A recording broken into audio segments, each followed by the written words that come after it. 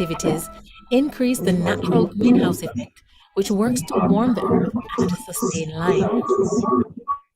The first climatic change that is therefore often observed is a long-term increase in average temperatures. Overall, the world has steadily warmed due to human factors since the pre-industrial period.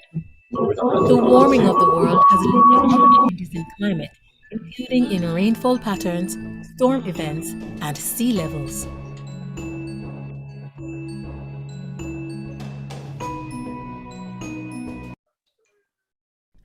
Let's make a change.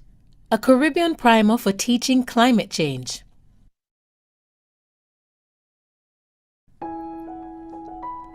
What is climate change? According to scientists, the Earth's climate has been changing for a while, and the role of humans in the rate of the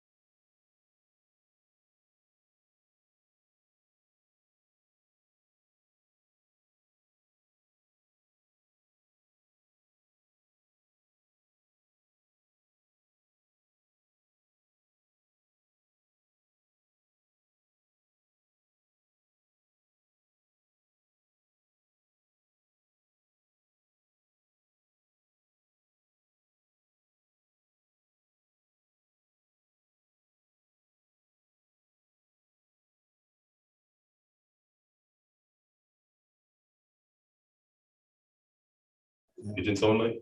1, 2.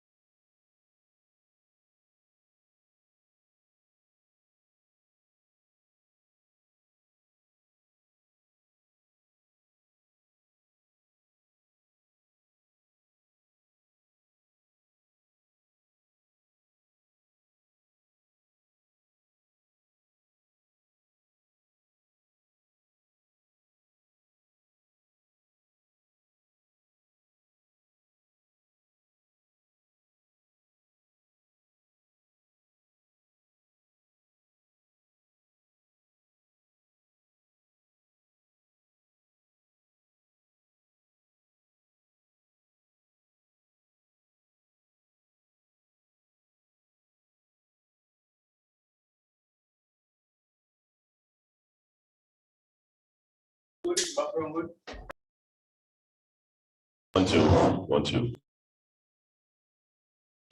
All right.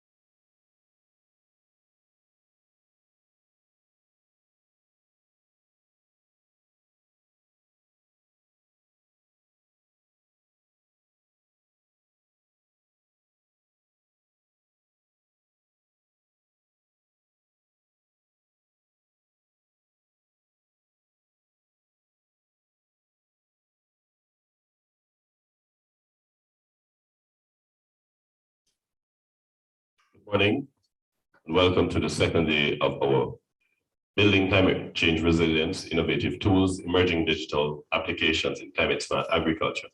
The workshop running for 3 days. This is day 2. We want to thank you so very much for joining us. We are very happy to be here with you. I want to, at this time, ask us to just pause for a word of prayer. Running for 3 days, day 2. We want to thank you so very much for joining us. We are very happy to be here with you. Lord, we thank you for your grace and your mercy. We thank you for your kindness. We thank you for being here with us. And we pray as we enter into this session that your spirit will be with us, your hands will guide us, and we pray that you will give us journeying mercies. We pray that you'll give us the grace that we need to bear with each other and to do well. We pray for all the moderators, presenters, all the participants, and we pray that as you were with us yesterday, so will you be with us today. In Jesus' name. Bear with each other and to do well. Before we begin, again, a reminder to all those in the room, please to mute your microphones. We're getting up, so will you be with us.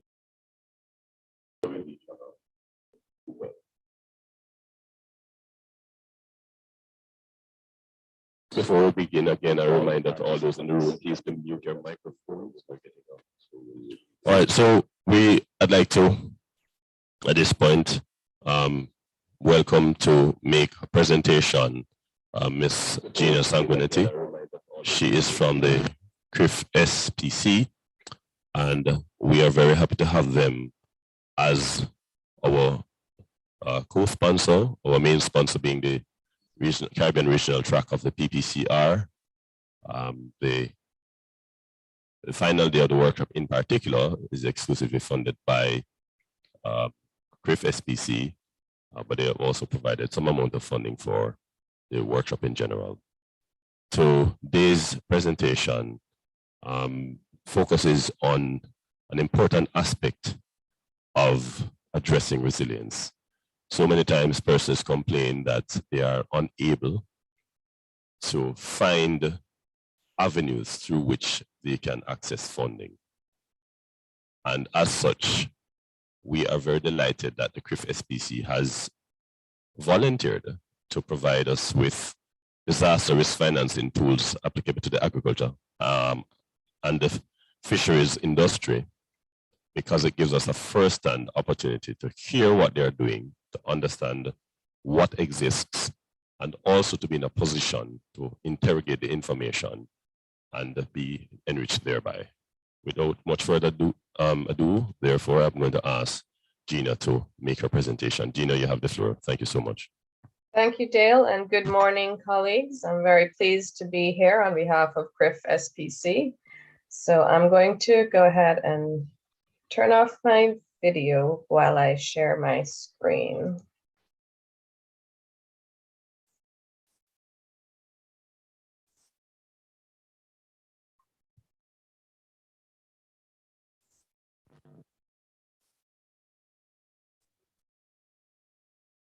So if someone could just confirm that you can see my presentation. Dale, is that okay?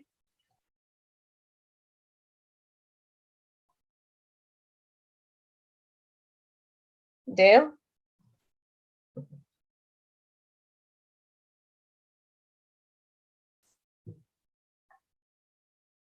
Okay, I'm going to assume everything's okay. Let me see if I can open the chat. Okay, thanks, Gavin, that you can see it. So good morning again, colleagues. So as Dale introduced, I'm here to talk a little bit about some of the disaster risk financing tools that CCRIF has available specifically for the agriculture and fisheries sector. And so we'll talk a little bit about CCRIF in general and then focus in on those particular aspects.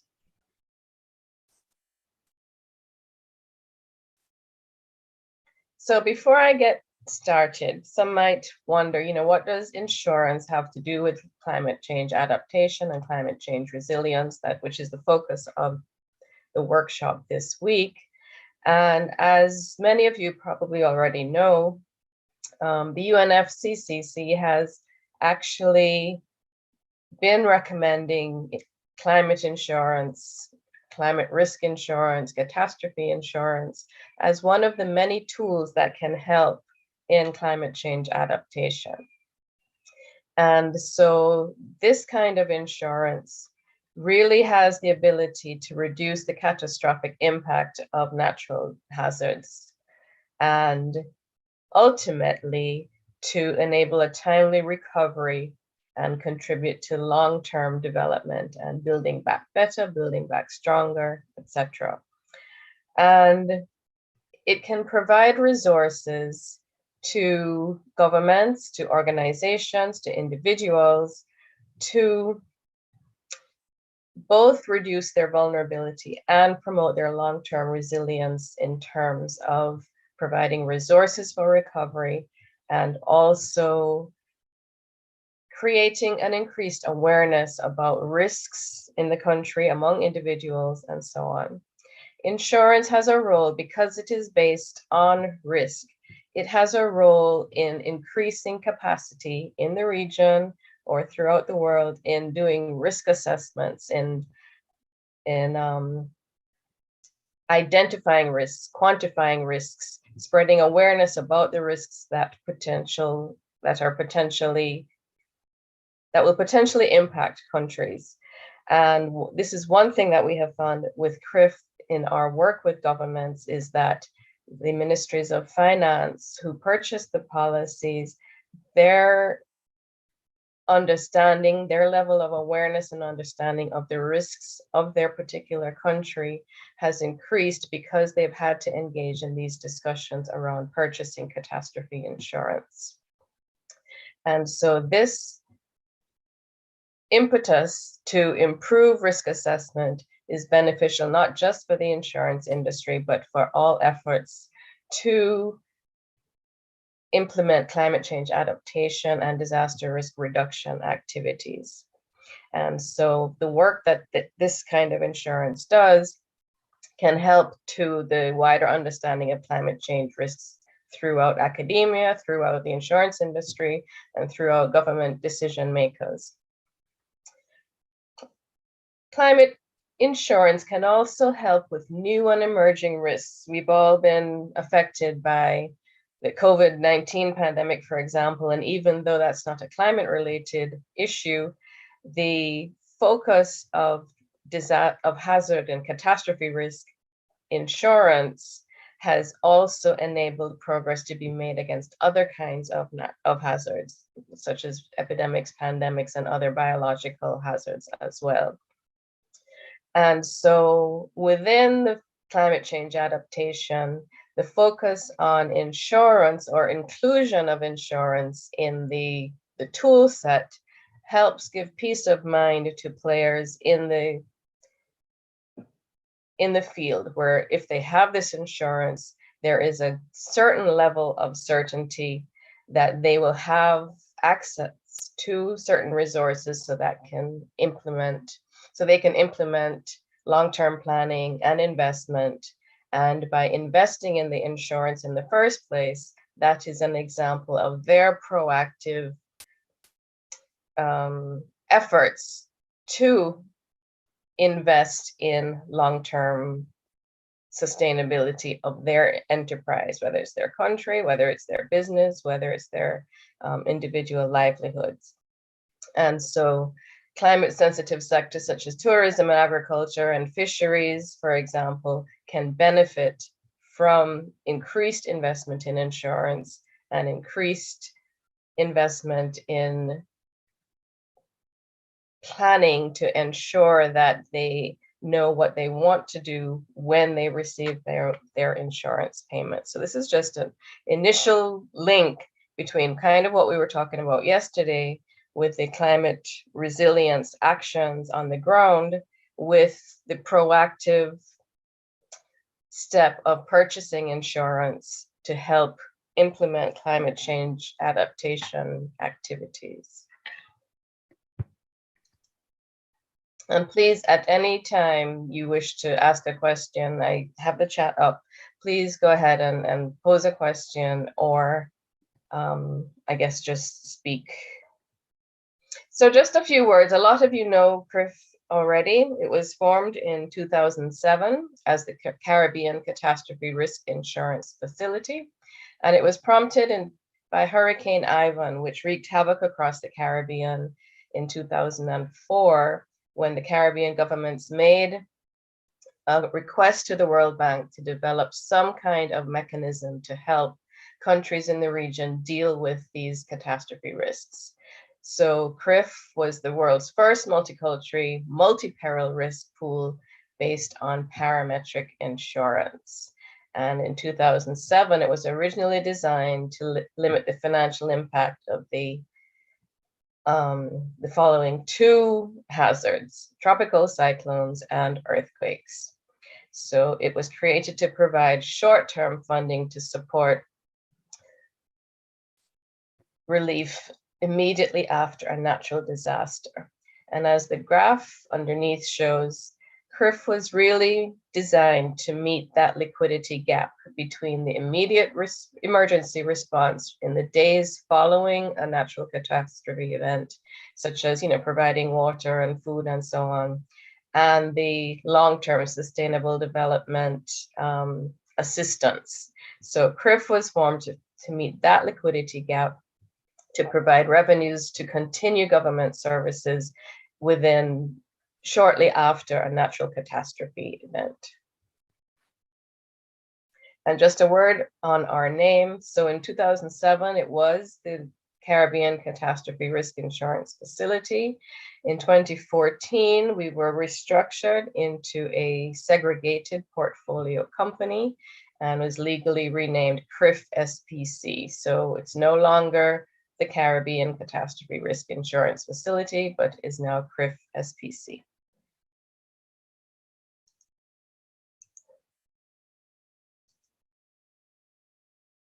So again, CCRIF is the world's first multi-country, multi-peril risk pool based on parametric insurance, and we have expanded since 2007, which started with 16 Caribbean governments, and we now have 23 members, 19 Caribbean governments, 3 Central American governments, and 1 electric utility company. And I'll talk about that in a second when we talk about the products that CCRIF has available. So CCRIF basically operates as a development insurance company. We're not just about selling a country an insurance policy. We are full partners with our members and work with them to increase their disaster risk management capabilities and capacities. We work with regional organizations such as the university. This is an example of one of those initiatives. So University of the West Indies is one of our partners. We also partner with SEDEMA and CIMH, 5Cs, etc., to implement programs that can benefit the region. And one thing about parametric insurance, and CCRIF in particular, is that it offers products that are not readily available or affordable in the traditional insurance markets. And so CCRIF positions itself as one component in a country's disaster risk financing strategy. We are continuously in discussion with governments to ensure that they understand that CCRIF is not a panacea. Yes, it's an important part of disaster risk financing, but countries and individuals and organizations need to have other disaster risk financing tools as well as other tools in the disaster risk management arena, which focus on disaster risk reduction activities. So we are in no way trying to say that if you purchase a CCRIF policy, that's all you need to do. So we're very mindful of that.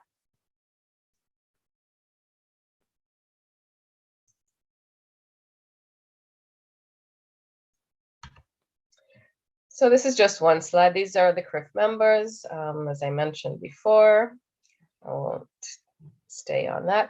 And just to mention, though, that we're actively looking to engage other countries in both regions, as well as other electric utility companies.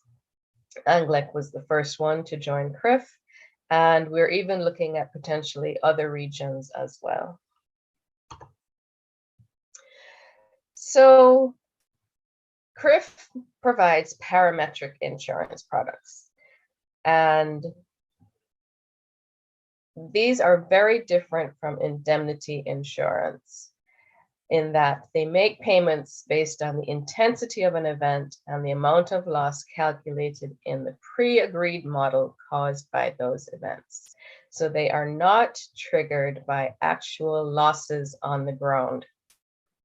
So you do not have to wait for loss adjusters after an event to go to a country, evaluate the losses, and then determine whether the policy is triggered or not.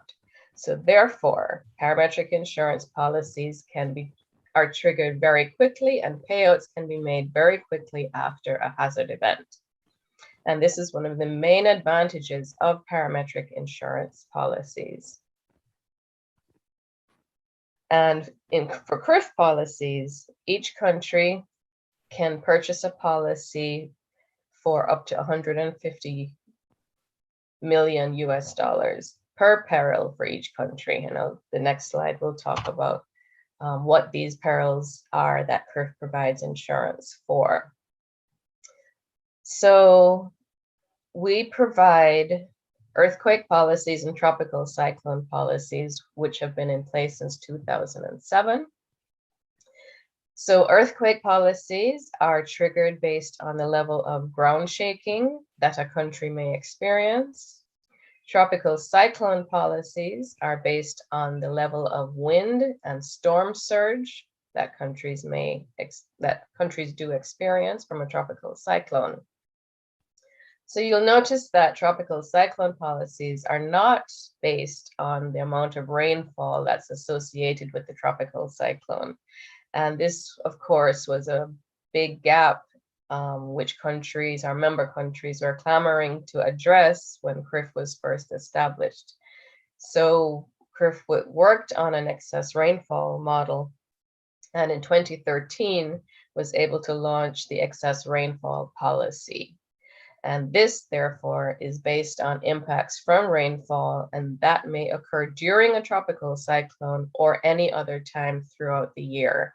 So they're independent policies, and so a country, for a given tropical cyclone, a country's tropical cyclone policy could be triggered, and or their excess rainfall policy could be triggered. And most of our members do have both, but some don't. Some have either the tropical cyclone or excess rainfall policies.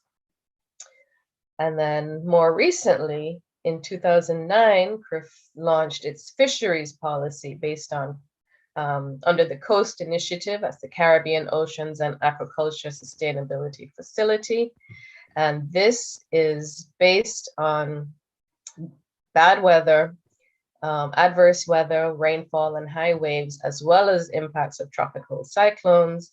And the key thing is that it's based on the impacts to the infrastructure in the fisheries sector, and the benefits, the payouts, once the government receives the payout, the policy is structured so that the payout funds are disseminated equally amongst all the beneficiaries in the fisheries sector. And I'll talk a little bit more about that because this is somewhat unique. And this may be a model perhaps for other sector specific products. And then the fifth product is the electric utilities product, which was launched in 2020. And as the name implies, it provides coverage for electric utilities in the region, specifically for their transmission and distribution infrastructure and the impacts caused by tropical cyclones, so by wind and storm surge. So that is the most recent policy, and that's the first policy that's not specifically for the national government. As we know, electric utilities in the region, some are government, some are private, and some are a mix of both. So it's the actual utility company that purchases the utilities product. So since 2007, CRIF has made 54 payouts totaling $245 million to 16 of the member governments. And CRIF's customer proposition is that all payouts are made within 14 days of the natural hazard event. And it has stuck to that since 2007. As I said earlier, that's one of the key advantages of parametric insurance. Shortly after an event, CRIF can inform the government if their policy has been triggered and how much the payment is likely to be, and they can start planning on how they can use those resources. And in many cases, based on requests from the government, they have received funds within at least part of the funds within 7 days of the event. And there are no restrictions on the use of CRIF payouts. The countries purchase the policy, they pay the premiums. When they receive the payout, they are able to use the payouts for what they deem fit based on their priorities. However, CRIF does request, or require rather, that the countries do report on how they've used the payouts. And as you can see from the graph, most of them have used it for general repairs and recovery activities, such as repairing roads, bridges, providing food and shelter, and so on. But a number of them have provided funding to specific sectors that were particularly affected by the given event. I remember after Hurricane Thomas, St. Lucia, the government of St. Lucia used the payout it received to support the banana farming industry in that country. And there are other examples where governments have decided to use the payout received from CRIF to support their agriculture industry or their tourism industry, and so on. So this is up to the national governments to decide how they wish to use their payouts. And that assistance could be, for example, in providing cash payments to farmers, or it could be used to repair agriculture infrastructure or fisheries infrastructure. It's completely up to the national government. And presumably, or ideally, the government would determine these priorities in consultation with involving, other stakeholders from various sectors, such as agriculture, fisheries, tourism, construction, and so on.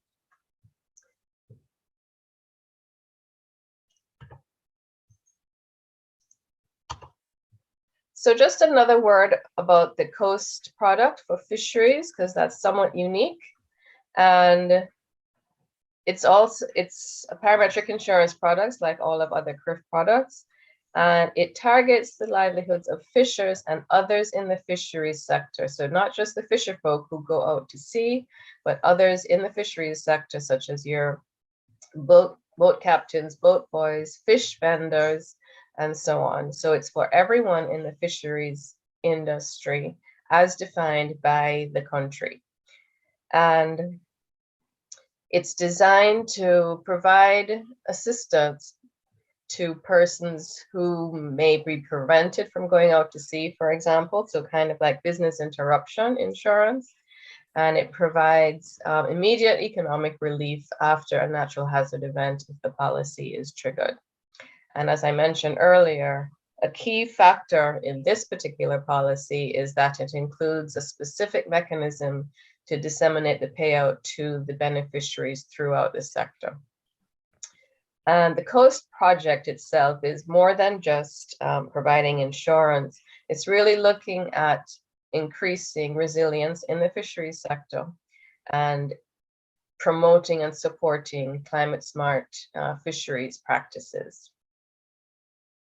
And so it supports transparency in that the beneficiaries are known ahead of time, and there is a mechanism to ensure that they got paid. So it's not just an idea that they should be paid, but that there's a mechanism to track and audit the procedure so that it's guaranteed that beneficiaries receive the payouts. So currently it's available in Grenada and St. Lucia only, but we are looking to expand throughout the region. And just recently, the government of Ireland has provided funding to expand to 5 additional countries in the region.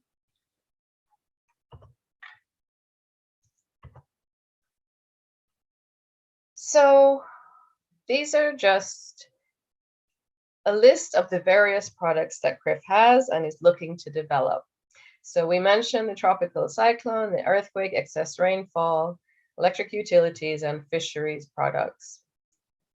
But CCRIF is also looking to develop a product for drought, specifically for agricultural drought, where it will take into account both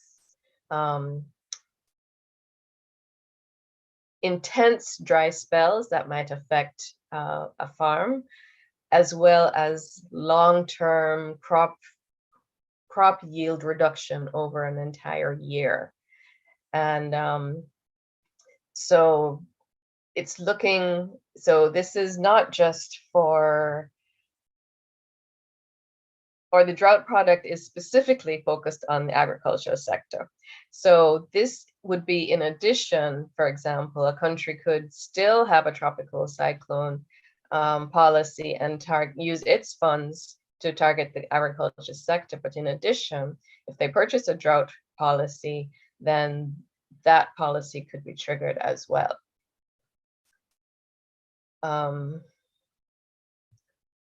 And related to the excess rainfall product, we're looking at developing a model for rainfall runoff. This is, of course, more important in the larger countries in our membership, for example, Belize and the Central American countries, whereas the excess rainfall product is based solely on actual rainfall. The runoff product, which would be associated with the excess rainfall product, would include impacts from runoff from different areas where the rainfall actually did. So that countries where the rainfall did not happen can receive coverage for impacts from rainfall from other areas. I see a question in the chat. Dale, do you want me to take them as I go, or do you want me to wait? We are open the questions to ask later. Okay. Okay, so the drought model and the runoff model, those are currently under development, and the plan or the hope is that those will be available very shortly. And these are all independent products. And we're also looking at other economic sectors, such as agriculture in general. So this would be a multi-hazard agriculture product. So looking at the impacts on agriculture by tropical cyclones, on earthquakes and excess rainfall and drought. So it would be a multi-peril policy.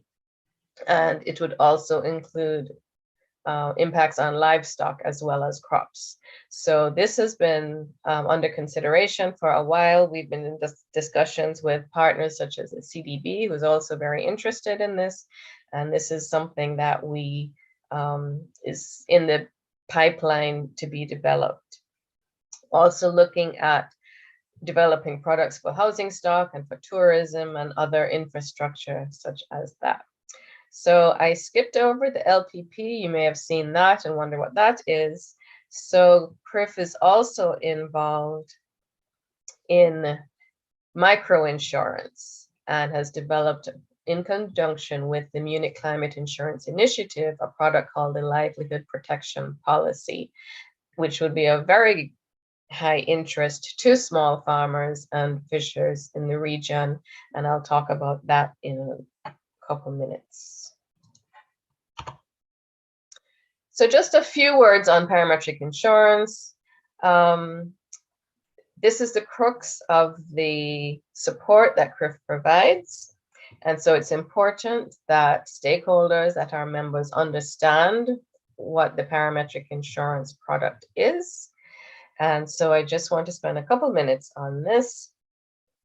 So basically, parametric insurance guarantees a direct payout after a qualifying event. And it does not depend on any of the conditions on the ground, and often can operate in a sphere that traditional insurance cannot. For example, the electric utilities product, while electric utility companies can purchase traditional insurance for their generating infrastructure, they are generally not able to purchase insurance for their transmission and distribution lines. And so the parametric insurance options are possible to provide coverage against losses to that kind of infrastructure. And so parametric insurance looks at the probability of a predefined event happening, such as a hurricane or earthquake. And it does not look at the actual losses that occur from that said hurricane or earthquake. So it pays out according to a specific scheme based on the intensity of that predefined event, or an actual event happening, based on the model created from a series of previous events. And therefore, it's not governed, or it's not affected by the assets on the ground. It's not targeting a specific asset or set of assets on the ground. It's looking at the anticipated impacts of the hazard on the series of assets, or on the set of assets on the ground in a particular country. And we're going to talk a little bit about the model in a second, just so that this can be clear. But basically, parametric insurance is based on the level of hazard and the modeled impacts on a particular country by that hazard. So this is how CCRIF parametric insurance policies work. There are other parametric insurance policies that are somewhat simpler.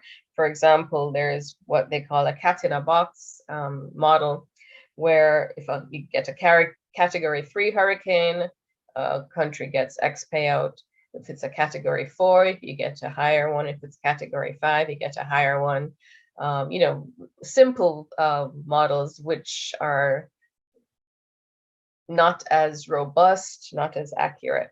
So CCRIF model, the CCRIF parametric insurance policies make payments if a policy is triggered based on exceeding a pre-established trigger event loss.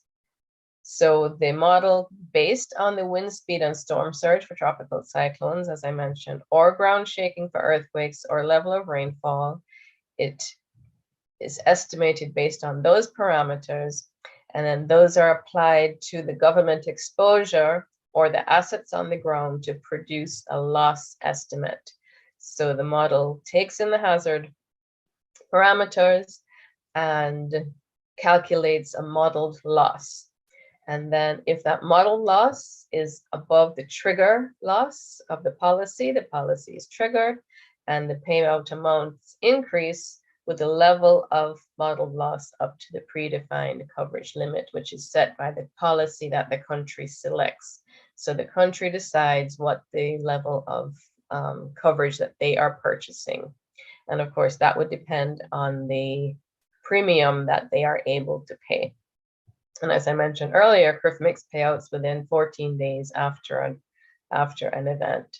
And that's something that policyholders can count on. So I mentioned that CCRIF is involved in microinsurance. So just a reminder, microinsurance is really geared at low-income households, low-income persons, individuals, micro and small businesses. And so it provides them with access to livelihood insurance that they can take advantage of if their livelihoods are affected by a natural hazard event.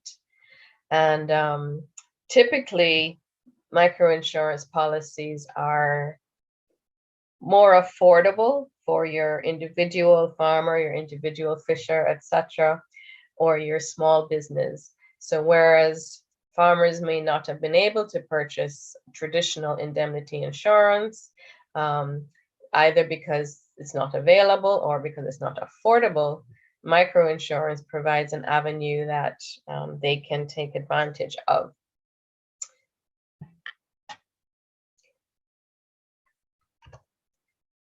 And microinsurance can also be seen as a component, or can be used by governments as a component of their social protection systems. So for example, they could maybe, purchase a set of block policies for certain areas, or cooperatives could purchase block policies for their members to provide some kind of financial resources to assist farmers or fishers or other small businesses to have access to resources after a natural hazard event. And interestingly enough, microinsurance also helps individuals access the traditional finance and insurance market, when very often farmers have trouble receiving loans from banks, for example. But if they have purchased, or if they have access to one of these insurance policies, that increases their creditworthiness, and that enables them to subsequently get additional financial resources from banks and insurance companies and so on.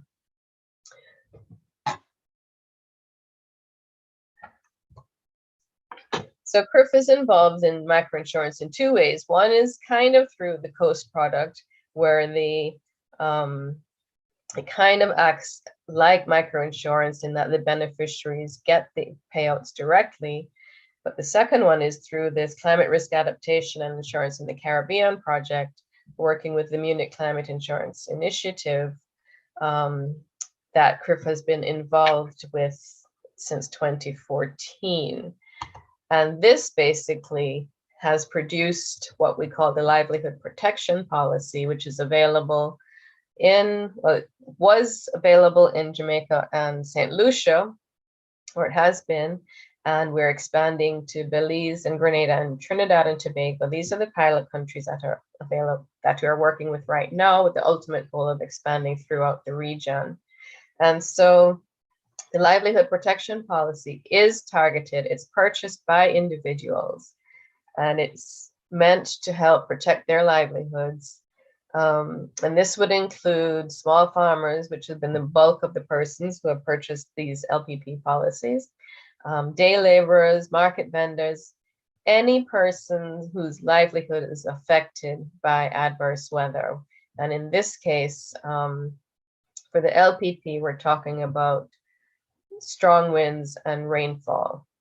And so it acts kind of like, again, like a business interruption kind of insurance.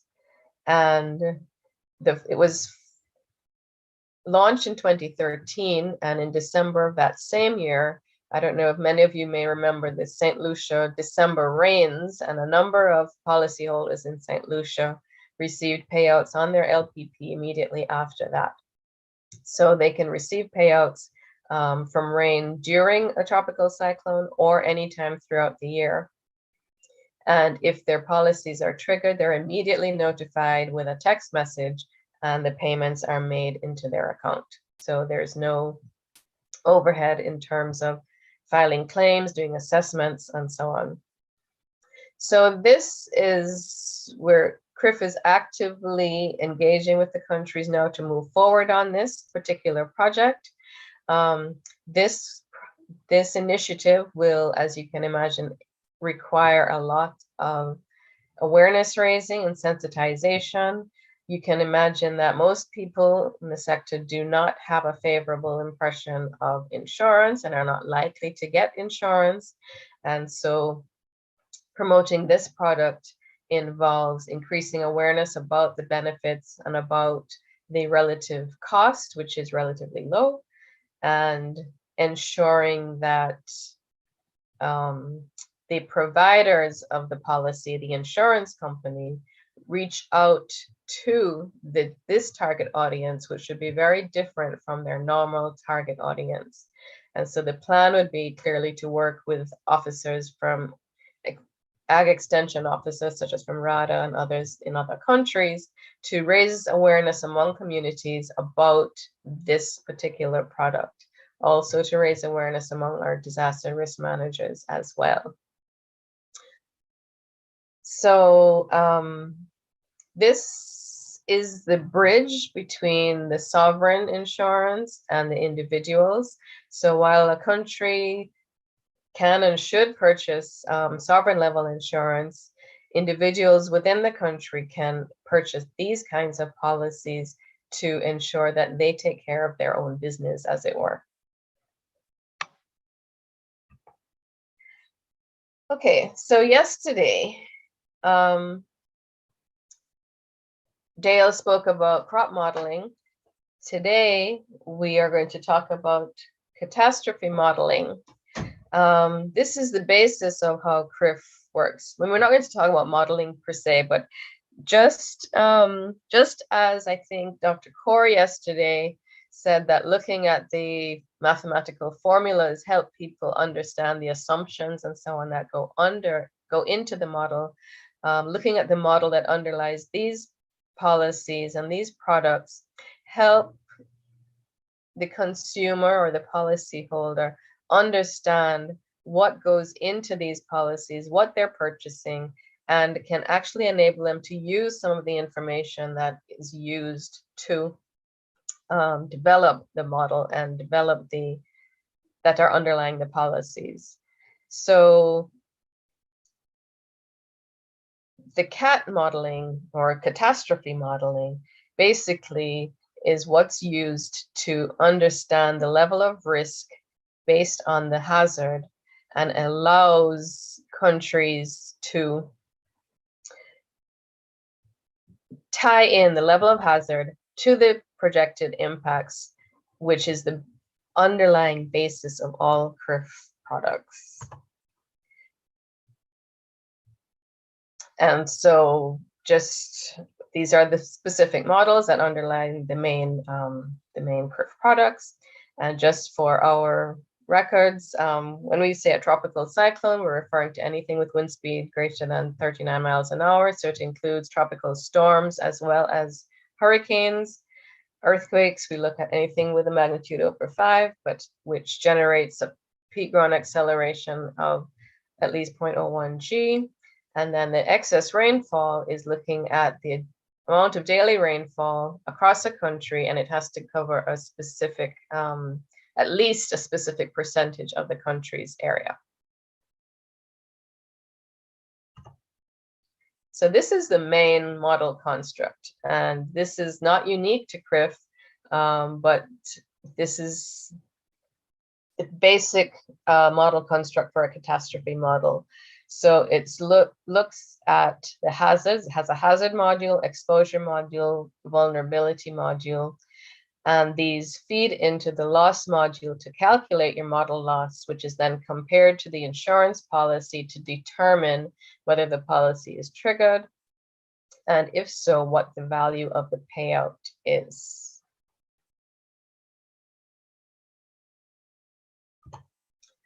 So the hazard module basically defines the expected frequency and severity of a hazard event.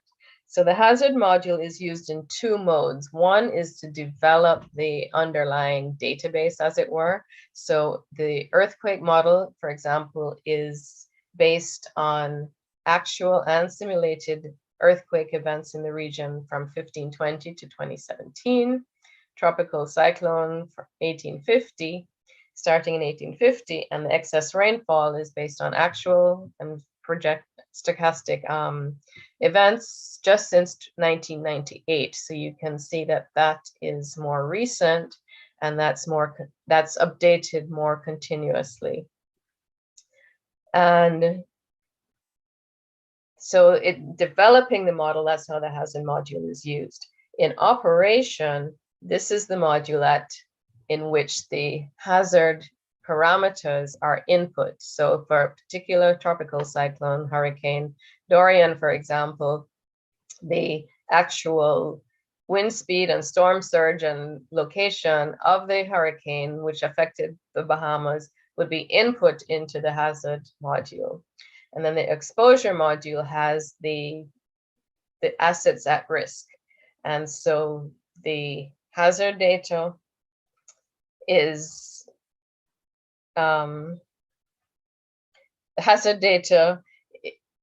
input, as well as the exposure data that is affected by that particular hazard. And then the vulnerability module has what we call vulnerability functions, which assess the vulnerability of the specific assets. And then the loss module uses that to calculate the model loss and compared to the insurance module, the insurance policy, sorry. So basically, the tropical cyclone model uses data from NOAA and the earthquake model from USGS. And it's important that CCRIF uses internationally accepted sources of data, independent sources of data, to ensure that the reinsurers are comfortable with the model, and to ensure integrity of the model and continuity of the model, because as we said, it's based on historical events as well. And of course, we don't want the source of data to be, for example, rain gauges in the Bahamas may have been affected by Hurricane Dorian, so we would not have wanted to depend on data from those gauges in calculating the model losses. So these are the sources of data, and those are the kinds of exposure that are included. And so as you can see, it includes crops as well as built infrastructure, buildings, airports, power utilities, and so on.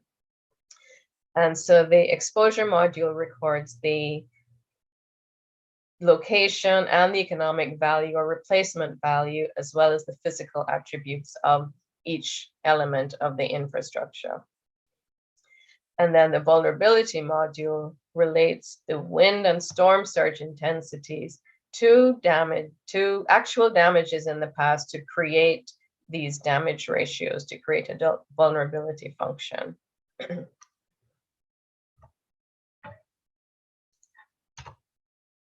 The excess rainfall model is a little bit more complex, and it uses data from 3 different sources. It uses from the CMORPH satellite-based precipitation model and 2 weather forecasting models, both from NOAA. And so that's the source of the rainfall data for NOAA, but the model itself works the same way in that it uses the hazard data and the exposure. It's the same exposure data that's used for the tropical cyclone model.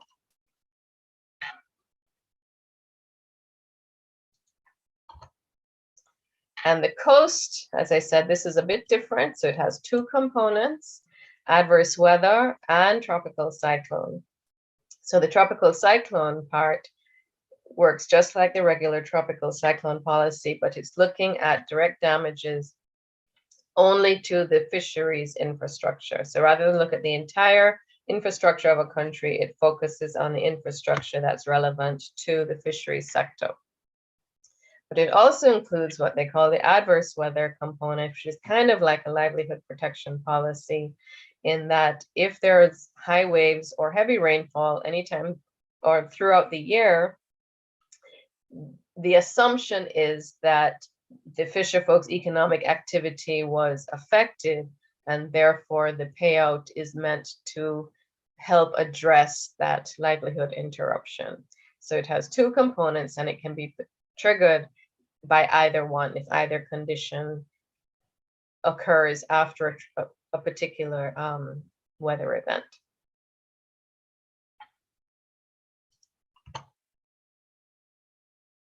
So that's just showing some of the details. So the infrastructure, it looks like boats, fishing beaches, and so on. that are affected by the particular hazard event. So just a brief, so the hazard module, this is just showing, so it has, the one on the left is for wind speed, so it shows you wind speed maps, and storm surge levels, so it determines what those are for a particular event. For earthquake, it's ground shaking, and for rainfall, it would be the level of rainfall. And of course, these are showing regional maps.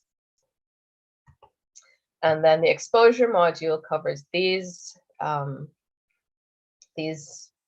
assets, again, including crops for the tropical cyclone and earthquake model. So it shows you the percentage, the distribution of the value of the country's assets and the actual value. And it uses these to determine the model loss based on the impacts of the particular hazard event. And then it uses the damage functions and determines the impacts of that particular hazard event on that particular exposure based on the conditions at the time in the country. Oops, sorry. And then it determines the losses. So for each category of asset, it determines the losses from any given event. And in creating this series of losses for different events, in creating the catalog, the loss assessment module is able to create what we call loss curves, which will associate the level of loss to the specific hazard intensity. And so I'm going to show you the next slide, which will show you, so for each loss intensity, it creates what we call a loss probability curve. So it will be able to tell you what is the probability of a certain level of loss occurring in any given time. So this loss curve, let me use this as the example. So this loss curve for a given event would say that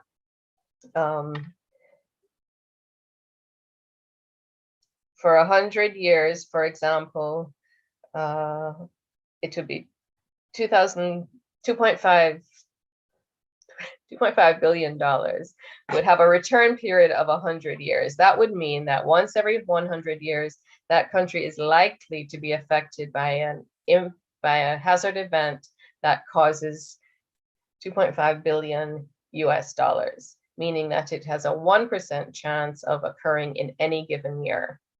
So these are the loss curves that underpin the policy so that it's able to calculate the model losses for any given event that occurs.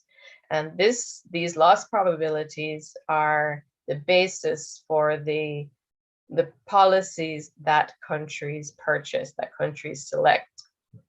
And each country has a different loss probability curve per peril, so that we have one for tropical cyclones, one for earthquakes, and one for excess rainfall. As well, each electric utility company would have its own loss probability curve for tropical cyclones, since that's the peril of interest.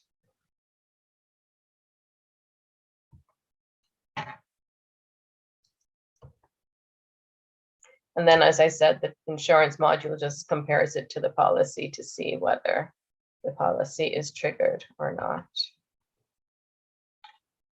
And so people often ask, well, what do they have to do to make a claim? Well, they actually don't make a claim. CCRIF automatically monitors the hazard events, earthquakes, rainfall events, and tropical cyclones. And if a country's policy is triggered, we notify the Ministry of Finance and we make arrangements for payment. There's really no claims process, as it were. Countries don't have to submit a claim in order to get a payout. And this applies to the microinsurance product as well. As I said, if a livelihood protection policy is triggered, the policyholder is automatically notified and payment made.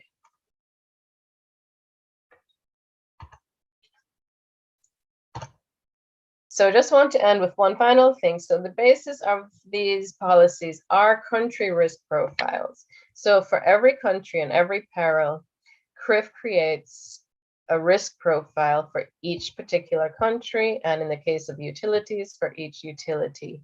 So the country going in to purchase its policy has access to these hazard profiles, so it can get a sense of the level of hazard and the type of hazard that their country is vulnerable to.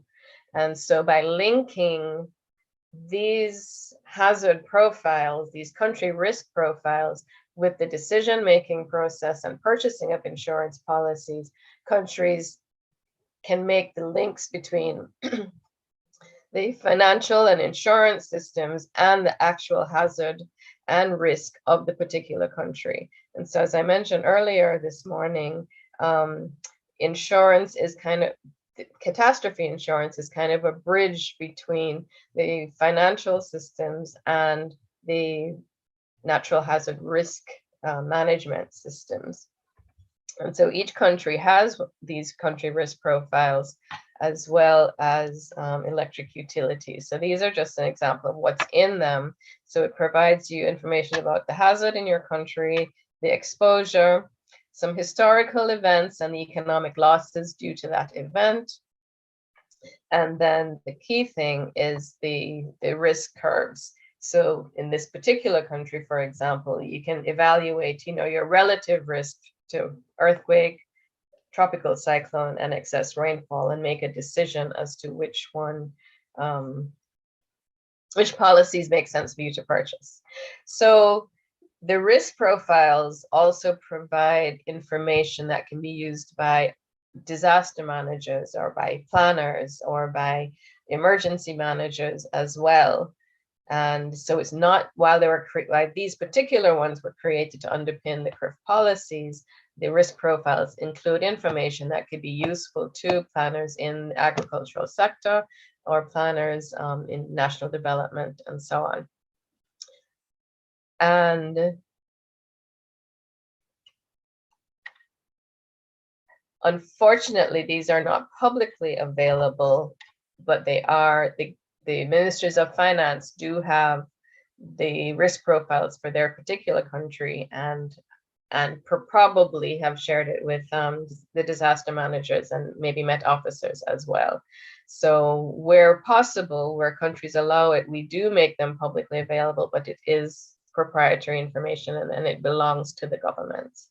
So back to agriculture and fisheries. So what we have shown is that current products are available for governments and for individuals that can benefit or be used by the fisheries and agriculture sector, specifically the LPP, especially in those particular countries, and that CCRIF is actively involved in developing other models, for example, the drought model and the agriculture model for the sector. And using the fisheries product as an example, that shows you where there actually could be some direct benefit to individuals, as opposed to just letting the government decide what it wants to do with the payouts. So I'm going to end here. Please, if you have any questions, even after today, please send us an email and we'd be happy to provide additional information. So I know there have been a couple questions in the chat, so I will let Dale, how do you want to handle the questions? Sure. Thank you very much.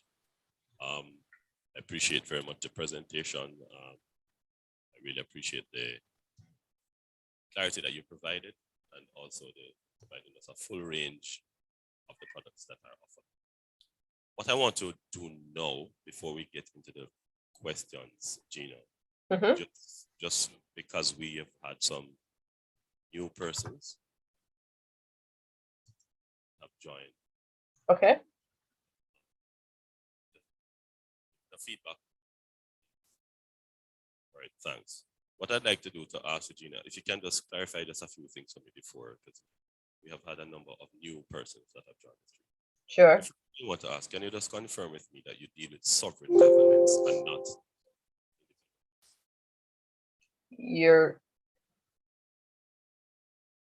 I'm sorry, I missed that. Could you say that again? Can you just confirm with me that you do sovereign governments only and not individuals? Yes. Meaning you do not provide insurance coverage for individuals. Yes, the only exception to that would be, of course, the livelihood protection policy, which is not sold by CCRIF, but with which CCRIF is affiliated. But it's actually sold by local insurance companies. And in this case, Guardian Insurance is the company who we're working with throughout the region to offer the livelihood protection policy to individuals. Okay, and while you mentioned the livelihood protection policy, that is what is the LPP? Right. Mm-hmm. All right, because I noticed somebody from Barbados, the party representative from Barbados, was asking whether you would specify if that LPP will be extended to other countries in the foreseeable future. Can you speak to that? That is definitely the plan. The project has gone through several phases. As I said, we're currently in those 5 countries, but definitely the plan is to expand beyond those 5 countries so that it will be a regular part of the portfolio that's available to CCRIF member countries, including Barbados, obviously. And that's definitely the plan. For the purposes of those that just came, can you name the 5 countries again, please? Jamaica, St. Lucia, Grenada, Belize, and Trinidad and Tobago. All right, thank you so much. We do have some international participants that are introduced to the Caribbean, Gina, so they might hear you have listed 6 islands, 5 countries, Trinidad. Trinidad and Tobago being one country, yes. Okay. I want to ask you a question that was posted in the chat. And again, we want to thank CCRIF so very much. So the first question was about, cyclones are isolated events that can cause heavy wind damage, for example, not just to infrastructure, but loss of livestock, for example. How do you treat with that? Okay, well, currently the tropical cyclone model only includes crops in the exposure.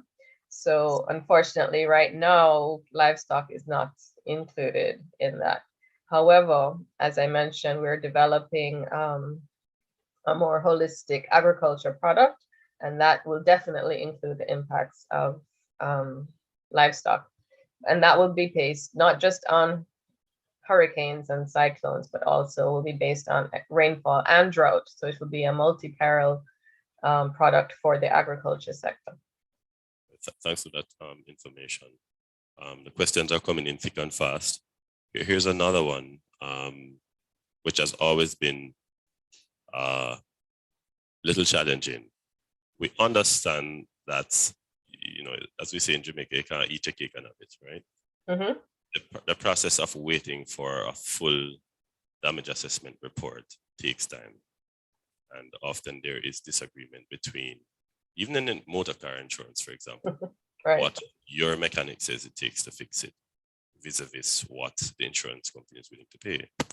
And so I applaud CCRIF for going the route of not waiting on a loss and damage report and doing it parametrically. But there, of course, is a problem, and it is a real problem, and that is, if I'm insured against hurricanes, for example, and there's a hurricane, a category 1 storm, for example, and I receive 0 damage, I will get a payout anyway, because I'm insured against hurricane. As opposed to, I might have a flash flood against which I'm not insured, but it wipes out my entire crop. So I am totally in ruin, but because it's not covered under the insurance, then a payout cannot be made. I know that this is something that CCRIF has been trying hard to deal with.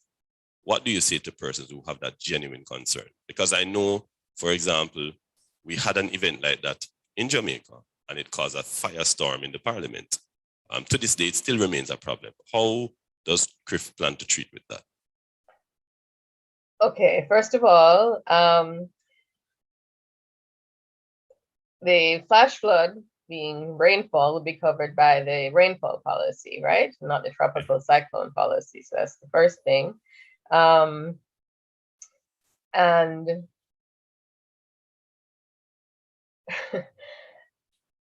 the rainfall model is continuously being improved and updated.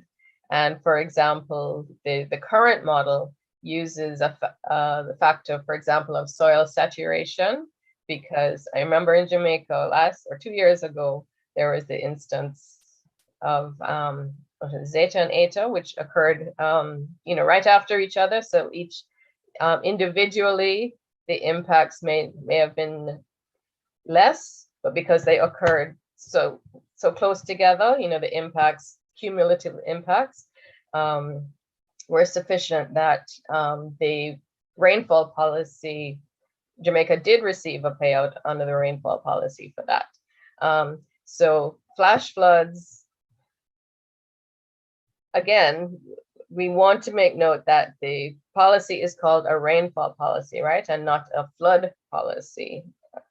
Just because, as we all know, there's a lot that goes into flooding, more than just the amount of rainfall.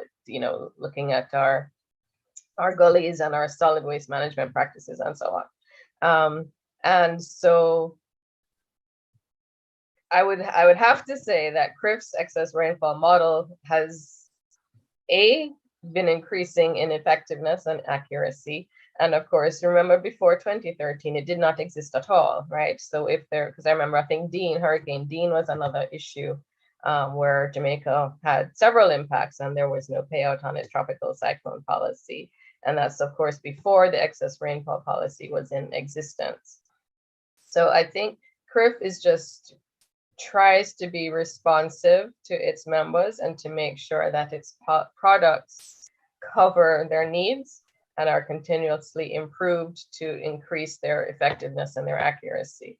We want to make it as easy as possible for the policy to be triggered and not the other way around. Sure, no, excellent answer. And I know, as I said before, it's a very delicate balancing act between trying to be responsive, trying to be the quick response mechanism that can provide liquidity in time of distress. So I appreciate it and I understand it. So thank you very much for that. I want to, Gina, with your permission, do a 30-second poll of the audience. We have 93 people online right now. Okay. So I am going to ask a question, and Gina, I can guarantee you that most people get it wrong. All right. It is wrong. Okay. Yes, but that's fine. That's fine. Okay, so here is it's a multiple choice. Of these hazards, which do you think kill most people? A, earthquakes. B, volcanoes. C, hurricanes. D, heat stress. And E, flash flood. All right, so want us to give the options again? What was A again? Earthquakes. I just made up that straight out of my head. B is volcanoes.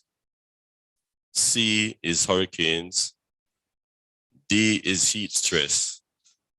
And E is flash flood. All right, so let's see, Gina. All right, so so far we have flash flood, heat stress. This is a ding-dong battle. Flash flood, heat stress, earthquakes. I'm sorry, and what was the question? What causes most what? Which of these hazards results in most deaths? Most deaths, okay. Humans, by the way, I should say. All right, so far, heat stress is marginally ahead, but earthquakes is making a strong comeback. And we are in the home stretch now, Gina. We can see the finishing line. Some people seem to be sitting on the fence, so they don't know which one it is. I noticed volcanoes hasn't gotten any votes at all. So volcano is not in the parliament at all, actually. I don't see You got one now. You got done. What does just got one? But hurricanes don't get any. I don't understand what's going on. All right, so that's interesting. So earthquake is very, very close now. So one hurricane. Okay, so there's one hurricane. Can you check on YouTube for me? Somebody check on YouTube and see if our YouTubers have. Flash flood is making a comeback as well. Gino, we are in royal trouble here. So, all right, we're going to give it. Oh, we have Ronald Moody from Met Service in earthquakes. I will also say that David unused troops at heat stress. David, Nadine Wilson says heat stress. All right, so we have about, I don't know, about 12 heat stress, 12 number A. Earthquakes, we have about 7 earthquakes. We have about 3 hurricanes. And someone said each country is different, but generally in the Caribbean, earthquake. That's a funny answer. Atta, come off the fence and tell us which one. You have to tell us globally which one. All right. Actually, the answer is heat stress by far. Way more than everybody else. It is particularly so in countries. Well, here's a risk profile, Gina, and this is a question for you. So in countries that have a significant swing between winter and summer, it is obvious, right? The temperature difference can be as much as 50 degrees. So in the winter, for example, it can be minus 30. But in the summer, you can get a plus 20. So that's a swing of 50 degrees. So the shock, guess you're talking Celsius, I see. Yeah. Well, however you define it. Well, yeah, but obviously. But the swing would be the same in terms of the amount of degrees, right? So for example, if you're talking Fahrenheit, in the United States, it can be 90 degrees, for example, Fahrenheit, which is 33.3 degrees Celsius. But then it can go to below 32, and 32 is 0 degrees Celsius. So you're talking about a 60-degree drop, which is even more. So the shock to the human body is just great, and especially for our elderly persons, it is particularly difficult. In the Caribbean, we are hot all year round, but there are times when it is hotter than others. And we still have heat stress problem. In fact, the CIMH, and I think Adrian Trotman might be online, they have now started a heat stress index. The question then, Gina, is, since this is the #1 killer, is there any consideration from CCRIF to start looking at heat stress, even in a peripheral way? Actually, we've already started. Okay, great. We're actually working in partnerships. I mentioned we have partnerships with different organizations, and one of them is the Adrian Arch Rockefeller Resilience something Center. It's a long acronym, but actually, and the focus of that partnership is actually looking at heat stress. So it is an initiative that we are actively working in. There's a component of it called the Cooler Cities Initiative, and CCRIF is an active partner or participant in that initiative because, as you said, we do realize that heat stress is a significant natural hazard. And as some of you may know, there's even an effort now to label heat stress events like hurricanes, just like how we say Hurricane Ivan, Hurricane so on, to actually label extreme heat events to give it greater prominence and, so make people more aware of it. And so there are a number of cities, I think one just recently was the first one. I think it was a city in Italy, but to name, to start naming their extreme heat events. So it is something that CCRIF is looking at. And I believe CIMH is also looking at it as well. And of course, we partner with them too. So it's possible that we could work with them also on this issue. Okay, great. But thanks for bringing that up. We can add that into our potential list of future products. That provides us a fantastic segue to our next presentation, which is going to talk about heat stress in livestock, actually. So I am relieved. I have a stress relief of heat to know that CCRIF is proactively looking at that. I want to ask you a question though, Gina, a practical question. So a forecast goes out by the Met Service. Jamaica is going to be hit, or Barbados is going to be hit by a Category 4 hurricane.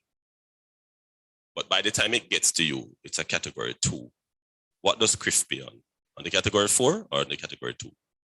CCRIF pays out on the strength of the winds when it affects Jamaica.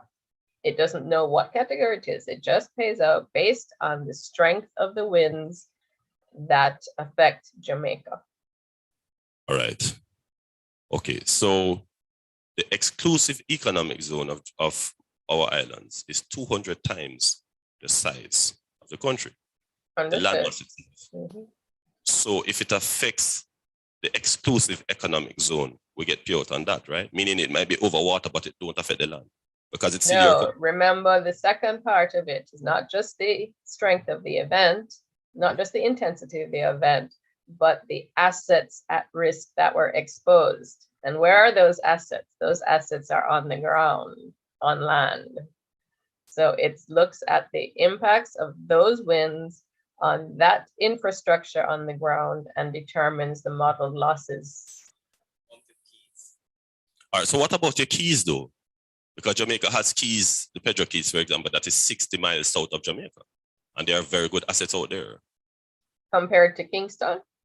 Well, there are assets out there. There's people out there, there's land out there, there's houses out there. Point taken, and I'm not sure if in Jamaica's case, the outlying keys are taken into account in the exposure, but I will make an example, and I can investigate that, but I will make an example of the Bahamas, which, as you all know, is very widely, covers a huge geographic area with many different islands, some of which are more populated and have more development than others.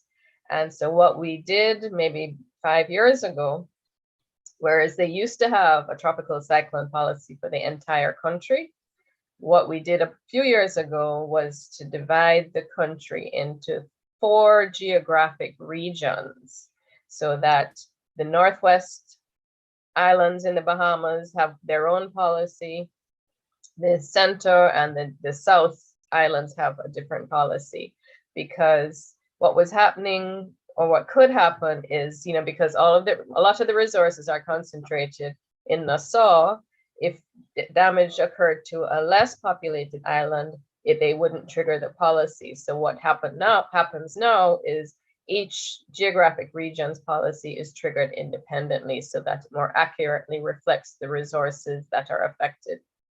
Similarly with Trinidad and Tobago, Trinidad has its own excess rainfall policy and Tobago has its own, because they're affected differently by the different hazards. So we actually, larger countries, it's possible that maybe that might be a feature that could happen. So I will make a point. I will check, whether the outlying keys for Jamaica is included in the exposure. It may be, I just don't know that to be the case. Sure, thank you, Gina. Brilliant as usual. One last question. Some people, well, a semi-final one, because another one just came in. Fisheries, for all intent and purposes, is a water event. Yeah? It's your resources are in the water. That's why it's called fisheries. How do you treat with damage to reefs, fish pots, mangroves, seagrass beds, those kind of things, which are assets? Are those covered under any policies that you have now? Those are not covered by any policies. As I mentioned, the one component of the fisheries product is looking at, on-land fisheries infrastructure.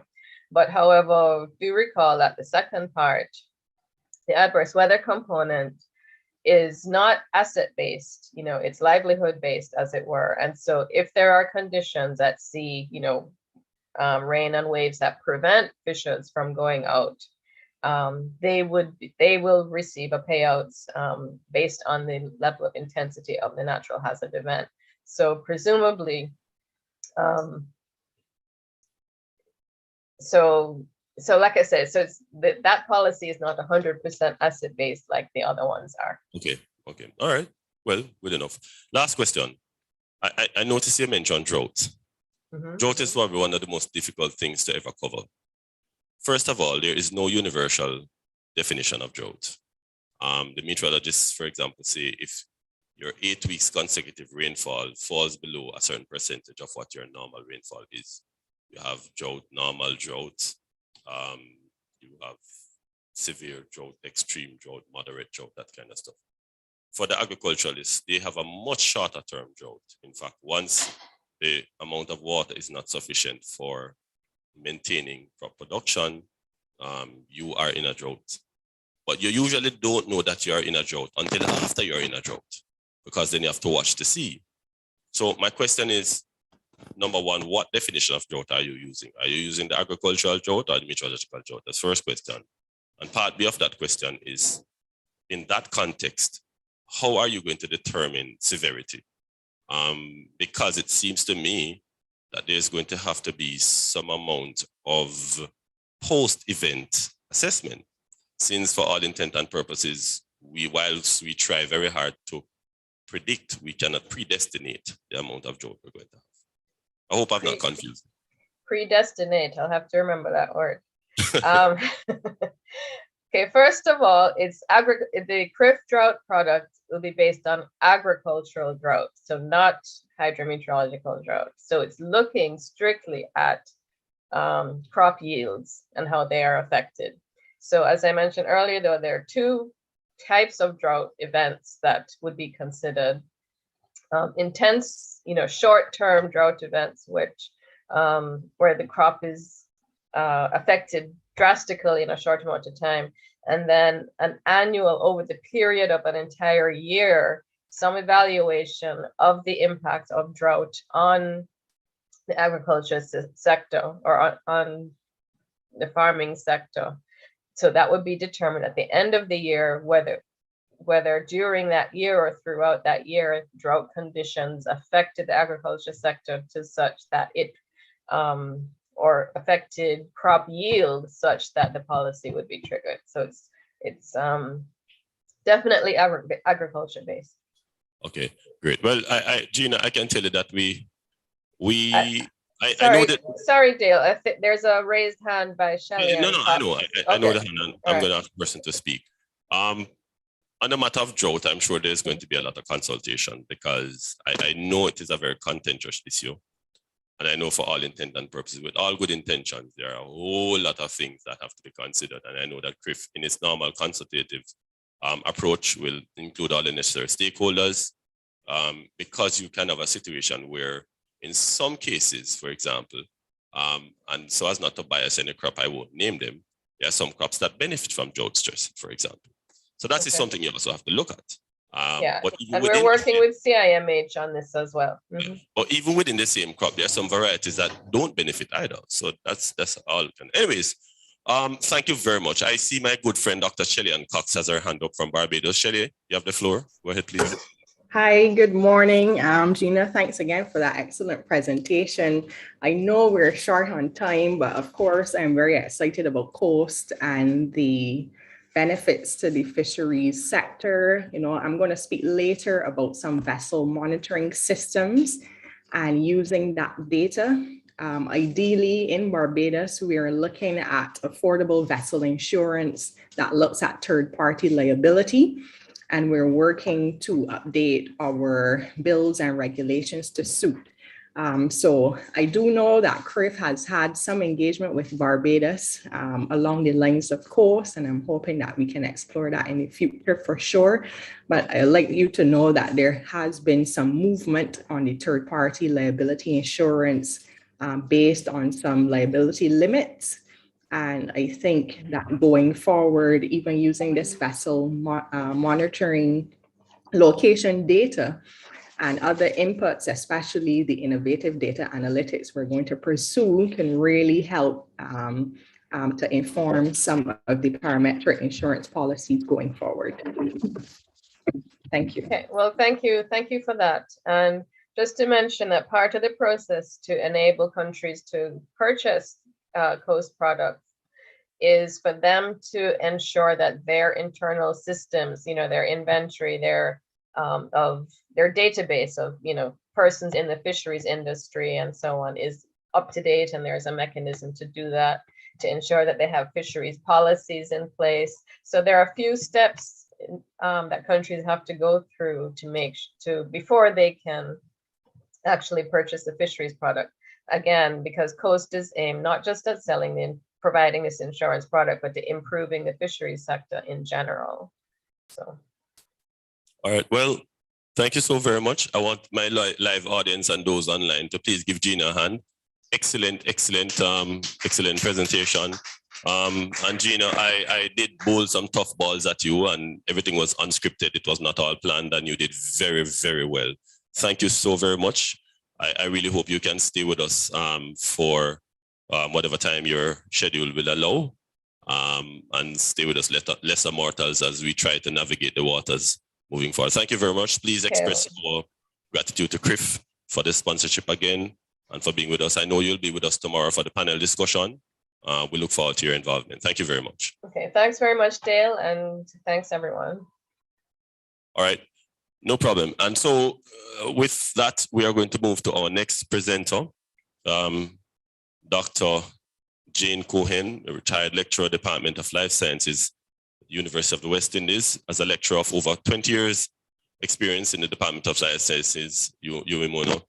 Dr. Cohen has conducted field-based crop research in the areas of plant physiology, soil fertility, and weed management. Because we are broadcasting here in Jamaica, I just want to be careful here. When I say weed management, we're not talking about the smokable one. We're talking about weeds that grow up and cause problem in the field for crops. Her focus is on environmentally sustainable systems for Jamaican agriculture.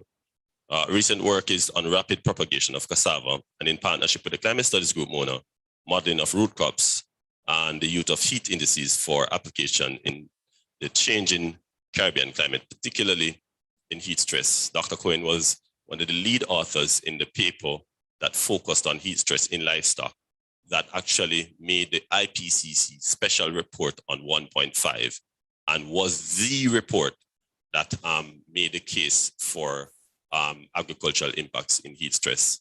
I gather, not from my admission, but from the admission of the very erudite professor, Professor Michael Taylor, it is one of the most cited papers for livestock and heat stress. So Jane, power to you. Thank you so very much for joining us all the way in the UK. For special interest, let me declare interest that Jane was my PhD supervisor along with Prof. Taylor. So she's like a mother to me. Thank you so very much, Jane. Thank you for being with us. You have the floor. Greetings to everyone from a rather cold corner of the diaspora. Are you all hearing me? We are hearing you, but we're not seeing your picture.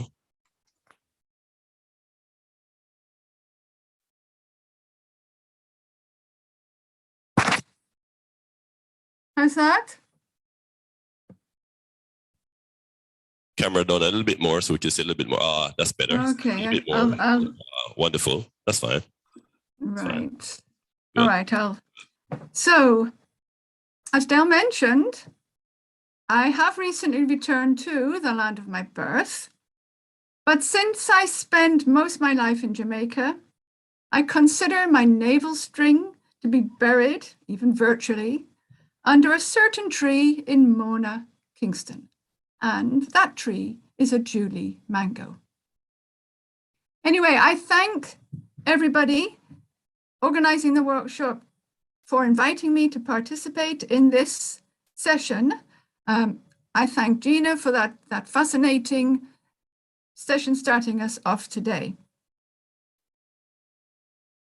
As Dale mentioned, I am basically a plant scientist.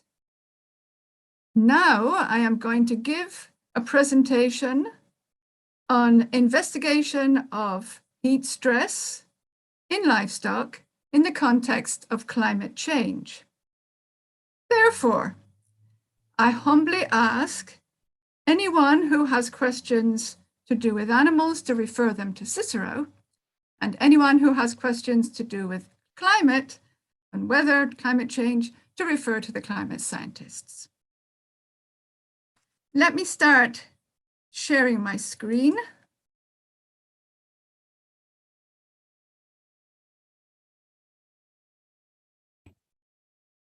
Jane? Right. Jane, can you hear me? Yep. In other words, you're saying don't stress you. Definitely. Definitely ask me any questions. Right. Can you see my screen? Yes.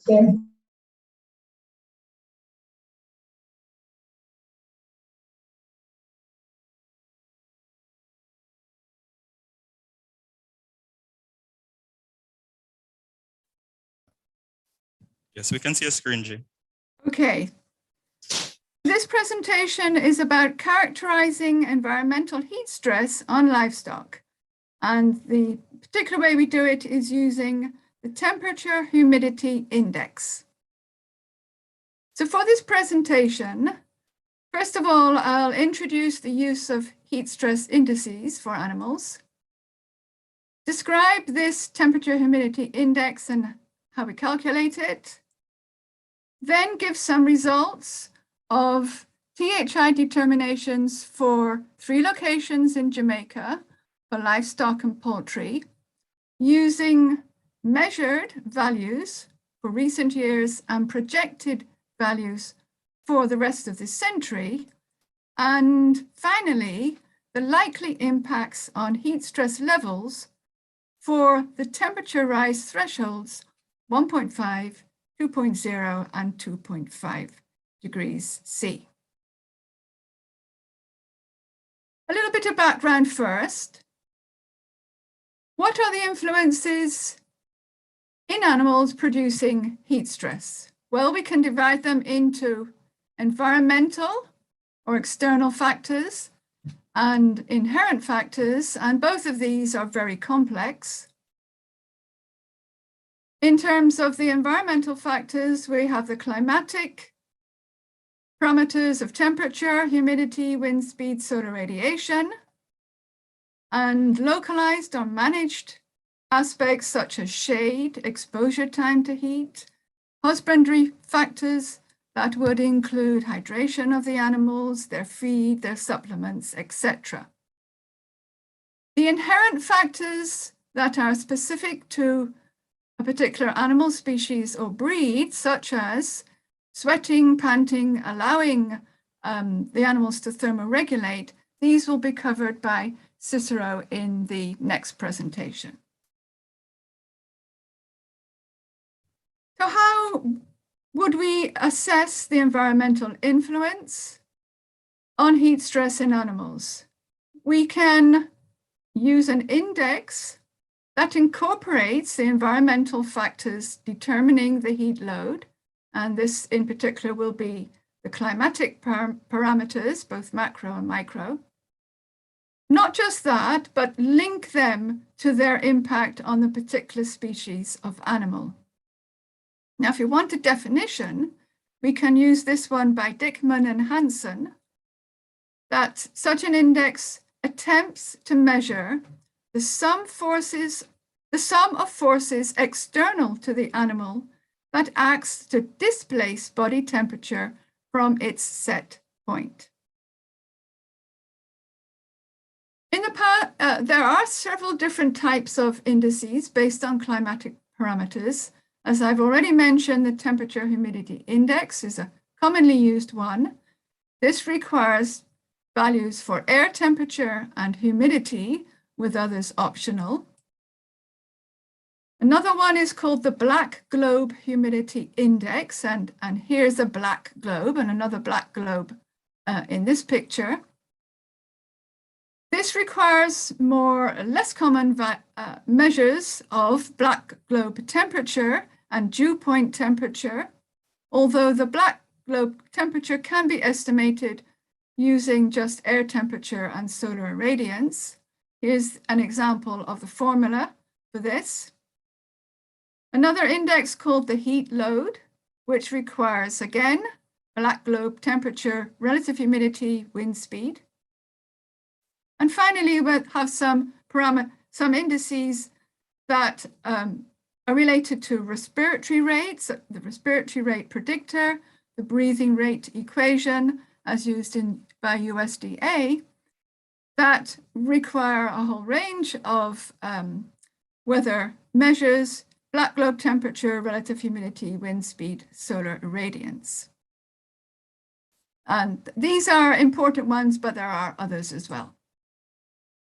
Let's look at where heat indices have been used, and we can look back into the beginning of the last century at attempts to measure the effective temperature for very practical applications in society, such as cooling degree day systems, which were developed by the powered air conditioning industry and energy utilities.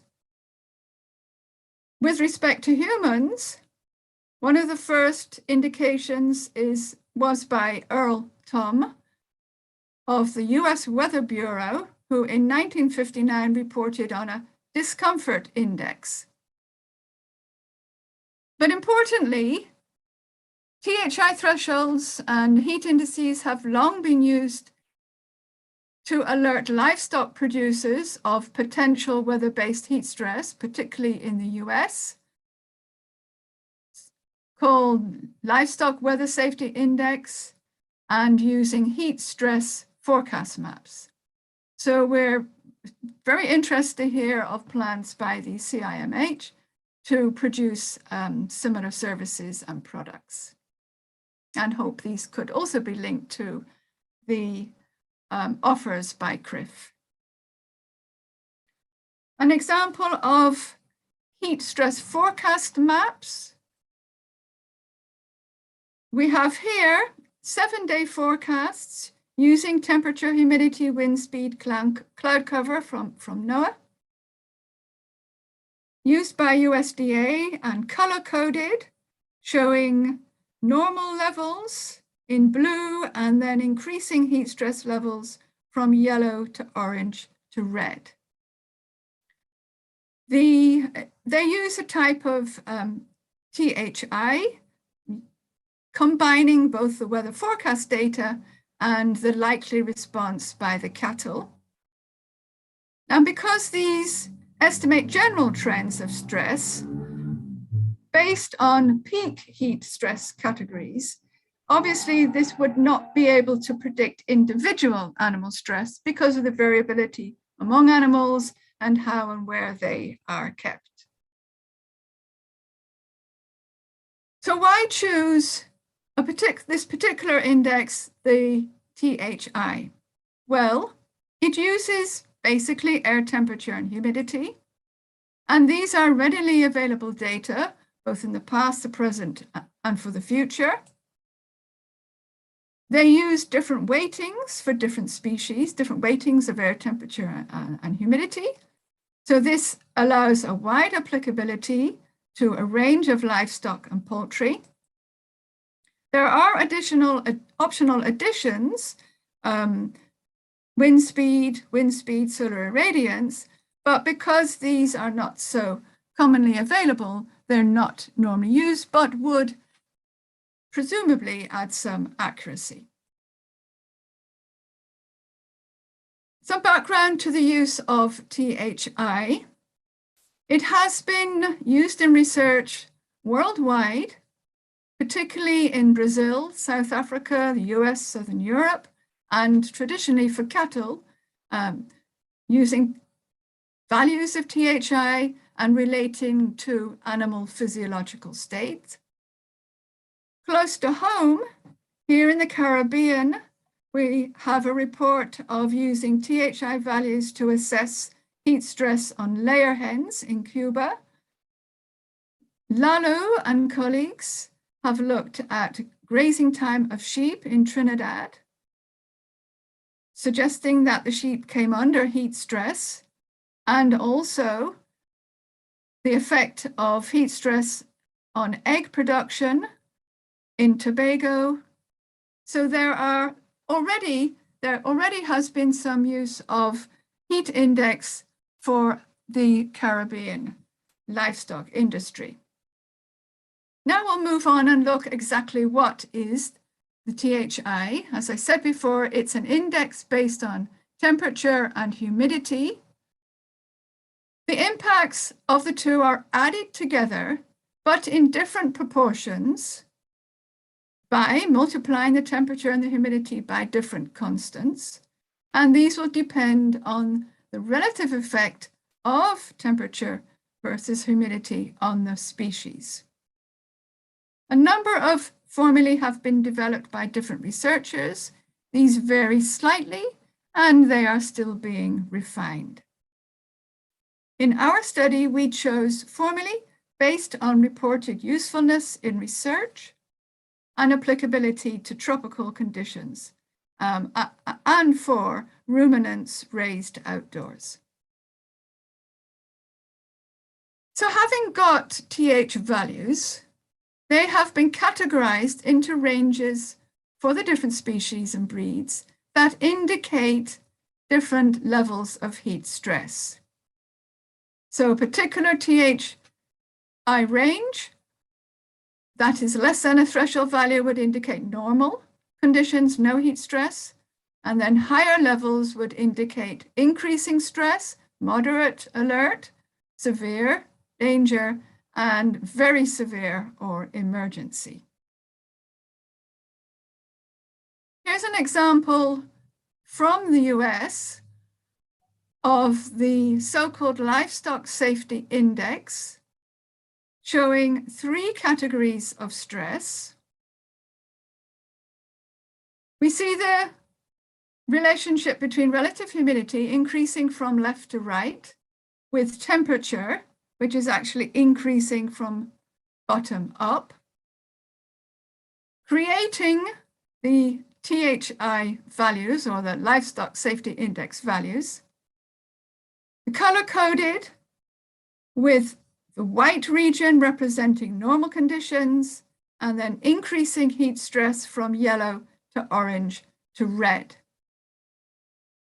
If we look at this, we can clearly see that there is the interaction between relative humidity and temperature, because at higher temperatures, even lower relative humidities can cause more heat stress. And that's because hotter air will hold more water.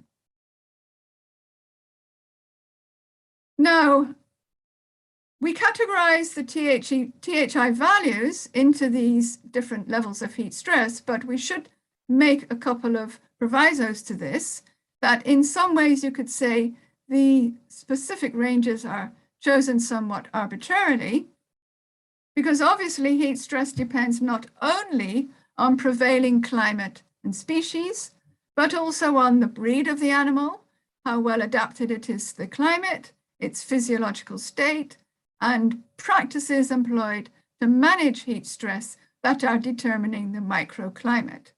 Also, as I said, THI formulations vary. Therefore, we must emphasize that these THI categories of heat stress should be taken as guidelines and not absolutes. What could we use the THI for? Well, current and predicted THI values based on current and forecasted weather do inform farm management decisions. And using a couple of examples, if high THI was predicted for the coming week, then the farmer would know that they would need to implement cooling for cows. If increasing THI was predicted over the coming decade, then the farmer might decide that to maintain egg production, the poultry house needed to have some additional heat mitigating measures. And of course, we still have to say that the proviso is that forecasted weather conditions do come with a level of uncertainty.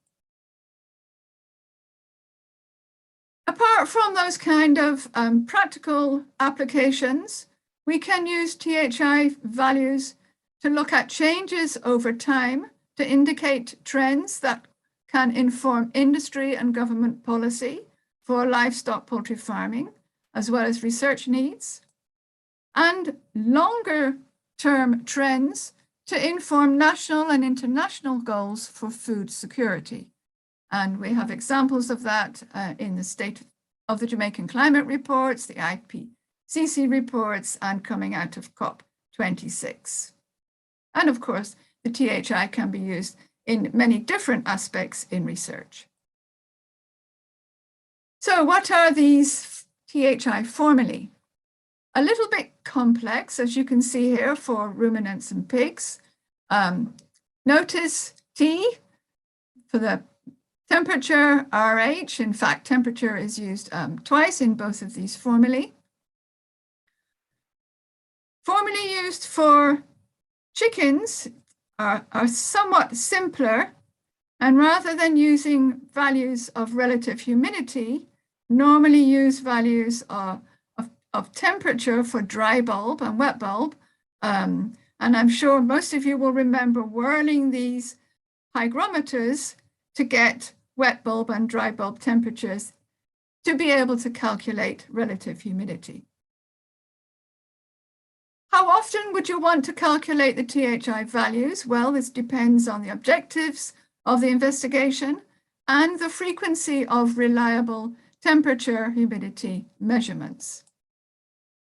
We might want to use hourly or even shorter term microclimatic values to look at short-term physiological responses.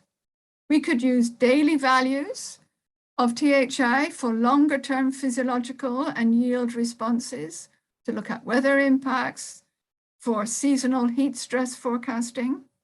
And then we could go to monthly values to look at climate variability and climate change impacts. So now zoning in to our study with THI, and this is the title of the paper that Dale just mentioned, characterizing heat stress on livestock using the temperature humidity index, prospects for a warmer Caribbean, in the journal Regional Environmental Change issue that looked at 1.5 degrees and small island developing states. The work was spearheaded by Cicero Lalo, and you can see the rest of the team listed here. For our THI calculations to determine temperature, in most of the formulae, we need dry bulb temperature. And for this, we did use dry bulb temperature, and we used the maximum temperature so that we could be representing the greatest likely heat stress. For humidity, for THI ruminants and pigs, we use the general relative humidity as a percentage. The humidity for poultry that normally uses the wet bulb temperature, we did not have for our historical and predicted data sets, but we were able to substitute for that the minimum temperature. So in using maximum and minimum temperature, we were able to calculate the THI for our chosen livestock. We did test the substitution, and it does appear to have a good correlation and give just a slight underestimation compared to wet bulb temperature. So these are our formulae, as I showed before. The only difference was for the chickens, the broilers and the layers, instead of dry bulb and wet bulb, we had the maximum and the minimum temperature. I could point out here, look at the different constants that are used for broilers and layers. And this means that for THI values for broilers, there would be a greater emphasis on the temperature as opposed to the humidity equivalent compared to layers, where both temperature and humidity have a more similar impact.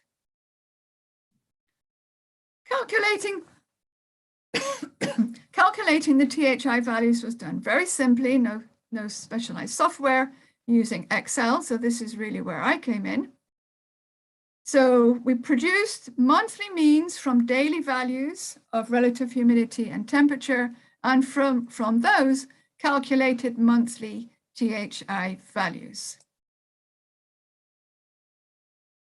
Our climate data came from, for the recent past, came from daily observed meteorological data obtained from the Met Service of Jamaica. And of course, now I pause to say our gratitude for the continued collaboration with the Met Service of Jamaica. And I think Mr. Brown and Mr. Moody, you're online, so hailing you up. We had 3 locations representing different agroecological areas: Bodles Research Station, South Central Jamaica; Norman Manley Airport, Southeastern Jamaica; Sangster Airport, Northwestern Jamaica. And you can guess why we chose these sites, because they have wonderful automatic weather stations available. So now we're going to have a look at highlights of results. And I'm putting up this little table to show how we would use the THA values to categorize the level of heat stress. So if we were saying we have normal no heat stress, for ruminants, values would be less than 74. For poultry, pigs, rabbits would be less than or equal to 27. And then we would have increasing range of heat stress up to very severe or emergency, which would be greater than about 84 for ruminants or greater than about 30 for the others. So let's look first at the recent past.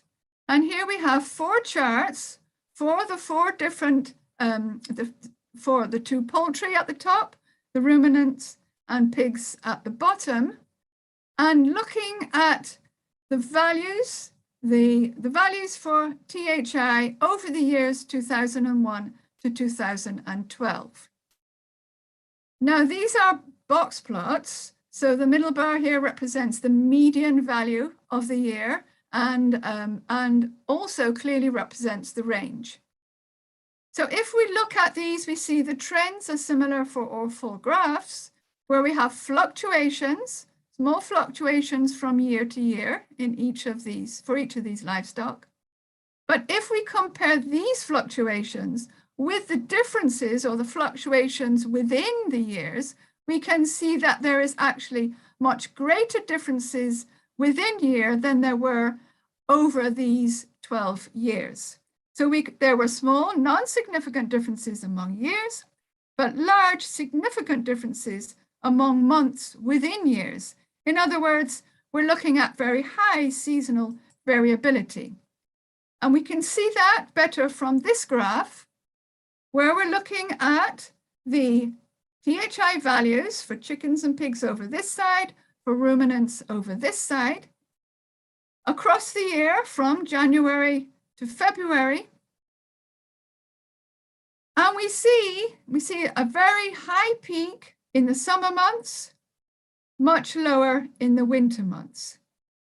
So although the actual values vary, the trend is similar for the livestock, and as you would expect, tracks the typical temperature profile for Jamaica. Oops.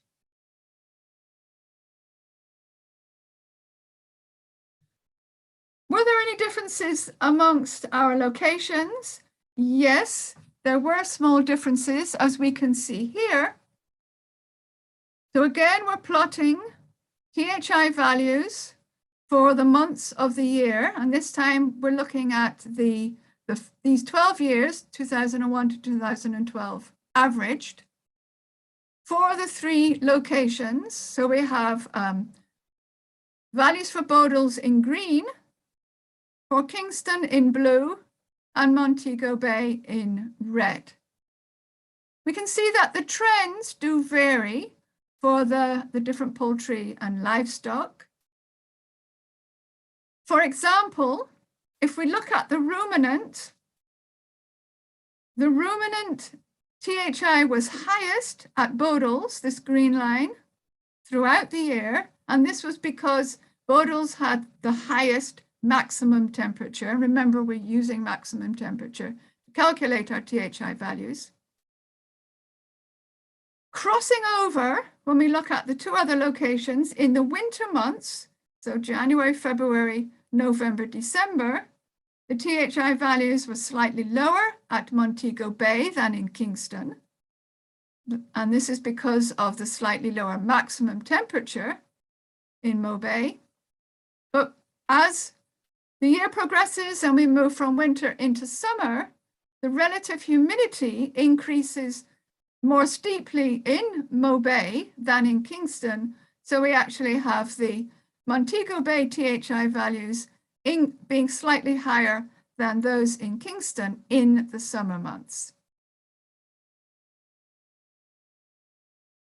If we look a little bit more at this seasonal effect, here we have a table showing the THI mean values for winter in this column versus summer in this column for our four animals. And we calculated the increase in THI values in summer compared to winter. So for broiler chickens, it was 9%, layer chickens 10%, pigs 8%, and ruminants 5%. So quite a significant increase in THI values in the summer versus the winter. And if we look back at how we would categorize these THI values in terms of heat stress, we can see, remember we said that for chickens, anything over 30, we get to very high stress. So we can see that most of these THI values fall into one of the categories of heat stress, even in some of the cooler winter months. And I would add that the values that we calculated are consistent with the high values reported for other tropical and subtropical regions.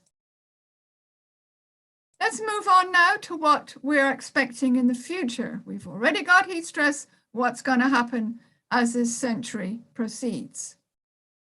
We obtained future climate data from the Regional Climate Modeling System, abbreviated PRECIS, which provides data for the years 1850 to 2100. Importantly, this is downscaled for the Caribbean, and we specifically used 4 simulation runs that are called QUAMP experiments. We looked particularly at the global warming thresholds of 1.5, remember the 1.5 to stay alive, higher one, 2.0, and 2.5. And of course, this is above the pre-industrial levels. So we identified which years these global increases were expected and used a 21-year range around them to help account for the variability around rates of temperature increase.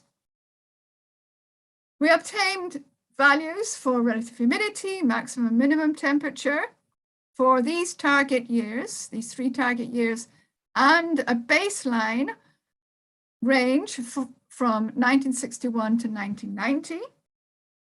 Now, these downscale data are available in 25 square kilometer resolutions, which we can think of as grid boxes. And we used the data from the 3 grid boxes that included Kingston, Bodles, and Montego Bay. Before we look at the THI values, let's look at the year that these threshold increases are expected from these QUAMP experiments. So we had, as I mentioned, we had 4 of these experiments. The names of them are down here. For a temperature rise of 1.5, we found they predicted that this would occur round about 2020 for three of the experiments, and maybe slightly later 2040 for the fourth one.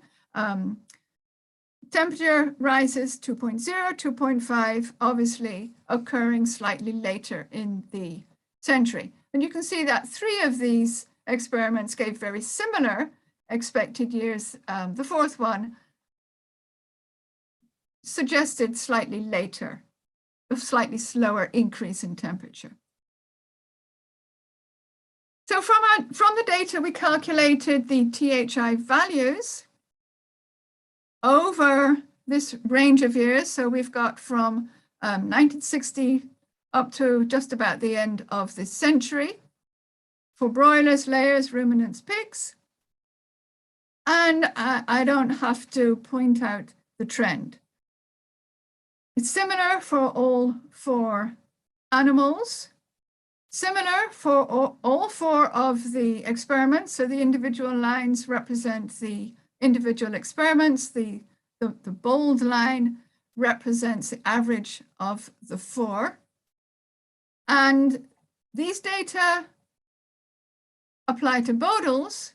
And when we looked at them for Kingston and Montego Bay, we found similar trends and similar magnitudes of increase.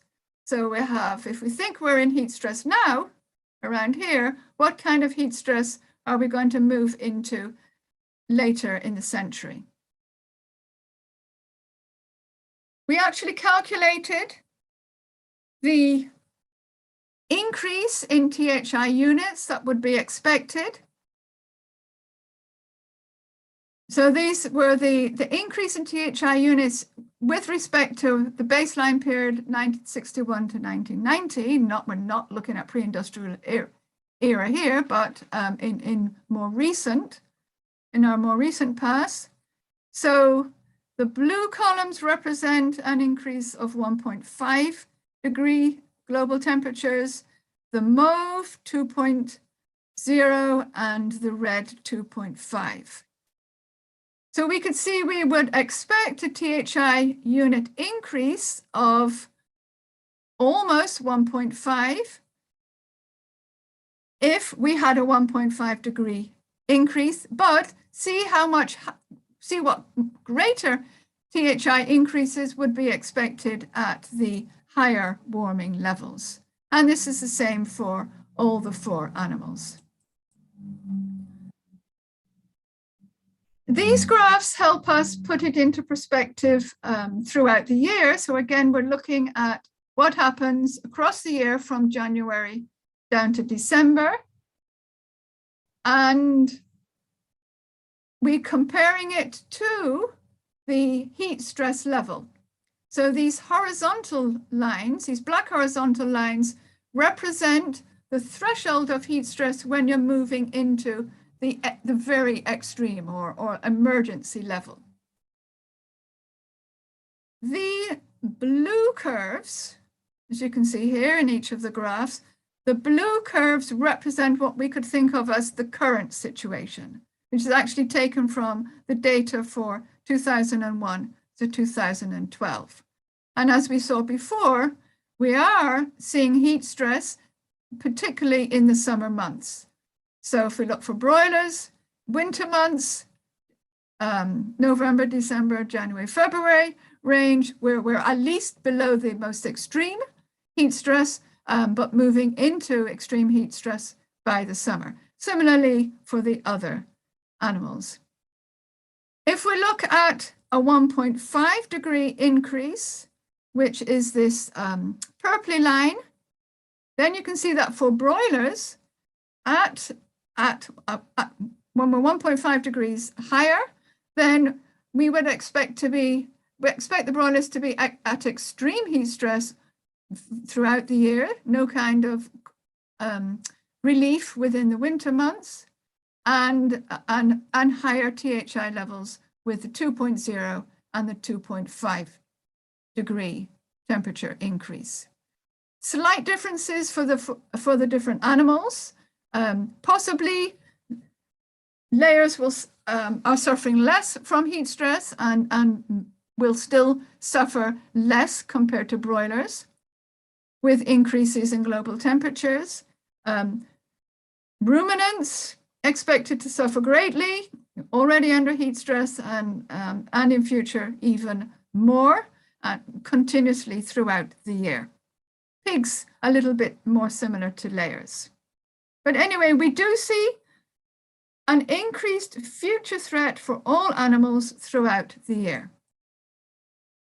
So putting this together, so currently we could say that heat stress is moderate to severe in the hot summer months, and even the cooler winter months are not always exempt. There are differences across the 3 sites that suggest that heat stress mitigation actions will vary according to location. So producers, extension personnel will need to know the critical periods of the year when management of heat stress becomes essential for their particular location. Just to remind you that our results really do represent the worst case scenario, but we need to plan for that because they have been calculated using the current maximum daily temperature and also at low elevation. And there are many mitigating factors that we did not take into account, such as duration of heat stress, which can be determined by THI hours, that the maximum temperature doesn't last all day long, and there will be recovery periods, and of course, that includes the diurnal variation. So what we're really looking at, just emphasizing that what we're looking at now are the worst case scenarios. In terms of future climate, we expect the Caribbean climate to produce steadily increasing heat stress for animals, which will threaten livestock productivity. The projected increases throughout the century mirror the increases in temperature projected for the Caribbean. We are expecting drier conditions, which will influence relative humidity values.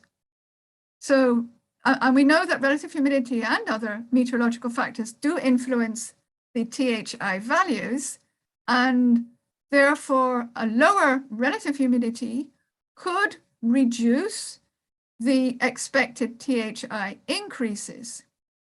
However, the changes in relative humidity will be relatively small, or they're expected to be relatively small, and these would not mitigate the effect of the very significant intensification of temperature. We also need to consider changes in rainfall patterns, sometimes too much, sometimes too little, floods, droughts, and these will reduce pasture and fodder production, which will also negatively impact livestock. So if we think that the mean year of occurrence of the 1.5 degree global increase is likely to be around 2027, this was the mean of our ensemble members, and it is also similar to other research findings. 2027, not too far away. So, although the highest THI change would occur at the higher temperature increases later in the century, we are looking at potentially damaging heat stress predicted within this decade. Conclusions. In ambient field conditions in Jamaica and of course across the Caribbean, animals already experience considerable periods of heat stress. 1.5 represents a significant global warming threshold above which persistent heat stress may be experienced. A global increase of 2.0 or higher will result in even further increases in THI and the highest levels of heat stress all year round. Livestock in the Caribbean under these circumstances could only achieve normal thermoregulation under energy-intensive heat mitigation systems. And Lalu will speak more about this shortly. In the absence of mitigation, the negative consequences on animal physiology, and consequent production will be felt sooner than later and greatly exacerbated in the long term. So this work helps support the call by small island developing states to keep global temperatures to no more than 1.5 degrees C above pre-industrial levels. For those interested, you will receive references. I have included all the important references that we used for our study. So I'll just finish by saying that although the use of THI is not novel, it's been used for years now, so it's not innovative per se, but I think we should be looking at how we can make its use and its practical application and under innovative conditions. What kind of, possibly we can have mobile apps, certainly we can have bulletins and forecasts that will be forecasting conditions that are likely to give heat stress and what level of heat stress. So with that, I finish the presentation.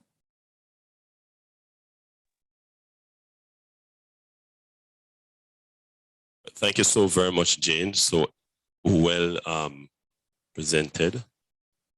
Excellent. I really appreciate that so very much. All right, we have a number of interesting persons that have joined us. We have Robert Reed, who is an agricultural expert and somebody who's doing a lot of work with our donors. Robert, thanks for joining us. We also do have a number of other interesting donors, Jane, that have joined us as well. Hopefully they'll give us some money to do some research. One question I want to ask, Jane, if you could answer this question. In the context of the Caribbean, since most of our livestock category are already experiencing high levels of heat stress, how urgent is it for action now? And what actions would you say we could take at the basic level? I know Cecilia will come on later on after the break to tell us a bit more. But if you were the Minister of Agriculture, for example, what immediate steps would you recommend? Dale, you're putting me under stress. Well, there's a lot of heat here. Anything to do with this? We should refer to Cicero. Well, he will expand on it, but clearly there needs to be a review of what is possible and some policies put in place to aid the livestock farmers currently and in preparation for increasing levels of heat stress. And education. I think heat stress is certainly underrated at the moment. If you look at research in the past that from the Ministry of Agriculture, there's very little work done on heat stress. Lots done, of course, on breeding for our conditions, which is obviously indirectly linked to surviving high temperatures. But I think education and providing extension to indicate the kind of levels that are existing at the moment, and suggesting that there are providing the types of mitigation that could be relatively easily put in place, shade, right. Water, misting, fan, right. Etc. Well, Jane, you've answered it brilliantly. In fact, one of the biggest problems we have right now, if you recall, we had an assessment of the uptake of climate-smart agriculture in the agriculture sector. And one of the shocking things that came to my attention as a lead consultant was that we have several extension officers for crops in a parish, but only one livestock officer for the entire parish. Now, if the ratio of extension officers, of farmers to extension officers is about 1,000 to 1, you can imagine how ludicrous it is for a livestock extension officer. What I was very disappointed in as well is that the livestock farmer has way more work to do because you have to go and check the animals. I mean, when Lalu came, he had a infrared thermometer to check the thermometer, to check the rectal temperature. He also had to be looking at the number of breaths per minute to determine whether the animal is under stress or not. So it's not just go in and look if the crops is in good rigor. You really have to spend a lot of time. And so when a livestock officer has a fraction of a percentage of the traveling that somebody has, a livestock, a crops officer has, when also the schedules don't match. So I might, let's say, let's use a Kingston example. I may want to go, or let's use a non-Jamaican example. I may want to go to Port of Spain to look at some animals, but the livestock officer might want to go to San Fernando. It's not going to work. And so to limit livestock, which as we often say, is the forgotten stepchild of agriculture, is a big problem. And I really think if the ministry is serious, and I want to put this plug on, and I want this to be minuted, rapporteur, if we are serious about really addressing livestock, we have to start thinking seriously of giving our livestock officers first of all, more than one livestock officer per parish. Absolutely. 1, and 2, we have to give them adequate travel allowance to facilitate their fulsome travel. It cannot be business as usual. I had the opportunity of visiting about 4 or so farms, Jane, and every one of them, the animals were under stress. In fact, in one case, Jane, as I recall, the man had a fan blowing hot breeze on the chickens, and the coop was below sea level. I mean, who is going to give them extension? It's crazy. And then the water was hot. Right? Lalu had to show them that you could put a little ice in the water to cool the water, you know? So there are some, I mean, there were some areas where they had used sawdust on the ground to make it a little cooler. But there were some cases where we found that the differential between the ground and the temperature, the ground temperature and the roof temperature was as high as 20 degrees Celsius. And we said, if you wet some coconut leaves and put on the rooftop, it make it so much cooler. There's so many rudimentary things that we can do, but there is not enough extension services to make the case. So I am pleading the case, Jane, with you. I thank you for that suggestion. I am pleading the case by the mercies of God that we stop shortchanging livestock. We really have to give livestock officers more help. You cannot give one officer for an entire parish.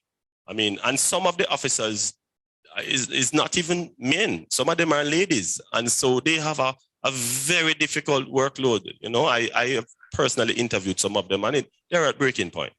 So I'm really hoping that the ministry, and I know that we have a new minister now, Minister Pernell Charles Jr. I really hope he looks into this, because we are going to lose our livestock. They're already under stress. We can't put them under human stress on top of that. So thanks for that, Jane.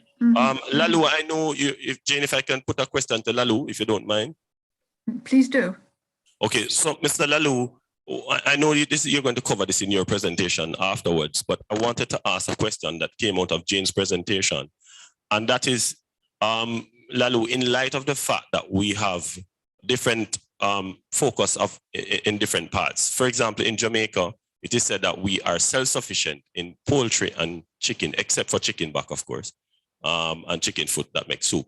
But what is the region doing, since the focus in different countries is very different? For example, Trinidad has oil, so they don't mind if they don't have any livestock. They can import as much as they want. Barbados has the Barbados black belly sheep, which doesn't look like a sheep, but is a real sheep anyway. But then you also have problems in some of the other islands where crop takes a way more prominent role than livestock. How do we, number one, how do we make the balance to ensure that livestock gets a fair shake? And secondly, how do we also ensure that we provide sufficient coverage? Now, I'm not sure if Lalu is online. He was online earlier. Jane, have you seen Lalu? I don't know if he's on as a different name. Cicero, are you online? I'm not seeing him. But anyways, this question is open for open discussion. No, Lalu seems not to be online. Well, he's presenting next, I'm not sure. But anyways, I'm making the case though. Anybody wants to comment, you can just raise your hand if you would like to make a comment, how should we, as a region, what kind of early warning system can we put in place for heat stress in the region? If you were the minister, the newly minted Minister of Agriculture, and you were asked to set up an early warning system for heat stress in livestock, what would your top 3 priorities be if funding was not a limit? Anybody? If you can just raise your hand virtually, we'll take a comment or 2. Michael is waiting, ready to unmute you. So Sandra Minot is saying heat harvesting and convection exploration, solar energy.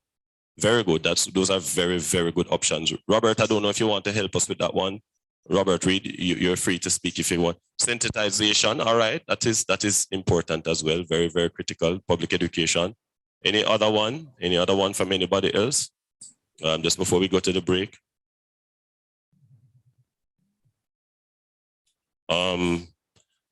Sustainable water structure training, selective breeding.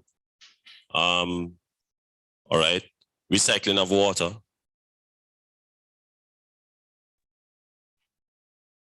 Cicera, are you online? We're not hearing you.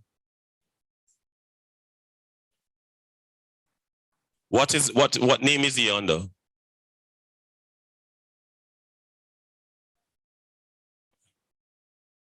Margaret Lalou.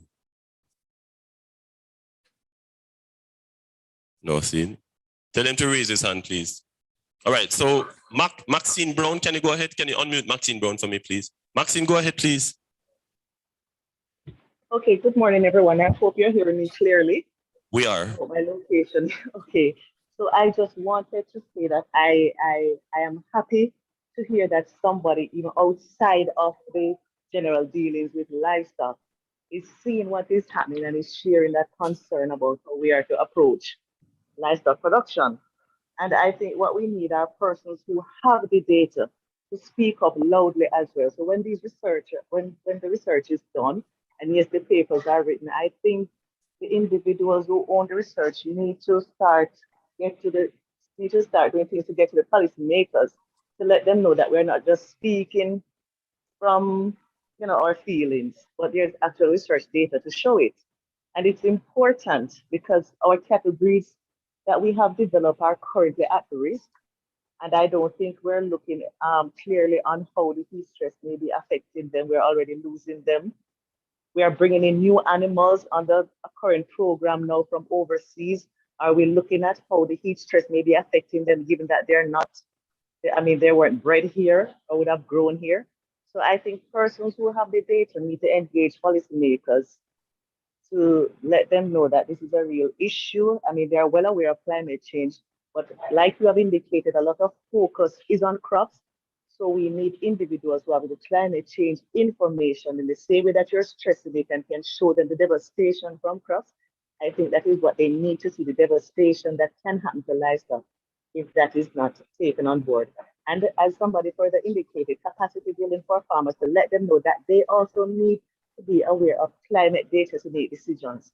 Crop farmers are being sensitized to it to say, well, yes, when you're going to get heavy rainfall and how that may affect your production. Livestock farmers also need to be cognizant of that to say, well, how is it going to affect your forage production to make it available for your farmers? How is it going to affect your animals? We have farmers losing piglets from being too cold, and all these different sort of impact that it can have on your animals. So I'm really encouraged by it to see that yes, somebody who is from a climate perspective, persons are pushing for more support for the livestock sector. So I just think we need to keep that momentum going, and for all the climate persons who have that data to engage policymakers from a livestock perspective. Thank you very much. I'm very passionate about it. I could go on and on with it without the time. So thank you for that. Dale.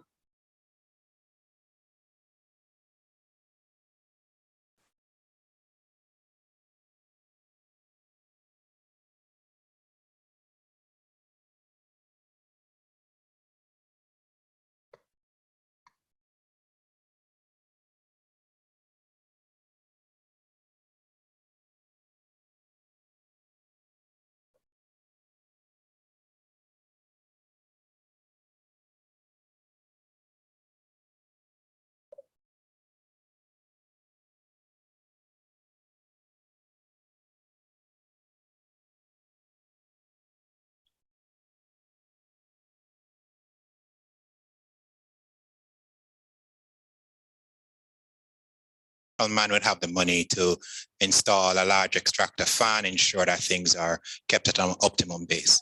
So we went at the more or less the small farmer. This is a person who's going to take whatever material he has around to build the roof and build the enclosure around the chickens.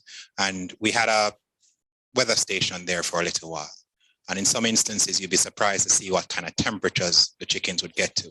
And for that, there was also some mortality of the chickens as well. So, you know, you go in, you tally, you make a note of how many died at night and stuff like that. So there was nothing necessarily to keep the chickens warm at night either. What radiative cooling offers, and this is a science solution, is that we choose your building materials or we apply something to your building materials, be it paint or something else. And what that does is it keeps you cool during the day. And in some sense, we are trying to get to a point of keeping you, if the chickens require warmth at night, the material itself will actually retain some of that heat to keep you above the outside temperatures. So that is something that is currently being worked on, and it's hoped that at some point in time between now and the end of the year, we'll have something to produce from that. Well, Jane, that is very, very encouraging because with the radiative cooling plus the whole notion of solar radiation management, which has now gotten significant traction in the climate change debate, that would be particularly useful. And it's a simple solution as well. Yes. So thank you very much for that. Thank you for bringing that to our attention. Dale? Yes, sir. Yeah, I'd just like to add something. One of the observations that I have made in going through the region, especially for small farmers, is when you look at the house design, there are issues. The roof are much too low. So of course, and with the galvanized, and sometimes there's no shade around. This just promotes heat stress for the chickens. And I remember the case, I think we went to St. Thomas, and this lady she was in layers. And when I calculated a loss in eggs, it would have been more than 40,000 Jamaican dollars over that period. Probably a three-month period or so. So these issues are very critical for the small farmers. Yeah, Lalu, that's a good point. In fact, she by her own admission said she lost about for each of her coops, she lost about 4 chickens per day or something like that, if you remember well. Yeah. Yes, yeah. And she had about 4 or 6 coops. So imagine losing 24 chickens every single day because of heat stress. One of her coops was directly under a tree, Dr. Campbell, that was considerably cooler than the other ones. So Lalu, I wonder if maybe one of the recommendations, as Jane was saying, coming out of anything having to deal with improvement is the kind of material, the building material that you use. Because the galvanized zinc is cheap, everybody just go with that. But it may not be the solution at all. The other thing is that although you use galvanized, you could insulate inside the roof, put an insulation within the roof that would assist in reducing that the impact of heat in the house. So, you know, there are simple measures that the farmers could take, and they need to be advised. And I agree with you about having more livestock extension people, and then they would need to have specific training in climate change and method of attenuating climate change on the livestock. Yes. All right. So somebody was asking a question or making a clarification. To my certain knowledge, there is one livestock officer per parish. That is my understanding, not per extension area. I think I wrote the report on this. So I'm fairly confident I can say this without fear of successful contradiction, unless somebody knows otherwise. The problem is within a parish, there are several different extension areas. And so when you have one livestock officer per parish, you really cannot offer any extension services. And I've had personal interviews with persons on this. All right. Somebody's saying, Atto Lewis is saying a recent trend is to place a ground-mounted solar PV at a height that the livestock can shade under. And this also aids the performance of the PV. So thanks for that. Or somebody say you can place a PV on the roof. Somebody please check on WhatsApp, YouTube to see what they're saying. Somebody was adding to Maxine's response. Maxine, somebody's picking up your response saying that researchers need to engage the technocrats at so that can make the rest of this out.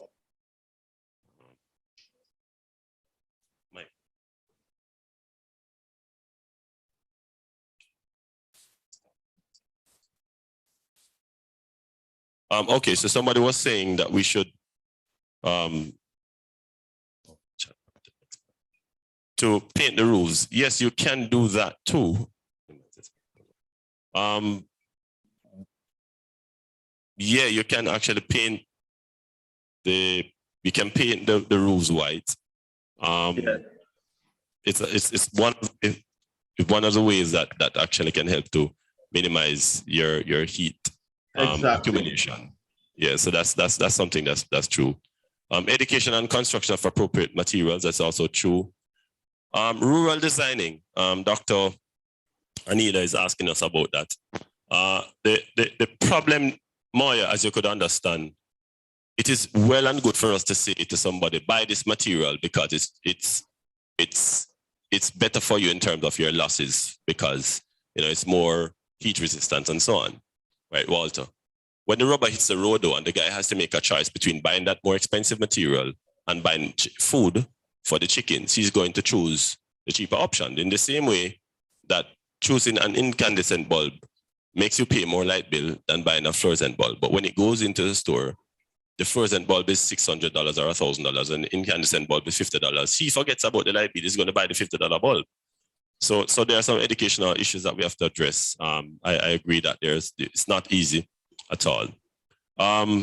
So yes, there is a template that we had done. Lalu, with your permission, after your presentation, after the break, we can probably put it up on the screen. We had a suggestion of what an early warning framework should look like. Now, Jay, this was not for the Caribbean, it was just based on a Jamaica consultation. So we can show everybody, we can explain what the agencies are, so you'll have an understanding what the equivalent agency would look like in your country. So Jay, I'll send that slide to you. You can doctor it for me, and then you can send it to Michael so we can project it when we come back after the break. So we can probably just have a look at power on that. All right, we are over time, but I think it was well worth the interaction. We didn't want to do that. Lastly, somebody's saying there was a pig farmer whose housing unit would get extremely hot during the midway. So a recommendation was made to put a simple misting system with a timer, and it works perfectly today, and the pigs are happy. Well, I'm not sure how you know when pigs are happy, but I imagine that less pigs are dying. But thanks for that. We really appreciate the interaction. I'm not one that believes in cutting off interaction in the middle of the thing. So I want to thank everybody. Audience, can you give me a little hand clap again as we go into a break? Thank you very much. Thank you very much, Gina. Thank you very much, Dr. Cohen. We deeply appreciate you taking the time to share with us from the very cool UK. If you could send us some of that breeze over our side, it would help us with the heat stress. When we come back after the break, and the break is just going to be a 10-minute break, we will go straight into Lalu's presentation. He's now looking at actual impacts on Caribbean livestock, the lived experience, and Lalu is uniquely positioned to do this. He's done tremendous work, has more journal articles than I could talk about. We said more than what John write about in the Bible. So he'll take us through that. Then there's an exercise that we have. I'm going to ask in the break for Michael to share a file in the chat. It's an Excel file or via email. I don't know how we're going to do that, where we'll give you some exercises, and you'll have to try to determine the level of heat stress that each animal category is experiencing. And Lalu and Jane will take us through that, and I'll see what I can do. So thank you very much. We come back in just about 10 minutes, starting now. We'll break a little bit just to stretch our legs, take a bathroom break. You can do so online, and we'll get back here by my watch at 10:54.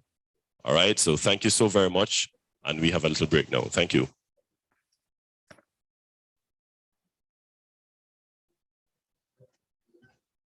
Primer for teaching climate change.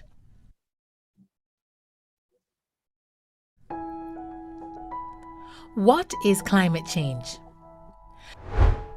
According to scientists, the Earth's climate has been changing for a while, and the role of humans in the rate of the change has been a cause for concern. Climate change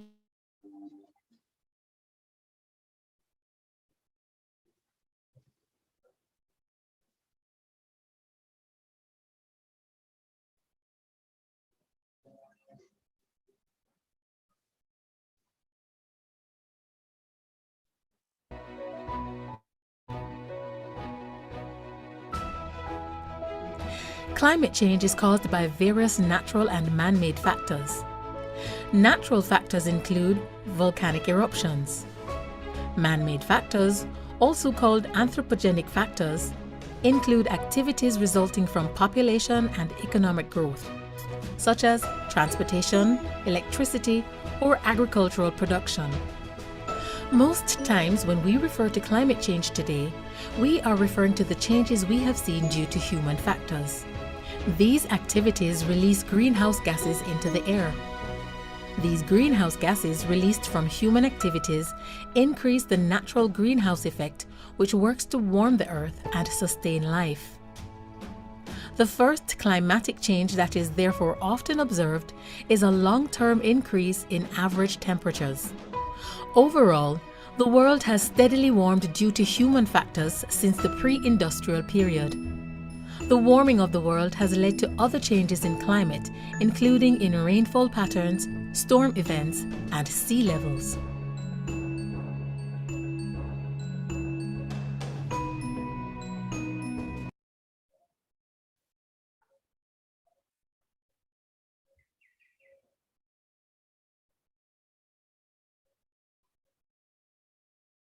The science of climate change.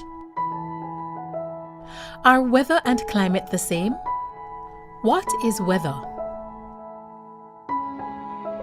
When we receive daily news reports from the radio or television, there is a segment for the weather, and we will find out if it may be sunny, cloudy, warm or rainy in our parish and for other parishes. The term weather refers to the day-to-day condition of the atmosphere over a specific place. Atmospheric conditions are affected by a combination of factors, such as air pressure, temperature, and humidity. The scientist who studies these atmospheric factors and makes predictions about the weather is called a meteorologist. These predictions or forecasts are usually educated guesses, based on the factors that the scientists study with the help of technological instruments. What is climate? Climate refers to the average atmospheric condition for a place or region over a long period of time, usually 20 to 30 years. This is generally reliable because it is based on data gathered and averaged over many years. Climate data includes sunshine, rainfall, air temperature, humidity, and wind. Climates around the world vary because of differences in the amount of solar radiation received in these areas. Places located closer to the equator receive more heat from the sun because the sun is directly overhead. These places are warmer than the areas closer to the north and south poles, where it is extremely cold. Therefore, the Earth is divided into climatic zones based on the amount of sunshine or heat and precipitation received in each area. Countries with similar weather patterns are in the same climatic zone. How does climate affect human activity? The variety of climates that exist influences the variety of life on planet Earth. Climatic conditions help in the formation of various ecosystems on which humans and other organisms depend. Climate influences the development of cultures. This is because our lives are influenced by our geographical climates. People everywhere have adapted in various ways to the climates in which they live. Climate influences our clothing, types of housing, agricultural practices, and vacation time. For example, persons in countries with cold weathers may go to countries with tropical climates during winter. Climate change is taking place globally and regionally within the Caribbean. In the region, some of the evidence for climate change includes warmer temperatures, greater variability in rainfall patterns, rising sea levels, and increases in frequency of extreme weather events, such as floods and droughts. Climate change is a very present and a real threat and can cause a range of environmental, economic, and social impacts for the Caribbean region. Examples of these impacts include coastal erosion, loss of coral reefs, mangroves, and other ecosystems, saltwater intrusion into coastal agricultural lands and aquifers, escalation of frequency and intensity of hurricanes or tropical storms, increase in frequency and severity of coastal inundation and flooding, disruptions in precipitation causing droughts, and availability of potable water supplies. Some islands being rendered inhospitable and expensive relocation and rebuilding exercises in others. Introducing SpeechLo, the most natural sounding text-to-speech software on the market. Hey, I'm Joey, and I'm one of the 30 AI voices from SpeechLo. You listened to this video until now and you probably couldn't tell I'm not a real human voice. That's because I understand exactly what each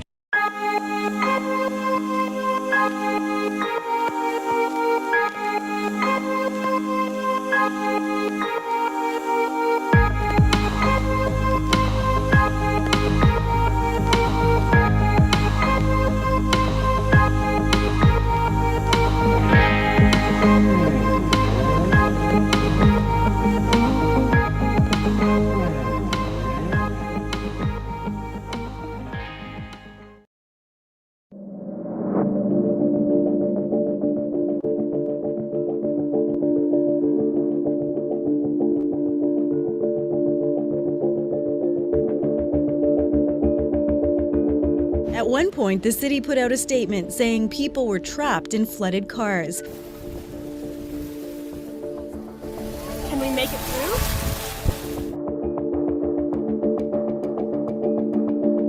The Trans-Canada Highway is closed as floodwaters rise. 75,000 homes under orders to evacuate. Damage is estimated in the billions of dollars. It could be days before power is restored. Devastating floods are a continual threat in Canada. As weather patterns change, communities are struggling to protect property and lives. In British Columbia's lower mainland, there have been 2 large-scale Fraser River floods in the past 125 years. The region has also seen very high water more recently, reminding us that here too, flooding is a fact of life. Every spring, mountain snowmelt and rain make the Fraser River run high and fast. Sediment carried by the river during these spring freshets is what formed the Fraser River Delta, making it some of the richest land in Canada, both for wildlife and agriculture. Coastal flooding is also a natural event, as winter storms and king tides carry salt water inland. But experts say the lower mainland needs to prepare for larger and more damaging floods in the future. So at present, we have risk on the river from flooding, and this is going to get worse in future for 2 main reasons. So one is we have climate change, which is changing the flood hazard, the magnitude, the frequency of floods that are coming down the river because of climate change. In the upper watershed, more precipitation, increasing projected flows. This is coupled with changes in the downstream end where we have sea level rise, driving water levels ever higher. On top of this, we are also changing how we use the floodplain. We have more things that we care about in the floodplain today than we did during the last major flood in 1948. And we will have even more things in the floodplain that we care about into the future. All of these things tied together are increasing our flood risk in the region. And so really, this is our time to act. What would a major flood look like in BC's Lower Mainland? We can get an idea by looking back in time.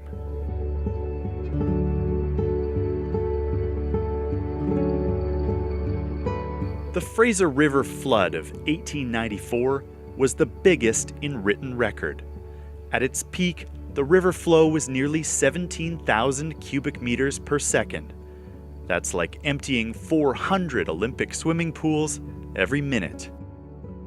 In the 1890s, there were several thousand people living in the Fraser Valley, a small fraction of those in the valley today. There were a number of dikes in place. However, virtually all of those failed, and the water spread over the full floodplain. 2 generations later, the river rose again. In the spring of 1948, massive snowpack throughout the Fraser watershed melted rapidly. Thousands of people fled their homes in Abbotsford, Chilliwack, and Mission as the river lapped at their roof. 220 square kilometers of rich farmland was soon underwater.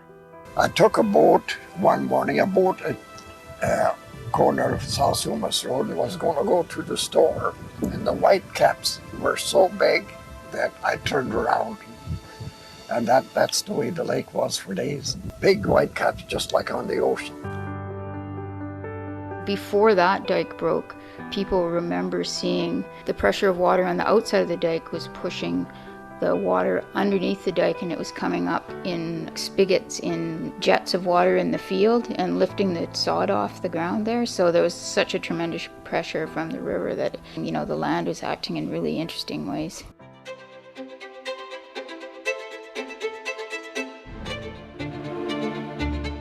In the decades since, the population of the Lower Fraser Valley has boomed.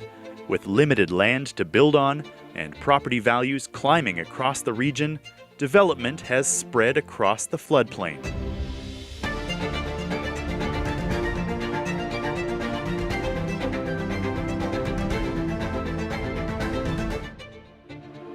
The nonprofit Fraser Basin Council helps facilitate sustainability projects, including regional work on flood, so authorities can better understand flood hazards and work toward reduced flood risk in the Lower Mainland.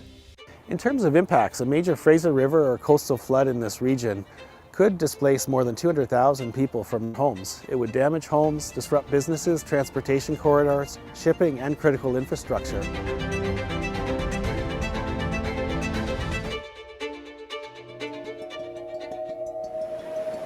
Floodwaters don't respect boundaries between jurisdictions. That's why flood management requires shared infrastructure and coordinated plans. In 2014, dozens of government agencies, First Nations, and other partners came together to begin work on a Lower Mainland flood management strategy. What's incredibly important when we think about water is making sure that we're not pushing water to our neighbor or making a decision that's going to make risk worse for another community. So it's very important that we work together as a Lower Mainland region, as individuals, as communities, as governments, to support decision-making and solutions and priorities that will reduce risk in the region for everybody.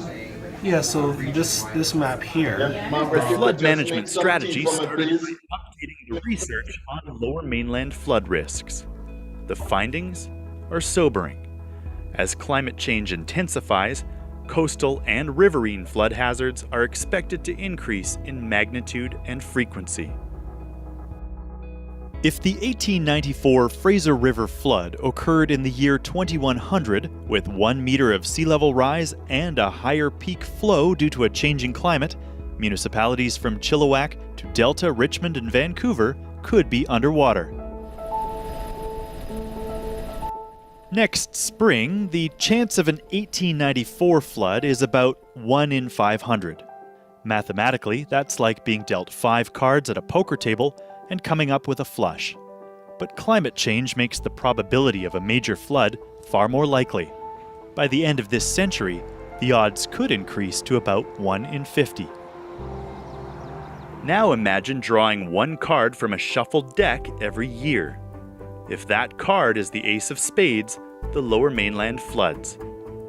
You might get lucky the first year or the second year, but eventually it will happen. And when the waters rise, will BC's flood defenses hold?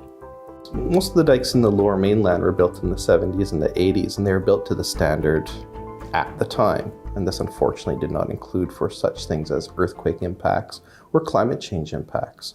In the event of an 1894 flood today, many of our dikes would be very vulnerable to being overtopped or actually being breached even before the floodwaters met the dike crest.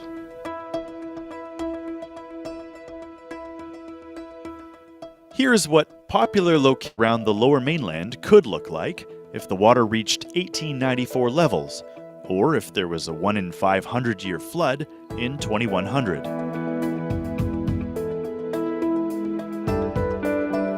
Many communities remain vulnerable, especially indigenous communities which in many cases have no dike protection at all. The Musqueam First Nation has lived at the mouth of the Fraser River for thousands of years. When I think about flood, it's definitely concerning to us because of our location, as well as climate change in regards to sea level rise, king tides. Lower Mainland local governments are generally responsible for maintaining dikes within their boundaries and making decisions about floodplain development.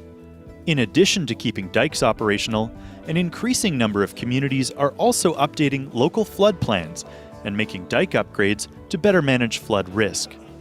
Still, everyone recognizes that regional collaboration and greater investment are needed across the region. It's clear that individual communities cannot tackle the challenge of flood protection alone. It's really important within BC that we recognize that flooding is everybody's responsibility. It's not one level of local government, it's not one particular agency.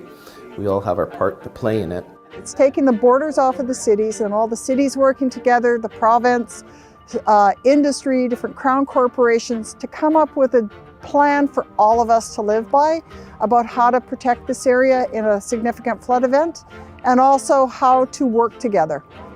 50-plus partner organizations are working together to finalize the Lower Mainland Flood Management Strategy in 2020.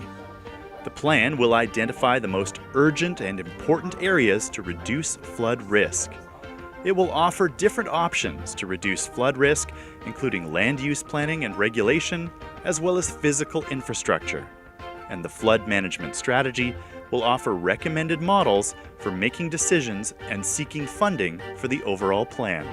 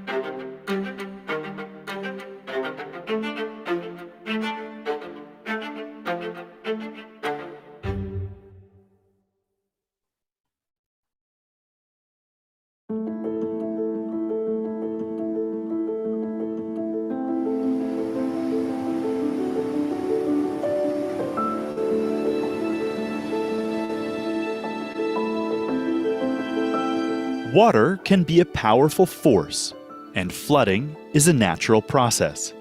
Here in British Columbia, melting snow raises rivers every spring, and sea level rise can bring coastal floods. When communities, governments, and businesses develop and use lands that are subject to flooding, this increases the risks and the consequences when the waters rise. In extreme cases, it can damage or destroy entire communities.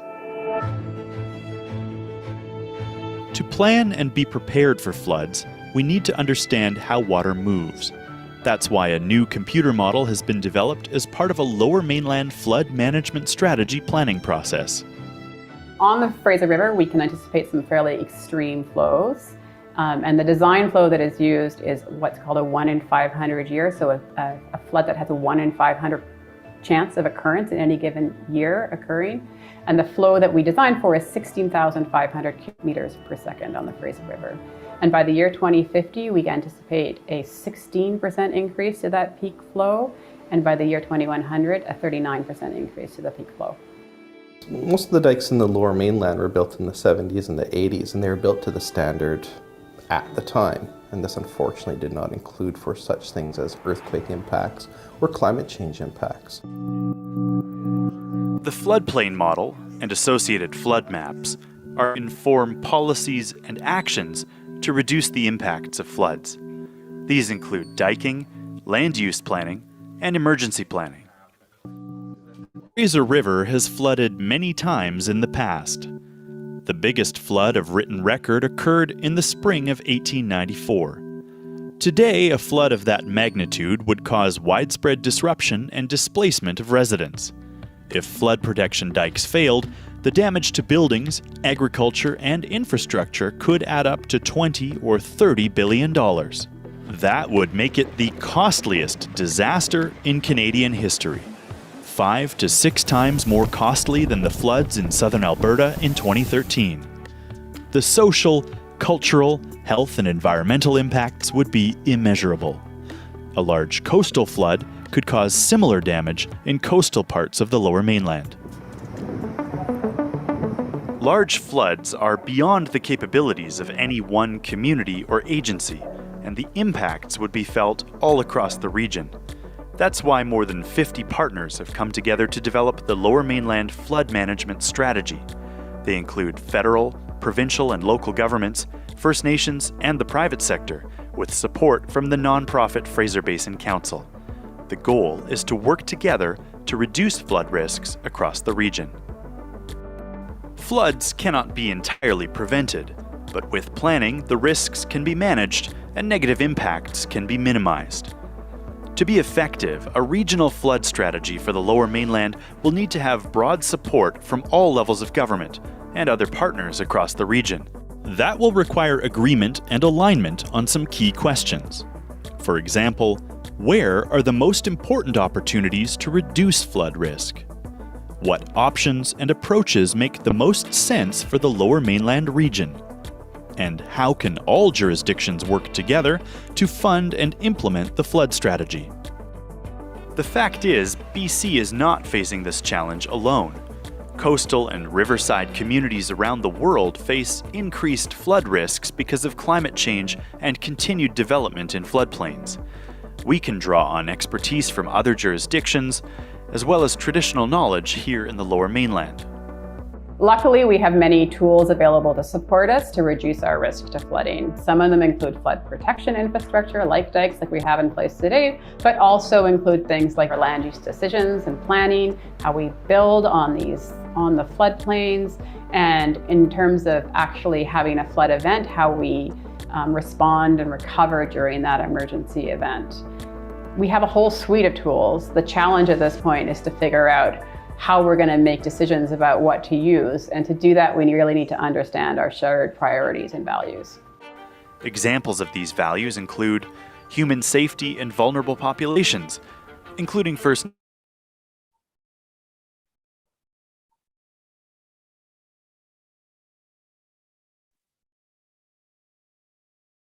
Okay, thank you very much. We're back live. We're back live. I did say 10 minutes. There was what I didn't mention because of heat stress is that there was an exchange rate of 2 to 1, so it took 20 minutes. But anyways, we're back. Thank you very much for joining us. We have Dale, you seen my shared screen? Not yet, but just give me a minute. Lalo, let me introduce you, please. You're worthy of your introduction, Mr. Sir. Okay, so I'd like to use this opportunity to introduce our next speaker, Mr. CCRIF. He was for many years a lecturer in the Open Tropical Forage and Animal Production Laboratory, Department of Food Production and Agriculture in the Department of Food and Agriculture, the University of the West Indies, St. Augustine campus in Trinidad. He's been engaged in livestock research regionally for over 30 years. Lalu, as we call him, his mission statement is to use my God-given gifts and talents to enhance protein security in the CARICOM region through livestock production and to train the future generation in animal production so as to ensure protein and food sovereignty for future generations.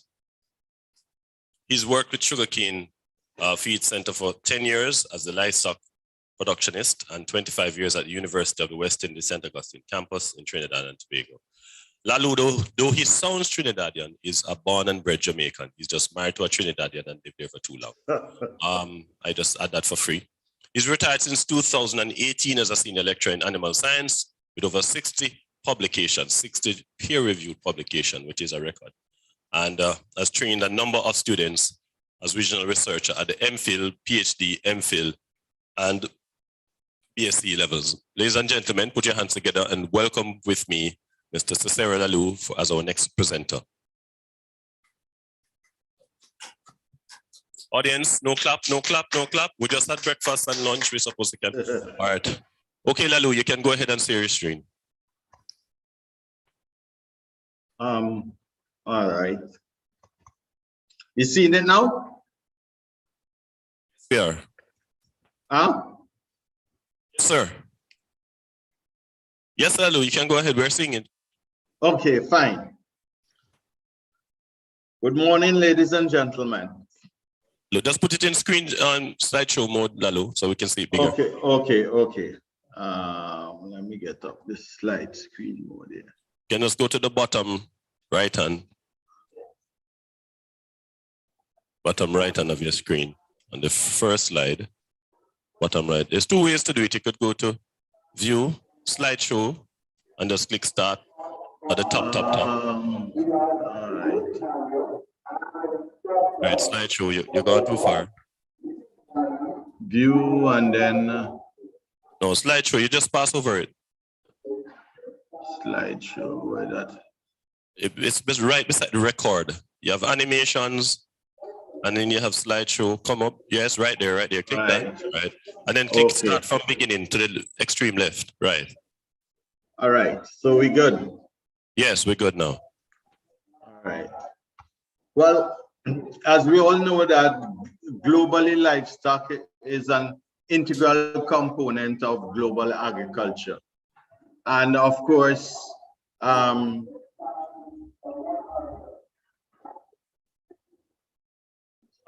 contribute directly and indirectly to human food security and many value-added products to their welfare and well-being. The English-speaking islands of the Caribbean, or CARICOM, are particularly vulnerable with respect to the impact of climate variability and change.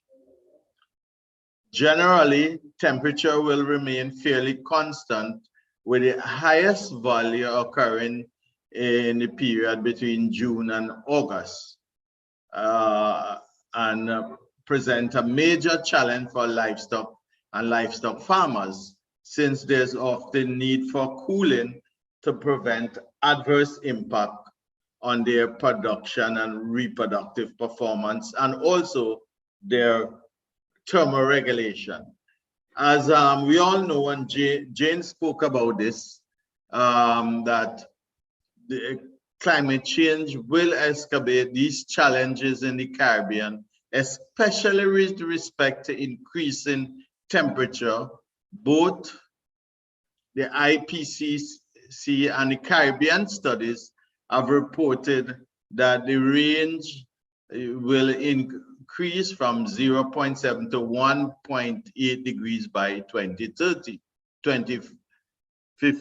and 1.1 to 3.2 by 2090, which also a critical temperature. The critical global warming or global temperature rise is to be expected to be at the 1.5 level. Above that, you saw what Jane spoke about. We're going to be under serious stress, right? So we know that there will be an increase in warming in the Caribbean based on what Jane have spoken about. And of course, we look at what happened in terms of the THI. Now, we are expected that there will be, which has been predicted by the climate change group in Jamaica, that we expect to have very hot days and nights in CARICOM, and this will continue to increase between 30 to 98% of days annually by 2090. Now, one of the significance of this is hot nights, because with our livestock, they generally can hold within their body about 1 to 2 degrees Celsius. But the cooler nights will allow the animals to give up this heat so they could reset their body to deal with the next day onslaught of the climate. If the animal cannot do this, then this will further increase the stress on the animals, with its, of course, negative impact on production. Just to share with you just a pictorial representation of heat stress, how it impacts the dairy animal, because one of the animals that are in terms of ruminant that is particularly sensitive to heat stress is the dairy animal. And I know that in Jamaica, milk production, and with most of the other Caribbean, are very critical from the dairy cow. I will just put a plug here just to say that we in the Caribbean have been negating the dairy goat for milk. I remember as a boy growing up in the country in St. Thomas, my regular morning drink was goat milk. But you don't see it around very much today. However, when we look at what we expect to happen with the dairy cow, you will see that there will be an increase in respiration. You will see that there will be impact on reproduction, milk production, and also milk composition changes that will take place, and an increase in rectal temperature. All of this is, of course, driven and controlled by the hormonal changes which takes place in the animals. So you have various hormones, prolactin, oxytocin, estrogen, and so on, and growth hormone, and the glucocorticoids, which of course will impact how the animal respond to the effect of stress. Now, when we look at some of those potential stressors, you have the environmental stressors, which Jane elucidated in her talk when she talked about the humidity, the wind, the rainfall, the solar radiation, and so on. The impact on the animal and how the animal responds will have to do with the intensity of the stressor, Also the duration, how long are the animals exposed to these stressful conditions, and what time, the time frame the animal is given for recovery. Hence, it is the increase in nighttime temperature would be very critical and important to the animal's recovery. How will the animal respond? Well, generally, animals have certain normal behavior. They would graze if they are at pastures. Animals would have their immune system that would actually protect them against certain diseases and bacteria and so on. And worm burden you also have. Then the animal would have the normal physiology, that the normal respiration rate. For example, most dairy cattle, sheep, goat, while they are at rest, the normal respiration rate would be somewhere between 25 to 35 breaths per minute.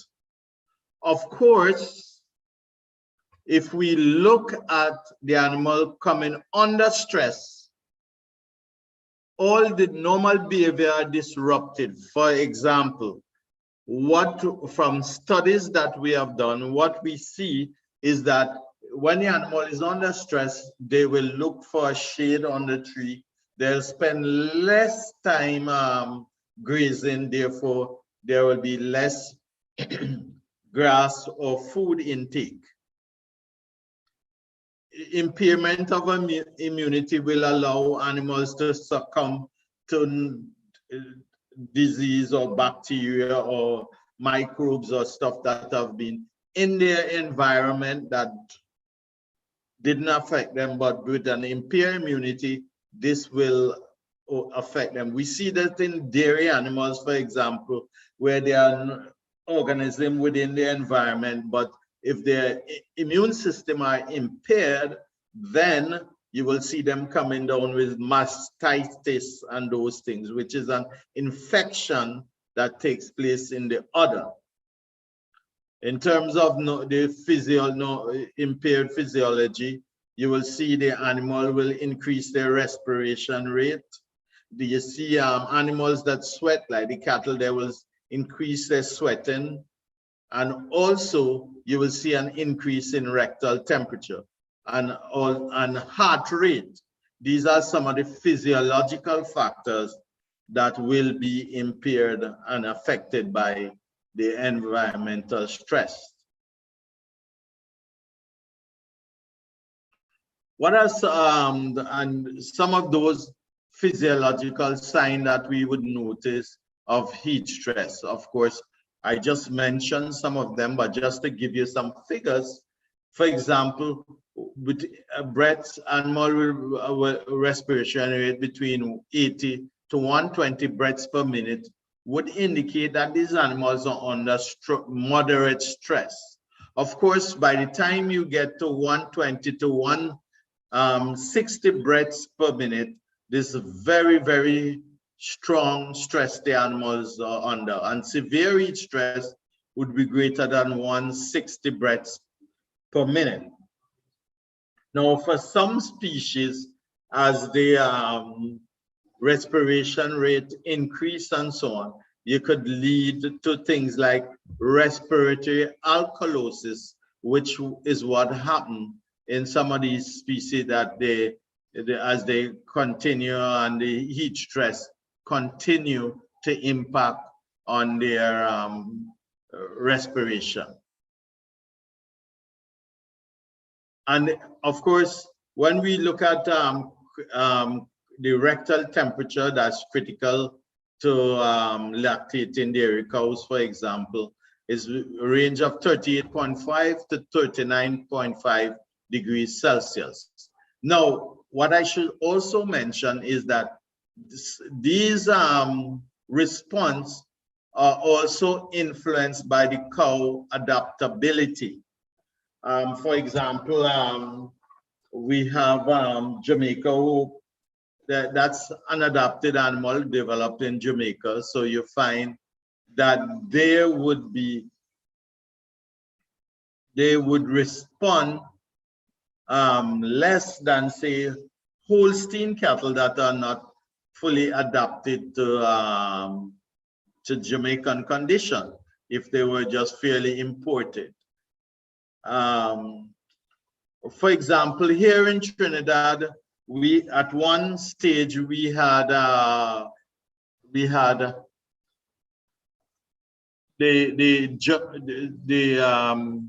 Great Holstein, and we had the Jamaica Hope at the field station. And we conducted a study to look at the rectal temperature in the morning and the afternoon between the two breeds. What we found was that the rectal temperature for the Great Holstein animals under the same grazing condition were 0.30 degrees Celsius compared to 0.27 degrees Celsius for the Jamaica Hope.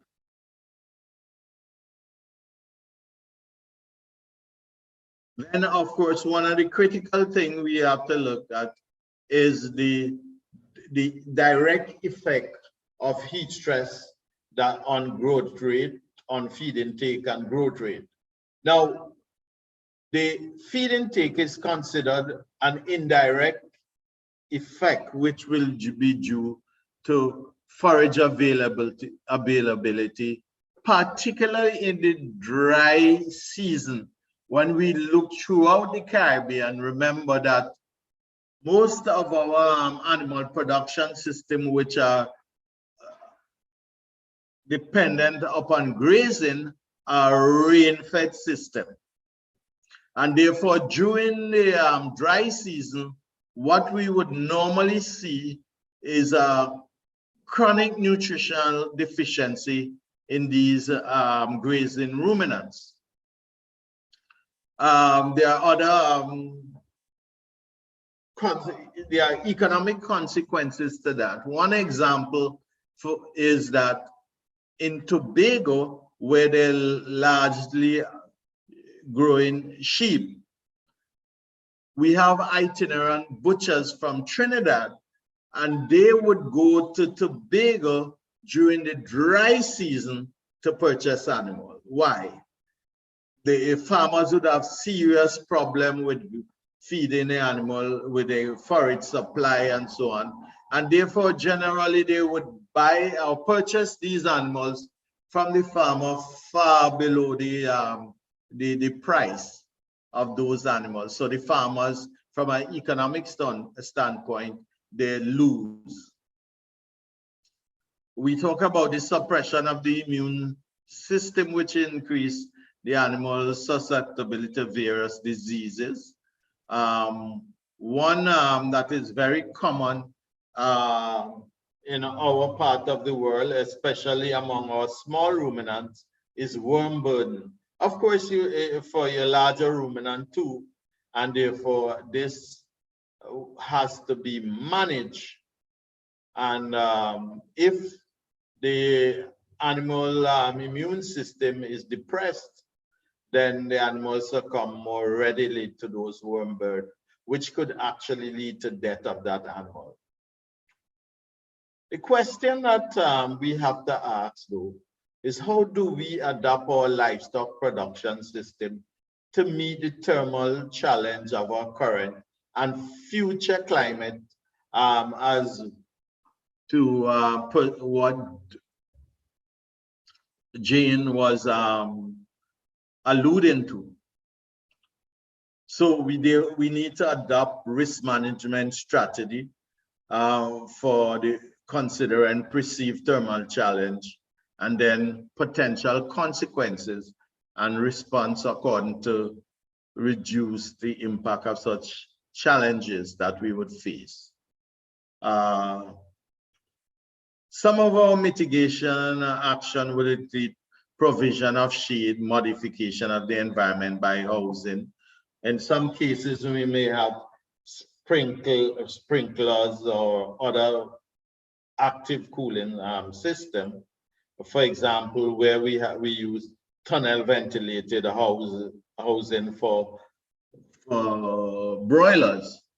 In the future, it would suggest to us that we may also have to be using such system for layers.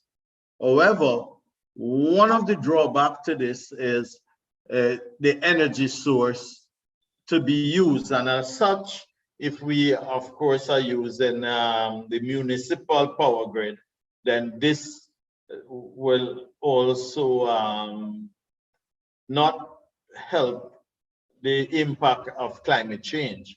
However, we could actually look at wind and solar power, which are more sustainable energy systems that we could use in these for these housing, these housing. Conservation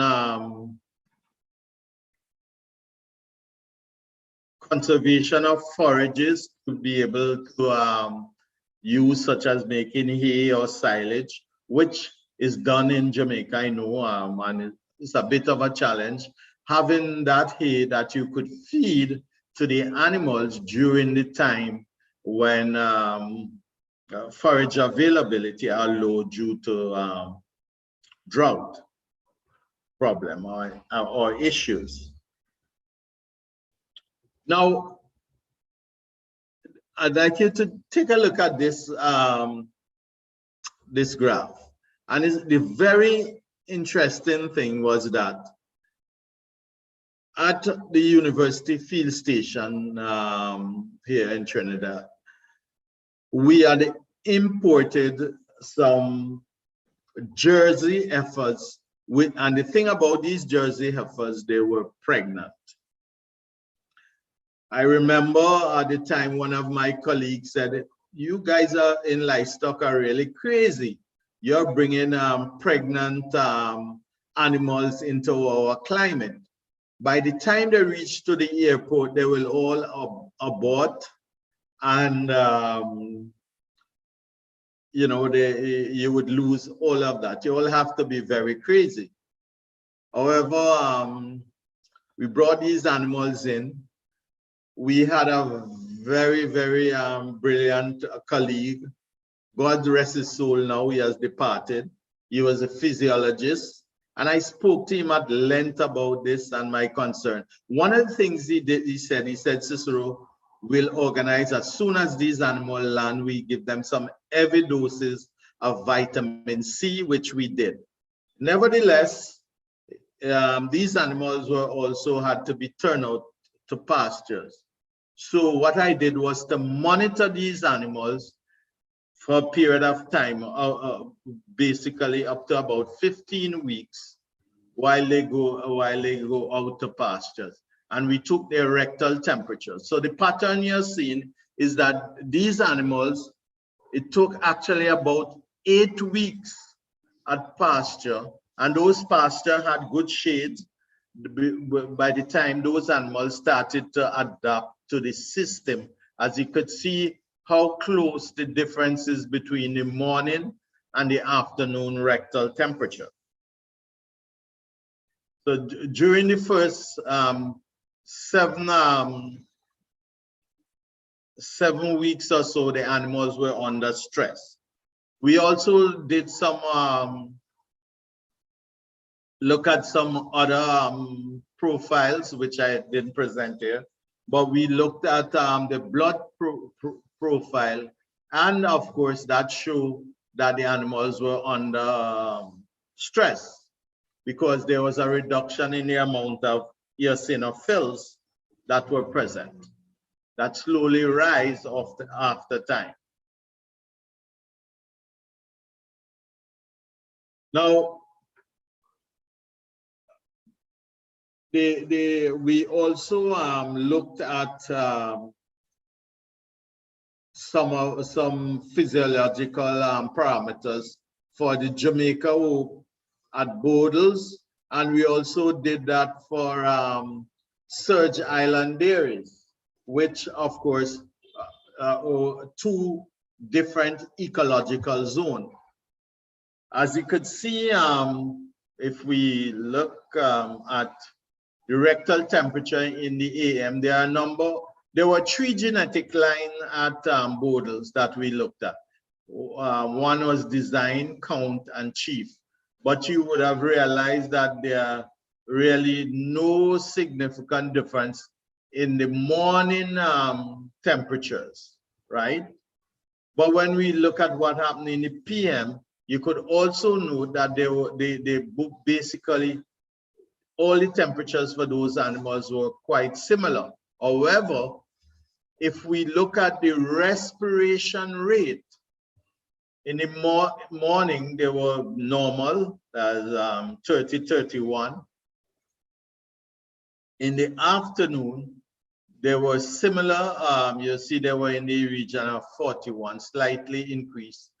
And this would have, my explanation also is the fact that these animals were also subjected to shade. Now, when we look at surge on the right-hand side, we look at what's happening with the Holstein animals at surge and the Jamaica whole. You will see in the AM period, the rectal temperature for these animals, the Holstein and the Jamaica were quite similar, 38.7 for the Holstein and 38.4 for the Jamaica whole, right? And of course, there was no significant difference between them. When we look at the rectal temperature here in the afternoon, you will see that the Holstein animals were 39.5, slightly higher, 39.2, but they were not significant. One of the things that should be pointed out here is that the Holstein at Surge Dairy were in the islands for more than 10 years. So this shows these animals have adapted to the condition, and therefore you would hardly see much of a difference in the rectal temperature. When we look at the respiration rate, you could see that the respiration rate in the Jamaica whole was slight, just about 1 point lower than the respiration rate in the morning, and the respiration rate were different in the afternoon. For the Holstein, 81 compared to 76. However, the difference here was there was significant difference in respiration rate in the morning for Jamaica compared to the afternoon, whereas there was no difference between significant difference, that is, between the Holstein in the morning compared to the afternoon at Surge Dairy. Now, this is what are some of the response when the animals are under stress. Now, remember I said you will have behavioral responses when we looked at that diagram on the impact of stressors on the animals. So you will see here is at Bodles, and these animals are the Jamaica black, and you will notice that all these animals are jostling to find space under the tree for shade. And this is one of the significant behavior that you will find, not only in cattle, but also in small ruminants. In this, on your right-hand side, what we are looking at here is one of the Centennial Livestock Station in Trinidad, where all those animals are under shade. They're seeking shade during the day. And this is one of the measures or behavioral measures that we will see in a ruminant seeking shade. Now, this is to me, this is a very unique situation that we don't normally see within the region. And these are the Holstein animals at search. And I think this picture was taken somewhere probably about 1 o'clock or somewhere around there. And these animals are wading in these puddles of water in order to be able to cool themselves off. And they're standing in the water here to do that. I know that in some of the other countries, they actually provide areas with water so that the Holstein and other dairy animals can actually get in to help to cool themselves by cooling their feet off. Now, we talk about the impact of heat stress will have on milk production and also on the chemical composition of milk. Now we look at in particular, we want to look at the seasonal effect on in terms of you will see that in the dry season you have the milk production is much higher than in the wet season. Now it is not only heat stress that is responsible for that, but I had a PhD student who looked at the nutritional value of pastures in Jamaica for both beef and dairy cattle. And what came out was that the energy content of the grass is much higher in the dry season than in the wet season. And this, of course, has to do with the amount of moisture that would be in the grass in this period. And this may be part of the explanation why we see a higher milk production during the dry season.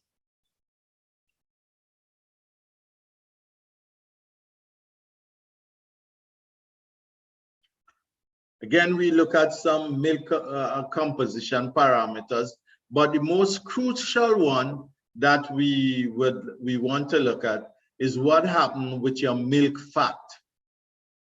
And you will see that the Holstein has a much, well, not significantly more. So although there is a significant difference here in terms of milk fat production, which is 4% compared to the Jamaica Hope, which is 4.1%. No difference in total solids, but when you look at the solid non-fat, you will see there's significant difference in 9.4 for the Holstein, whereas the Jamaica Hope is 9.3. So you will see there are some differences there. You'll also see that there are differences between the dry and the wet season for the fat content in the milk, right? So the composition is also will be affected by heat stress. Now we look at sheep. These are what we call in Trinidad the Barbados black belly type. And one of the problem with the production system in many of these areas, these animals have to walk long distances to and from pasture. And this increase what we call walking stress on the animal. And of course, they tend to reduce the growth rate of the animal and increase the maintenance cost to these animals.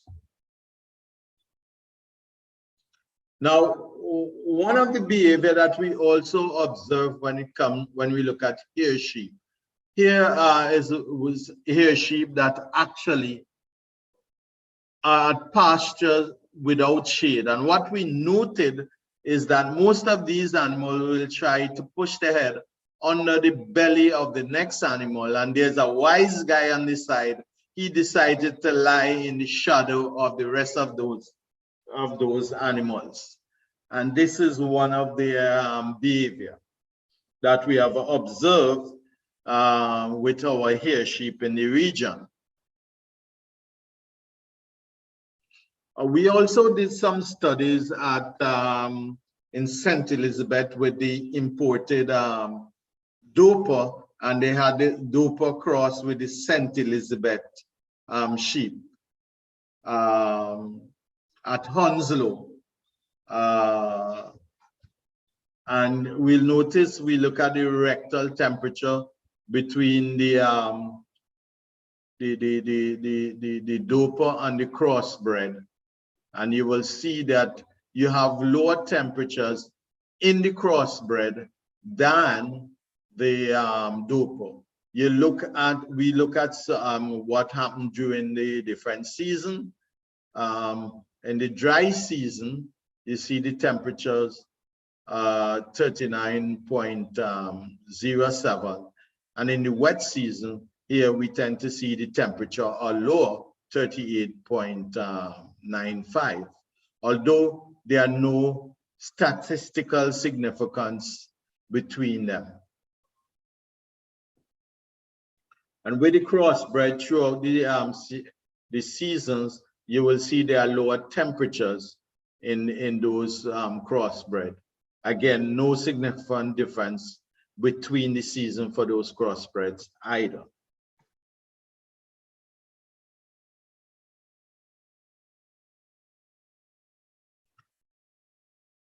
At the Borders Research Station, they also carry out breeding work, research work on goats. And we did a study at Borders, one of our students for their BC project. And we look at the respiration rate, the heart rate, the rectal temperature for the purebred Boer goats at Borders. Of course, these animals had access to shade and water. And you will see the respiration rate in the morning is basically 22.4 breaths per minute. And that in the afternoon was 29 breaths per minute. And this was significantly different between the morning to the afternoon. We saw the heart rate, 73.2 in the morning, 78.7 in the afternoon, but there was no difference significantly between them. Rectal temperature, we see a similar trend where the morning temperature was 38.4 and the afternoon was 38.8. Just slightly higher in the afternoon. Again, this was not significant. At the bottom, you will see the ambient temperature for the animals in the morning when they were indoors and outdoor, and also the THI when they were indoor compared to outside.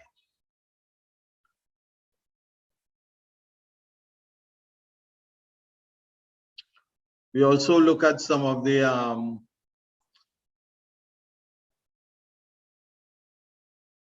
respiration rate for the imported Doper and the Doper crossbred with the St. Elizabeth sheep. In particular, we see that the Doper respiration rate were 47.36 in the morning, but the crossbred had, had slightly higher respiration rate, right?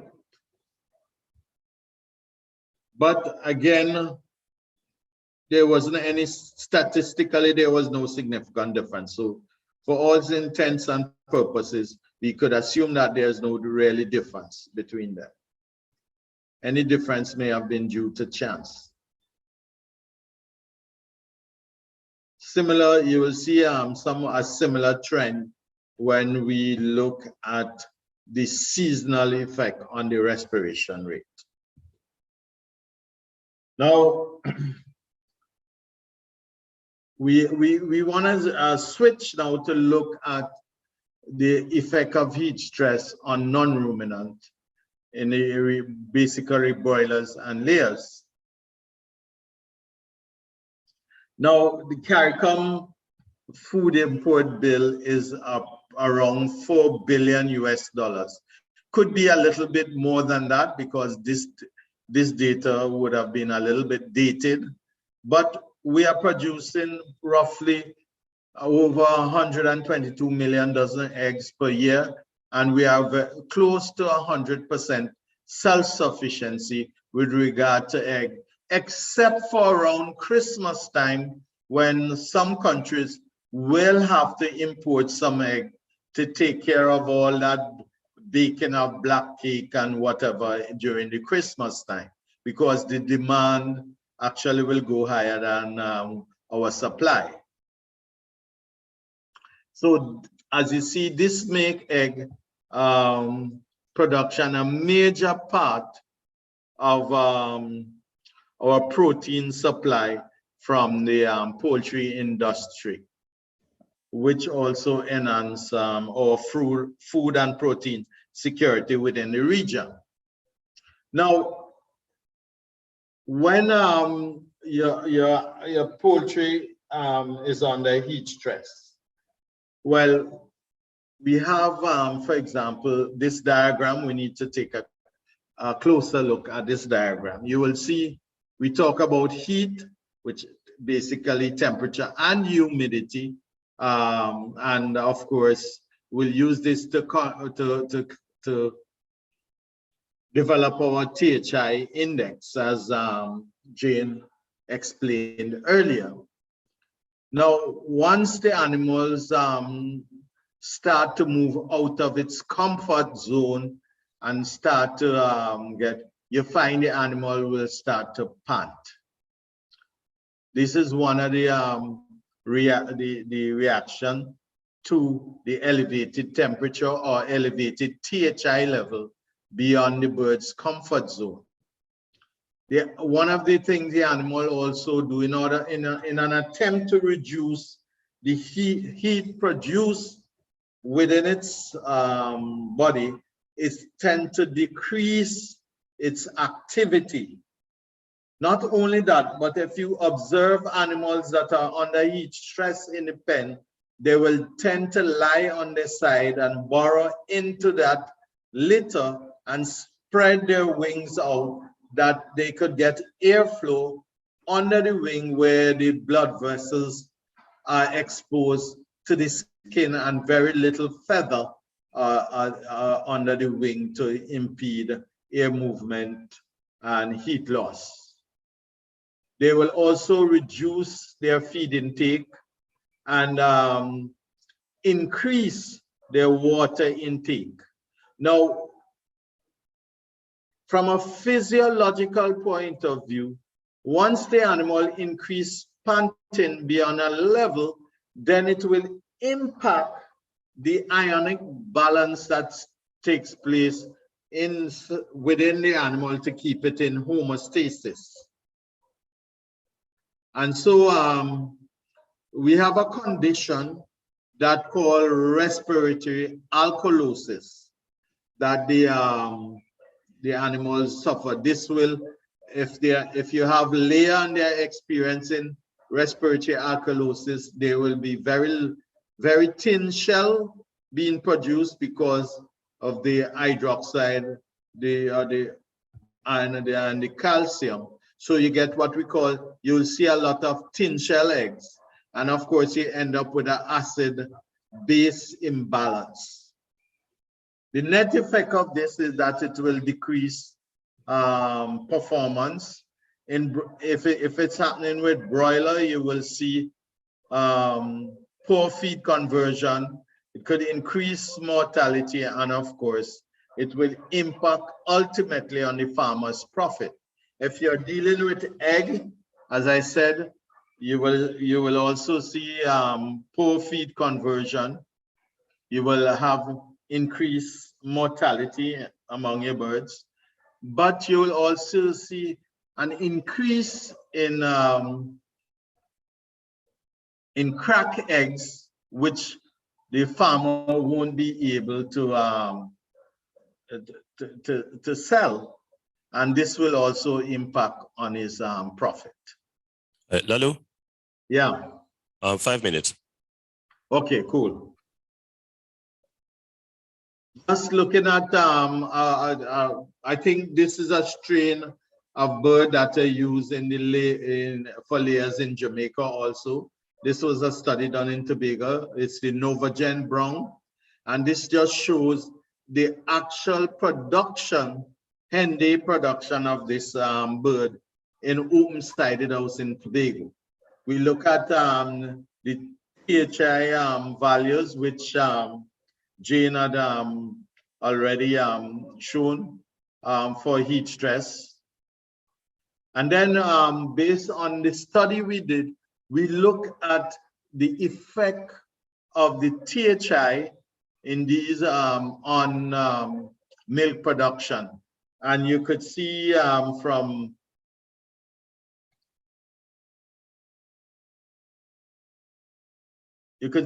this curve, actually, once you pass that critical zone, remember Jane talked about it, over 30, when we get down to these 32, 31, 32, you get a tremendous drop in the amount of egg being produced. We did some figure to look at what a drop would be in egg production. Of course, we got a loss there of about over 3,000 TT dollars, you know, and I mentioned the case of in St. Thomas, what happened to that farmer egg production. Now, 80% of our meat that is consumed in the region comes from chicken. So that would also emphasize probably just how critical is our protein supply when 80% of our meat consumed in the region come from broiler. And we know there are a number of threats to broiler other than climate change. We talk about disease and these various viruses that we have had around. The two types of housing you're gonna find in the region. In the more developed region, you have Jamaica and Guyana and Barbados. More because of the system of production with the integrators, you'll find more and more of those broiler chickens are actually produced on the tunnel ventilated house. Nevertheless, more than 50% of the chicken that is produced in the region come from naturally ventilated houses, as you see here. We did in Trinidad look at what are some of the microclimate in these houses. We looked at, these are 4 houses in Tobago where we did our study, and we look at the microclimate in those houses between the morning and the afternoon, both in terms of temperature and in terms of the relative humidity. Now, generally, most of the temperature inside these houses were outside the recommended environmental temperature range, excuse me, for broilers. and outside the established thermoneutral zone of between 18 to 24 degrees Celsius for bird rear in tropical region. The rectal temperature normally when we look at range from about 40.4 to 40.6 in the morning compared to 41.7 to 42 degrees Celsius in the afternoon. And of course, rectal temperature of each stress broiler normally range from 41.7 to 41.8 degrees Celsius. Pigs, when we look at pigs, pigs are also non-sweating species and are much more sensitive to hot weather and prone to heat stress. One of the drawbacks is that pigs have a relatively small lungs and thick subcutaneous fat. However, the new genotype of pigs that we are now rearing in the region, what we call the white line pigs, these pigs produce more heat than the older genotypes that were used in the past, and therefore they are more sensitive to climate and climate change events.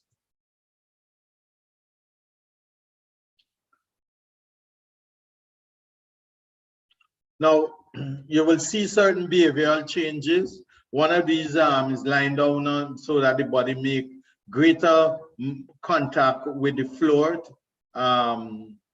so that they will lose more heat due to conduction.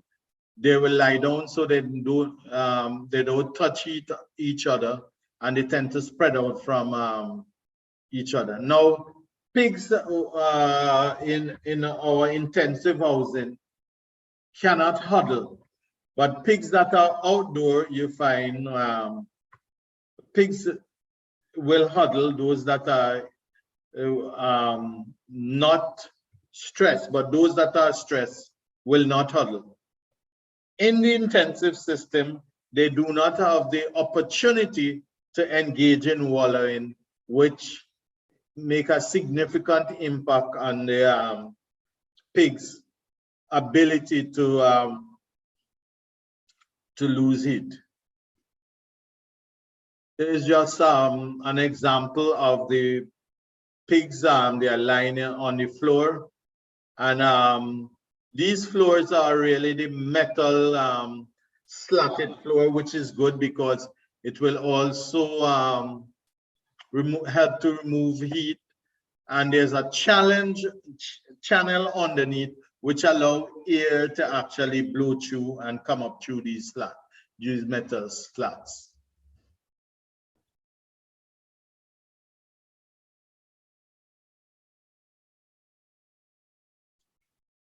Okay, Dale, I'm finished here.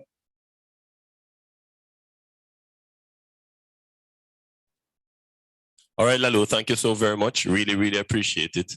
I am very happy. I noticed this animal is not stressed, so he's jumping up and down. But thank you so very much. You can stop sharing screen now, Lalo. Yeah, I am coming to that. All right, so colleagues, we've had a very good series of presentation on heat stress. We have a little exercise that I want to get into, but there is a question that was asked by Walter, who is one of our guests that is actually in studio. And so Lalu, this is directly for you. He's asking if we become more efficient at production in livestock, aren't we locked into a vicious cycle? Because it is known that livestock contribute significantly to greenhouse gas emissions in two ways. One, because of the digestive ruminant system in the stomachs of these large ruminants that have 4 stomachs. And B, because of the fact that there is a large methane content in their droppings or in their feces. And methane is 300 times more potent as a greenhouse gas than carbon dioxide. So the question then is, if we are going to become more efficient at producing these animals, aren't we contributing to the problem? Aren't we creating our own enemies then, essentially? Okay, that's a question that often come up when we talk about livestock. But I would go back to say, when I did animal nutrition and we look at how energy is partitioned in the animal, the methane emission from the animals are really relatively small proportion compared to things. However, the issue of methane being one of those greenhouse gases is well taken. But we have certain forages that could, and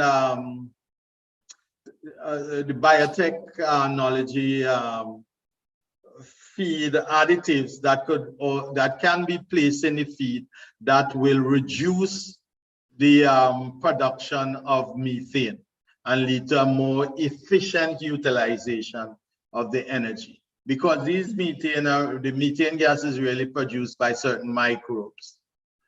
They have been looked at things that will actually reduce the level of those microbes in the room, and that will reduce methane emission from things. But one point I'd like to make is that when we look at our level of livestock production that we have in the region, I am not of the opinion that we would produce a significant alarming amount of methane as what sometimes is projected for the other larger developed countries. But of course, we have methods of assisting in reducing the methane content that would be produced in our production system. No problem. Thanks for that. We have two hands up, Maxine and Steve, in that order, please.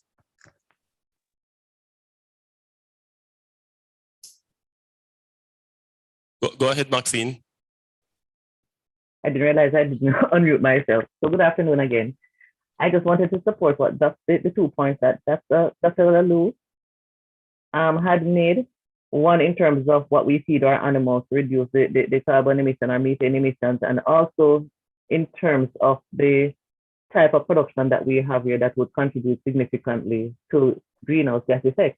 I'm also, and I think the jury is out on this, because I'm also seeing research that is showing that although a lot of persons have been highlighting the whole issue of cattle and methane and all of that, they're saying that the carbon that comes from the animals, it is broken down after 10 years. So this effect of having cattle producing that kind of impact on the environment, giving the impression that it just keeps building and building and building, is not true, because after a certain amount of years, it is broken down. So like I said, I know I've seen some studies that have been mentioning that, and I think that is the angle that we need to take it from if we're talking about developing our livestock industry further, because it's really about getting research data that is proving what actually is happening. Thank you.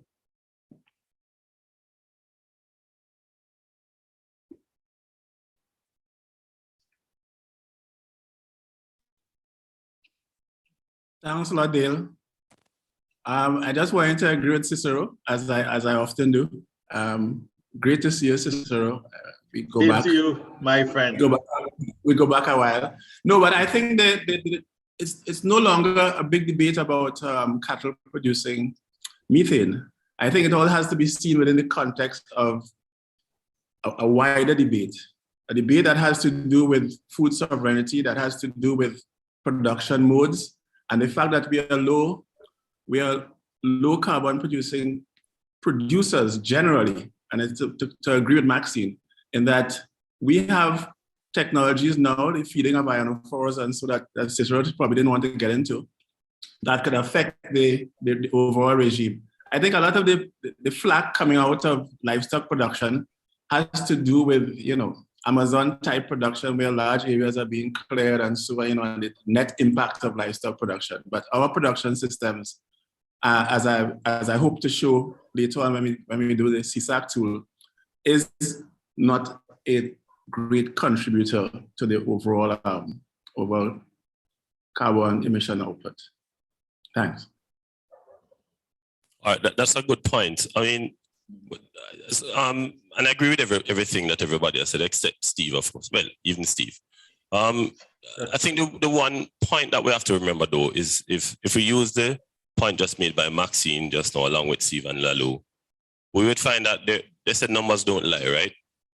So from a global perspective, not talking about small developing states, I guess it will always, as Steve would point out, it will always be a part of the debate. Let's look at the mathematics, right? Carbon dioxide, everything is relative to carbon dioxide. So carbon dioxide has a heating capacity or a heating potential of 1 unit. It stays in the atmosphere for 100 years. So if you have 1 unit of carbon dioxide gas, right, and you multiply it by the number of years it stays in the atmosphere, you get 100 units. Let's look at methane, right? By what Maxine just said a while ago, it has a 10-year lifespan. So it has 10 times less than carbon dioxide. But the heating potential is 300. So 100 times, so 10 times 300 is 3,000. You're comparing that 3,000 with 100 for 1 unit, the same 1 unit. So it's not something that will totally disappear in the rubric. And in countries like Argentina, where cattle rearing is the thing, it cannot be ignored. That's the truth. The problem that we have to talk about is litter management. So there are things like biodigesters, for example. There's a company, and because this is being broadcast live in Jamaica and around the world, I can't state the name of the company. But they no longer need to buy propane gas to power their cooking. They have a wonderful bathroom facility. They don't charge you to use the bathroom, even if you're not buying anything. Why? Because they use your effluent, turn it into biogas, and cook them food. And they have saved millions of dollars. I went there and saw it myself. I asked the manager, why don't you share this? Is it that you don't want other people to know? And the manager said, no, I would be glad to share the information. But you know how we Jamaicans stay. We're going to say is do the food them selling. It's just how we stay, right? Even though there's a clear delineation between the production and the gas, right? There are many people also that's using the droppings from chicken feed to run their farms, right? If Riverton was a landfill and not a dump, right, we could have trapped the gas from day one and we wouldn't have the bad smell. We would have methane gas to run the entire Kingston metropolitan area, all right? But most of the refuse that goes to the dump is organic material, all right? And paper and all that stuff. It's not compostable, it cannot give it a gas. And so we have this constant problem all the time. So part of it has to do with how we actually trap the gas. There's biodigesters, the Scientific Research Council, SRC, I think, has a whole raft of different biodigesters that you can use of different sizes, different shapes. I think Julia Brown, who's the expert there, has done tremendous work on that. So the thing is actually there. But as Lalu was saying, please do not steal my thunder, Mr. Moderator. Can we leave the greenhouse gas emissions to? No, I will. I mean, I didn't know you have a thunder. I know you have a volcano, but we will see. But no, we won't get into that. Anyways, I want everybody to look in the chat now. There is an exercise there. There's a YouTube link. There's a Dropbox link. Somebody has said it can't be downloaded. It can be downloaded. When you click on the link, can you post it again for me at the bottom of the chat? Somebody, please. When you click on the link, right, it will take you to a Dropbox page. You don't need a Dropbox account. All right. So click on the link on your phone, right, in the chat. It will bring up a first introductory page that has some instructions on it. Look at the top in the taskbar. You see something marked download. Click on that link and you'll be able to download the file. There are several different spreadsheets in the file that Jane is going to take us through. All right. It's really a simplified version of how to calculate THI. If you have anything in Excel, I will click on the link and show you what to do. because it's really a drag and drop link, right? It's not difficult at all. There are a few little things that you need to do. For those of you with basic knowledge in Excel that know how to plot a graph in Excel, it's very simple. Mike, can you enable my screen? I want to share my screen just to show them how simple this thing really is. So I'm going to share my screen in just a few minutes and show you what it is we're doing. So this is, as I said before on day one, this is not a talk shop, it's a workshop. We're here to do work, all right? So I'm going to enable my screen, I'm going to share my screen, and then I'm going to show you how simple this thing is, all right? You enable me, Michael, yes? All right, so let's share screen. Okay, so if you have clicked the link, this is what you should see. The first thing that is going to come up is this page, all right, saying using the THI, the temperature humidity index, or the thermal heat index to characterize heat stress. All right, so normally Lalu and Jane would go in a dark room and with Jack and do some magic and come up with some figures. But we have actually put it in a spreadsheet. So you're going to use the Excel spreadsheet to actually calculate the value. Somebody can monitor the chat for me, please.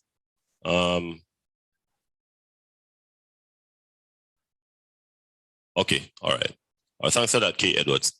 All right, so what you're going to do, the spreadsheet has hourly values that shows the daily or diurnal fluctuation. It has some monthly values that show the seasonal, and it has some projected future values for the future. All right? All right, so I'm going to ask Jay. Jay, can you come, please, and just help us with this part? All right, so Jay is going to moderate this part. All right, he's going to show you how you can drag the data from one side and how you can just autofill the sheet, right, by just double clicking. But Jay is the expert on this part. So Dr. Jay is coming. All right, so let us know when if you have downloaded the file, just type yes in the chat so we know how many people have done it already. All right, so if you look on the first sheet, for example, Dr. J, you'll see that we have already done the calculation for this one, right? So all we're asking him to do is to highlight all of this and drag it down, and they can just triple click and just follow the instructions. All right, thanks, Jay. And I won't take you into arrays and how you do this in one step. I promise.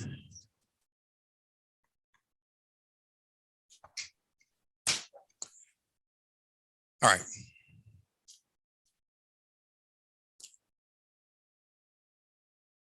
I'm assuming everybody has a nice mouse. So here we go. I have 9 so far.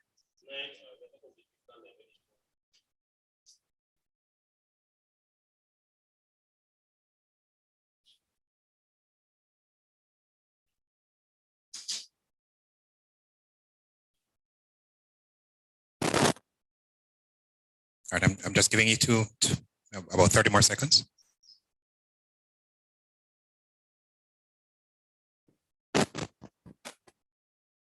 Mr. Moody, thank you.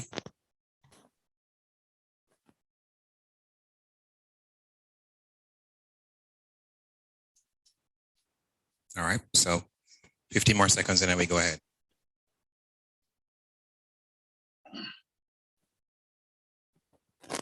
Sir Lalu field. Somebody says they're unable to on their computer. Yeah. Me too. So Sir Lalu, at any point in time, feel free to jump in. All right, no problem. All right.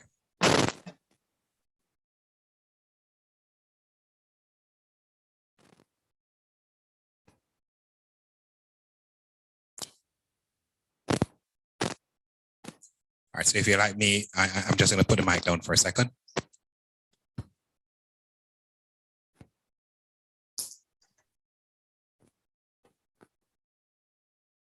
Do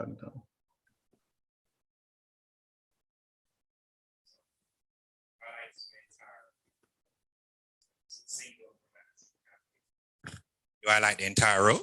That's a single row that has been calculated for you before. In the little corner, you will see that little notch, and you can simply, in some instances, click and drag all the way down. So you click and you pull down, and as I pull down and let go, it starts calculating based on the formula. Or I could simply, there's this little icon there that says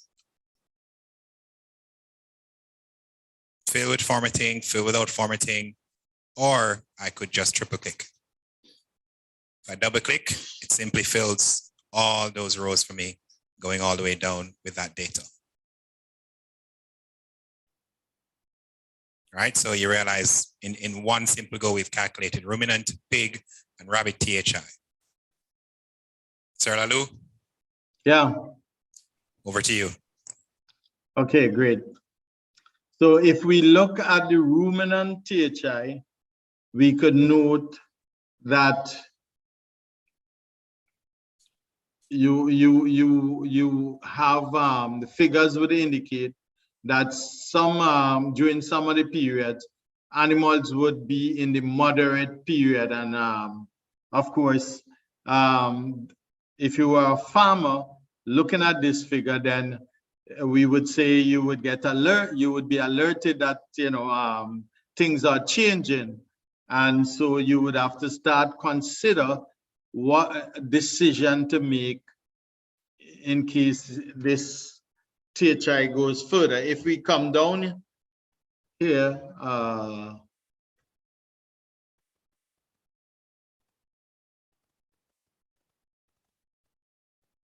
we could look here and just that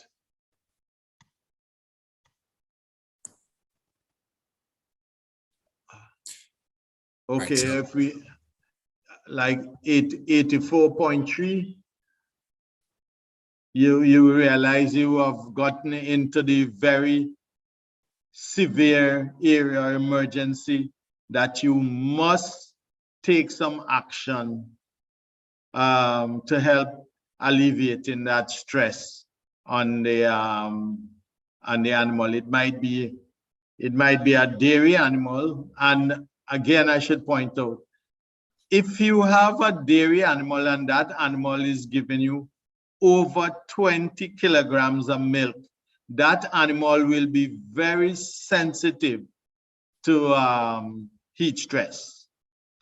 And therefore, by the time that you get into the range of 79 and over, you're into what we might call very serious times. This tends to be a very simple sheet, and what you saw me just do was actually just very quickly highlight what was very, very severe. All I did was actually select the conditional formatting, and I can make that red. I can also add a little bit more. So I could be looking for values between a particular range, and I could make that the green color, so I know at that level is normal. So somebody looking at this sheet, let's say, you have a weather station, or you get data hourly, and you enter the temperature data and the relative humidity data. What would happen is that it would automatically calculate for you, and it will color code, whether it's in yellow or red or green, to say it's normal. Or if it's going into the yellow, you're entering that realm of being, some bit of moderate alert. But once it gets very red, you realize in the middle of the day, after 10 o'clock, after that 10th hour of the day, you're looking at almost a 4-hour period where it's under severe stress. And it's quick to see from the highlighting. Very severe. Yeah. Yeah, an example here in Trinidad, we were doing some grazing studies with some Great Holstein animals, and what we saw was by the time we got to about 10:30, 11 o'clock in the day, all those animals were under the tree ruminating. And some of them weren't ruminating, which tells that at that point, those that weren't ruminating were under some serious stress. So when you look back at the climatic data, you would have, at that time, the THI would have gone over that 80. All right. So the activity, as you can see, the activity is there. And for this, we are taking the hourly file. We've already done the highlighting from D to F, and we've dragged that all the way down to the bottom. And we've given you some highlights of how to actually pick out where those values are. The second objective, as you can see on the screen, is to plot a graph of THI over time for the chosen animal. We can choose ruminant, you can choose pigs if that's your interest, or rabbit if that's your interest. But you can choose to play around, all right?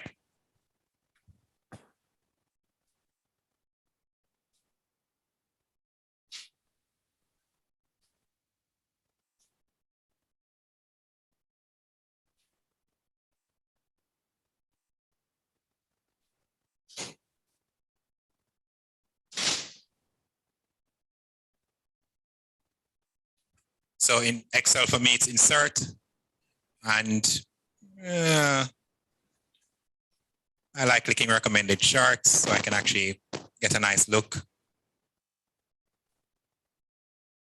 And I also like having the data points highlighted as well. So I've now inserted a chart, right? I should be able to move this to a new tab.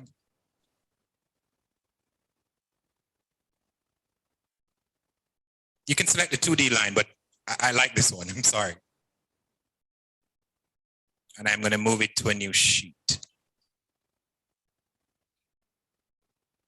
So I have my chart. If I wanted to change the type of the chart to that 2D chart that's there, I can change my chart type. And what you're being asked to do is select the 2D or 3D type of chart.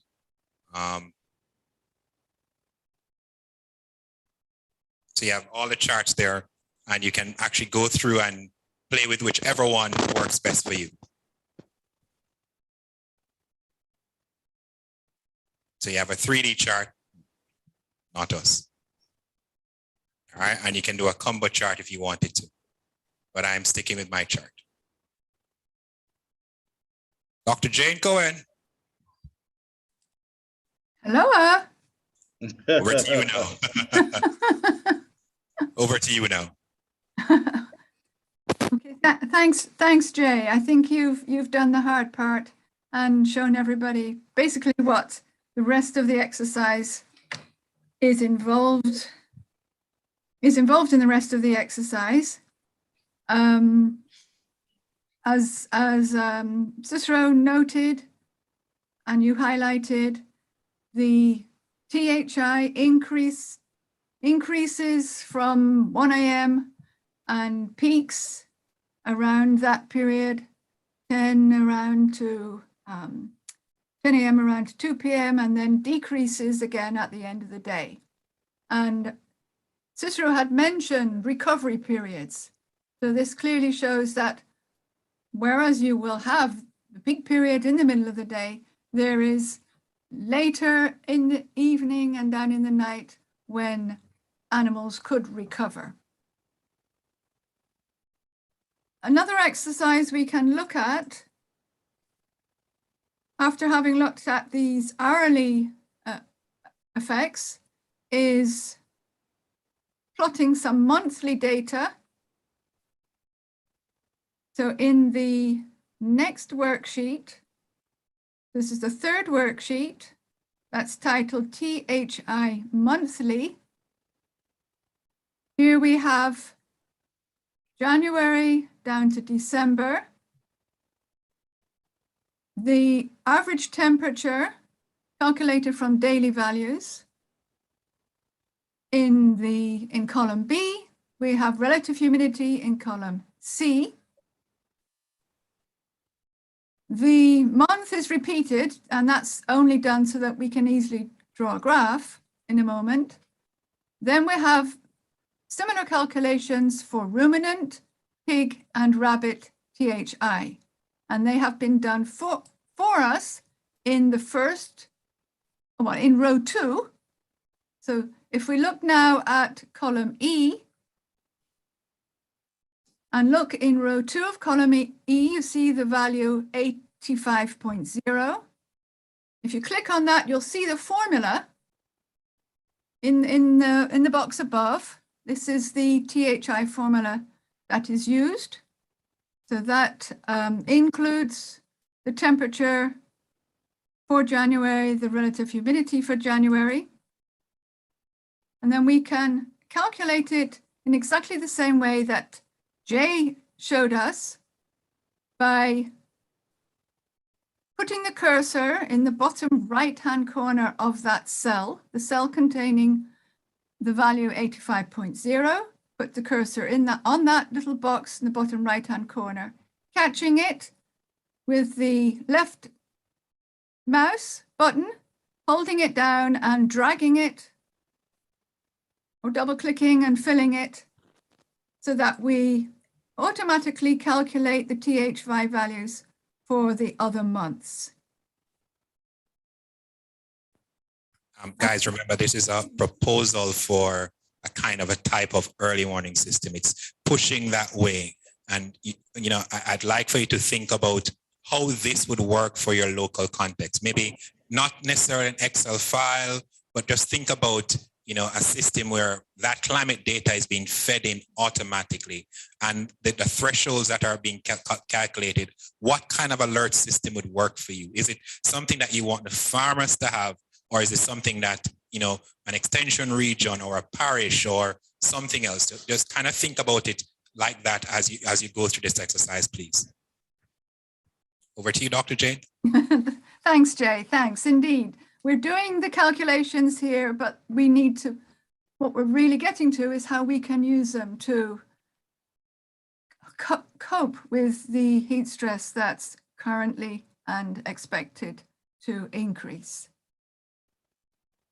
So here we have calculated, and Jay has done it for us, the THI values for the ruminants, for the pigs and the rabbits.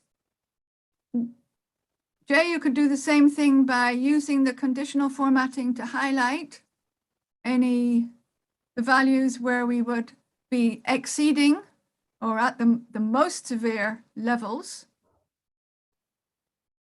which is for the ruminants, it would be at 84, anything 84 or over. And well, we only need to look at these values so we can see that they are quite extreme. And we can also plot a graph. The first thing I ever do with data is to plot the graph. Plot the graph to see what trends are occurring. You can see if you have any odd values and then decide what to do with them. Or any outliers. Or exactly those outliers, which do sometimes creep into your data set and need to be accounted for. Sometimes they're real, sometimes they're just some type of typographical mistake. So we can plot a graph, could choose one of the livestock. In this case, you would need to highlight the column headed month in front of your chosen livestock. So highlight both those columns and then insert a graph.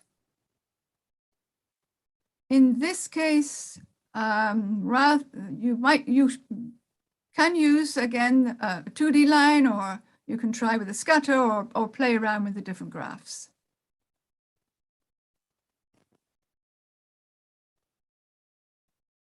Thank you, Jay.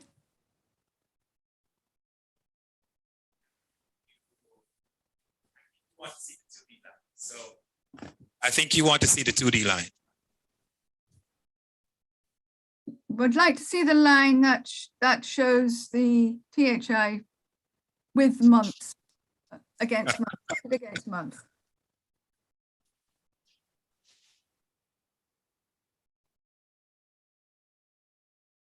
Right. Right. This is it. This is a scatter. If you do use a 2D line, then you'll actually get the months as labels on the 2D line is found. You can find it. I think it's This one? The middle. That's fine. Yes, that's lovely. All right. There we go. Right, a line graph. So we can see how the THI values vary from January, a little dip in February. So presumably here we had a slightly cooler February and then increasing again, not much difference between March and April this year, but increasing to a peak what was that, in September. In fact, yes, September is very slightly higher than August. We're looking at the differences here, really little differences in the values from June, July, August, September, even into October. So you see the cooling down is really not occurring until November, December. And these data, I put little notes in if you're interested in more information about these data. If you click in the cells in the first row, a little note will come up. For example, if you click on the cell, that is column A, row 1, and you keep your cursor in there, if you click on that, you'll see that these were data from Bodles, Clarendon, and averages of the years 2005 to 2008. The temperature represents the mean daily maximum, and the relative humidity is the average is a monthly average from mean daily measurements at 1300 and 1900 hours UTC. I noticed Mitchell, and she's asked the question twice, which is why I'm laughing. So, hi, Dr. Mitchell. How do you put the line across at the critical temperature? Okay, you know that, Jay. You take it. No. Given how acquainted we are, I will leave you to take it, Dr. Cohen. All right. Well, I am not that well acquainted with Excel, so I use what I know, and that is inserting. Oh, hold on, where's it gone again? Sir? I need a graph. We have a chart here. Okay, yeah, I have to find a chart on my laptop. Okay. So in this case, once you've highlighted your graph,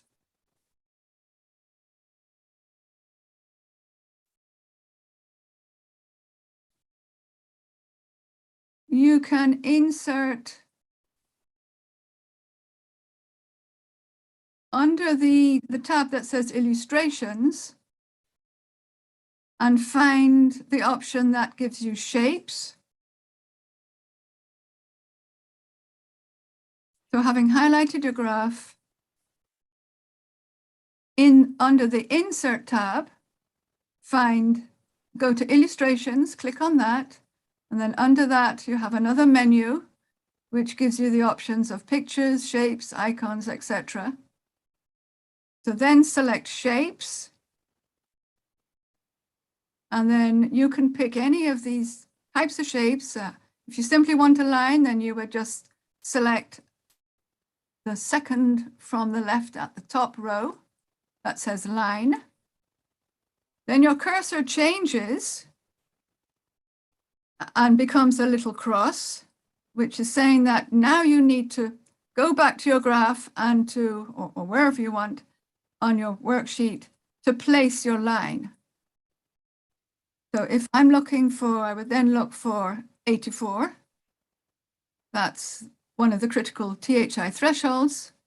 I would put the cross where I want to start the line, click on it, and then drag across horizontally to the other end of the graph, release, and there you have a line. So that's the very, very... Yeah, are you able to do that? Yes, Yeah. I just did it. Lovely. That's one way of doing it. That's one way of doing it, yes. Another way of doing it is simply to add a data field to it. So if you're well aware that your critical threshold is, let's say, in this instance, is 84, I could literally go here and do 84. And so in essence, what I would end up doing is for every day that is there, I would literally have an 84 going across in that graph. I hope I can move this. Okay, Over. That's good. So every line there, every single point here will have 84. Yes. If I go to my graph and I say I'm adding a data point. Oh, right. You're adding data, yes. Come on, pop up. Yep.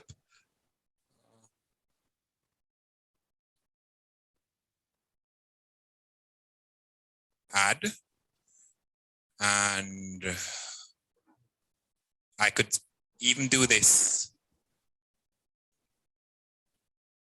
Series name, series range.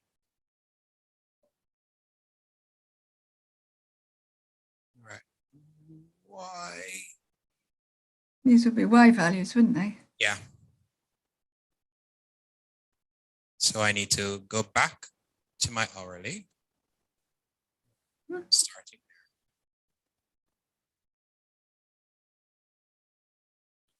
there. Ending there. And series 1, series 2. Let's hope this works. Didn't work because this line is there. I have 1 point here. Why do I have 1? Because I didn't change. Sorry, my bad.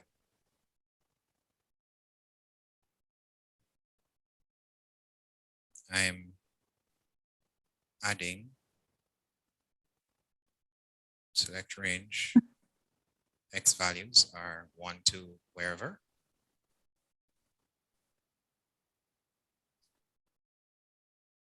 Good. Y values. Okay, we're getting into somewhat advanced use of Excel. Okay. And now if I remove the line I had drawn before, it simply means I can change this line from being a line like that, but this is now highlighting exactly where my threshold is. And that would work. And you can do that for any other threshold. You can change this line if you want. You can make it not a line with no markers. And so it just shows up as a line. And you can run this a little bit longer if you wanted to. So it shows you exactly. I can also shade values below a particular level. Again, that would be take a little while, but you can put in your lines if you want to. And the advantage of your way is that it stays there. Yes, and so no matter how you shift the graph and how many things you add, it'll stay there. But if you use the first method and you add other data to the graph, the line will stay where you've left it, but the graph may shrink. And so the graph may shrink outside of that. Right, and so you have to continuously adjust any line that you draw using the insert method that I showed you. Thank you, Tiffany. Somebody's asking the process for inserting the line. Repeat that process. Okay. Yes, you could do that as well. So you can insert a legend so that the color line here is just going to show you that it is just the critical value for. So when you're talking about your legend and your other things that you want to do, you could now click here and you're doing a legend. And so you could rename this one to be whatever you want it to be in your legend. So instead of series 2, it would be your critical, your very heavily stressed animals. To go back through the process of inserting this, in the hourly, what we did was simply create a column with the threshold value that we wanted to put in. After selecting that column, we're simply going to add that as a data point to the graph. So once you select the graph, you right click and you're selecting data, and then you actually click add and you're adding your X values and your Y values to it. And then you plot, and it will actually create a line for you right there, wherever you select. So let me add the secondary threshold value now. So before that, let me ensure I have space here, and I could, let's say, add 79.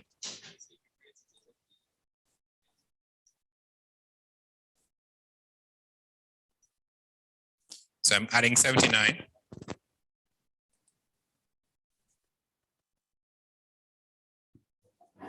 Right, and somebody just asked me to repeat. So I'm going to actually include 79 as a threshold.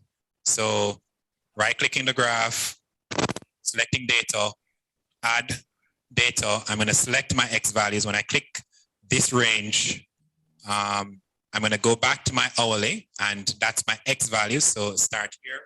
What I'm pressing is Shift and Control. And I'm going to press down, and it's simply going to select everything until there's a break in the data. And then I'm going to actually press the down arrow now. Then I'm going to do the same thing for my series Y values. And my series Y values start at H2. And I'm going to press Shift and Control, go down, and then select that, and then press OK. And so I have a series values now. When you're looking at 79, it's saying that much of it exists. If you remember where we're starting at now, so this now gives you a context. Right? Much of what you're looking at, much of the animals are in severe, there is some danger there. Looking at the graph now, adding those lines, you can see that for much of the time scale that you're looking at, there are very few hours where the animal gets a break. Very few hours, almost none throughout the day. All right. Dr. Jane, Dr. Lalu, over to you. Well, what that would mean from a management perspective for a situation like that, if the farmer do not make any intervention to this situation, it's likely that he will, if it's a dairy animal, he's gonna lose milk production, and therefore his income will be severely affected once he's in that range. So he will have to be able to make some modification, whether he's gonna put in a sprinkler or you're gonna have them in housing. I'll give you an example. In Trinidad, there was a farmer, and he in his area, and he was suffering serious heat stress problem. So what he decided to do, he built a barn where he was keep his animal indoors during the day. He would bring them some grass and so on, but he would let them out at night to graze. And for a while, things was running beautifully until he had some pre-larceny issues. So I know being in Jamaica, pre-larceny in livestock was a serious issue. And so I'm just saying that technically we may make intervention that makes sense, but we also have to take these things within the social context in our society.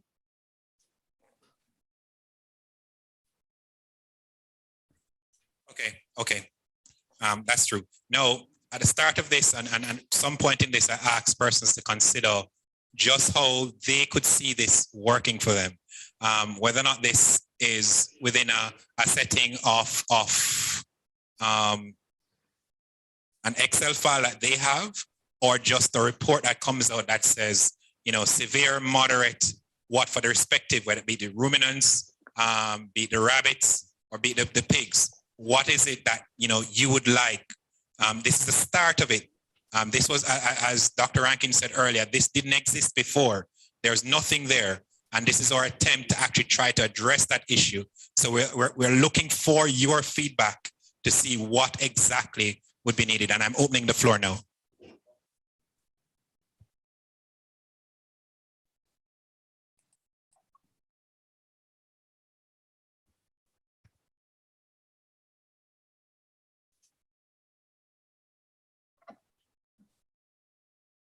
I'm not sure if anybody has their hand up. First and foremost, was this exercise useful? You don't need to raise your hand. You can simply say yes or no, and then we'll take it from there. Yes. Yes. I see Maxine Brown with a hand raised. Go ahead, Maxine.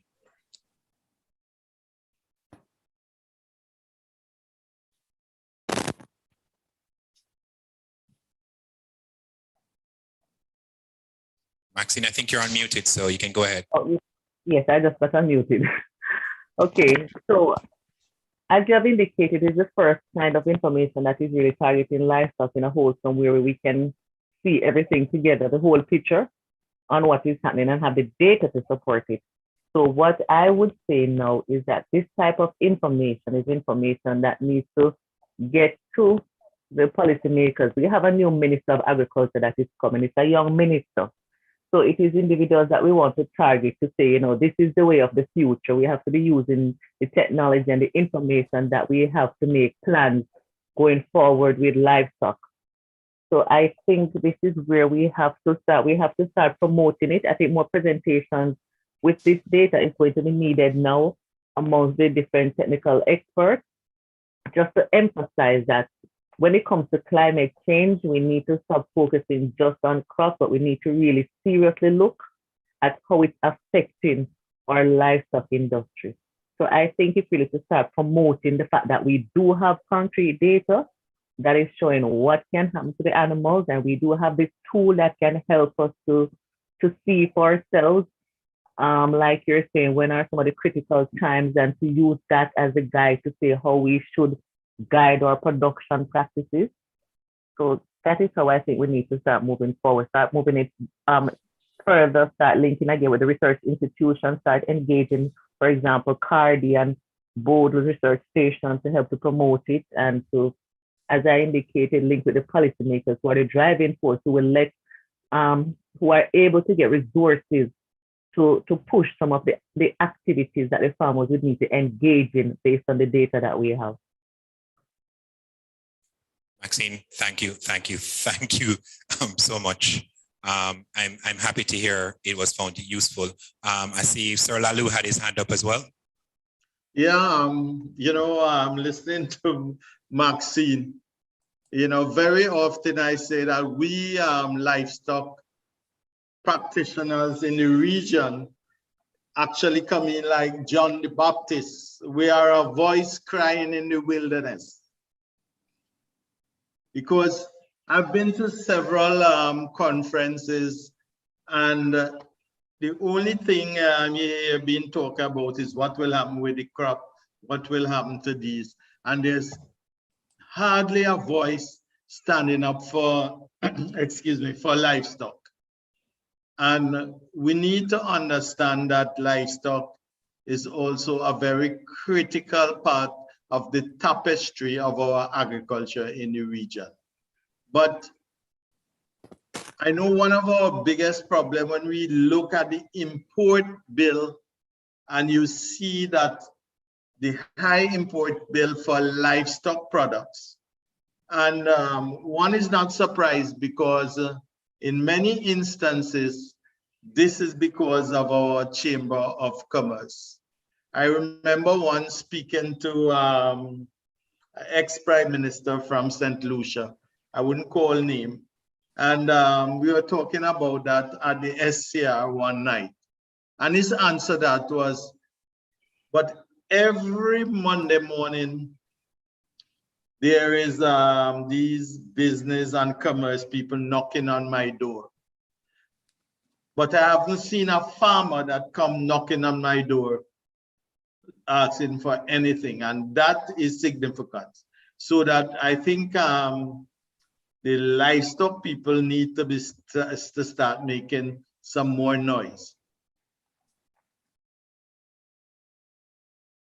Agreed. Just one point. The part of the reason I ask, and there are two other hands raised. Part of the reason I asked, to think about how you use this tool and everything. I'm sorry. I know there are persons from Met here, and I'm sorry. I'm dragging them in. They're my friends, and I'm dragging them in. If the proposal was made that, for a year of reports, sorry, I'm going to say, a single, be it $100 Jamaican for the year, just $100 Jamaican. You are paying $100 Jamaican to support this data coming out to you in a text message form. Today at 10 o'clock, every hour you get that text alert that says, normal, or your animals will be under stress today. Before let's say 3 hours or 4 hours in advance. You get up or you go taking them out at 6 or 5 or 4. And you hear they're going to be under stress, you leave them in that shaded enclosure. And if they're not going to be under stress, then you take them out. But would persons be willing to pay just that $100 Jamaican for that? All right, but I saw two hands. Dr. Cohen, go ahead. Thanks, Jay and Lalo. These are all the critical points of the exercise. I just want to point out that I know we don't have any more time to go through this, but there are some other data in these other worksheets in this Excel file. We could look at an example of future projections. We could look at the THI for chicken and look at how the temperature, the THI values change depending on the different values for temperature and relative humidity. This called TRH combos, and the last worksheet, the THI is already calculated and can just have a look at how increasing THI was shown to reduce egg production, and these are Lalo's data. So thanks. Thank you so much, Dr. Cohen. Thank you so much. But guys, you realize there's a wealth of information there. We do not have enough time to go through everything. Dr. Cohen, you again? Go ahead. No, sorry. I'm just trying to get my hand down. I think I accidentally put it up. All right, there's one other person who had their hand up. All right, so that's it. No other person had their hand up. I'm just going to check the chat for any questions. And I'm not seeing any, but guys, the information is there. I can fully, Maxine again. and Maxine, you have the last word before we wrap up this section. Okay, I just wanted to say, oh shucks, it almost missed me, because you asked a final question that you were saying in terms, okay, I remember what I was going to say. I was just trying to say that I know that when livestock persons speak, it's almost like we're speaking to the converted. So which is why I said I was happy to hear persons outside of the livestock arena, the direct livestock arena, persons in the climate change arena who has that wider scope, who sometimes go to these meetings where they're not necessarily saying they're inviting a livestock person to that meeting, but there are these climate change technicians that are out there. We are saying to you who are the livestock persons, open the eyes and ears of other individuals that you may be meeting in these types of forums to let them know that, yes, we too need this kind of support. And so the more voices that are out there pushing and promoting this sort of intervention, then that is where we get traction, because livestock persons speaking to livestock persons just speaking amongst the converted. We need other persons to really understand what is happening, which is why I say get to the policymakers, get to other entities who are a part of the value chain of the industry to let them also speak up about what is happening. Thank you very much.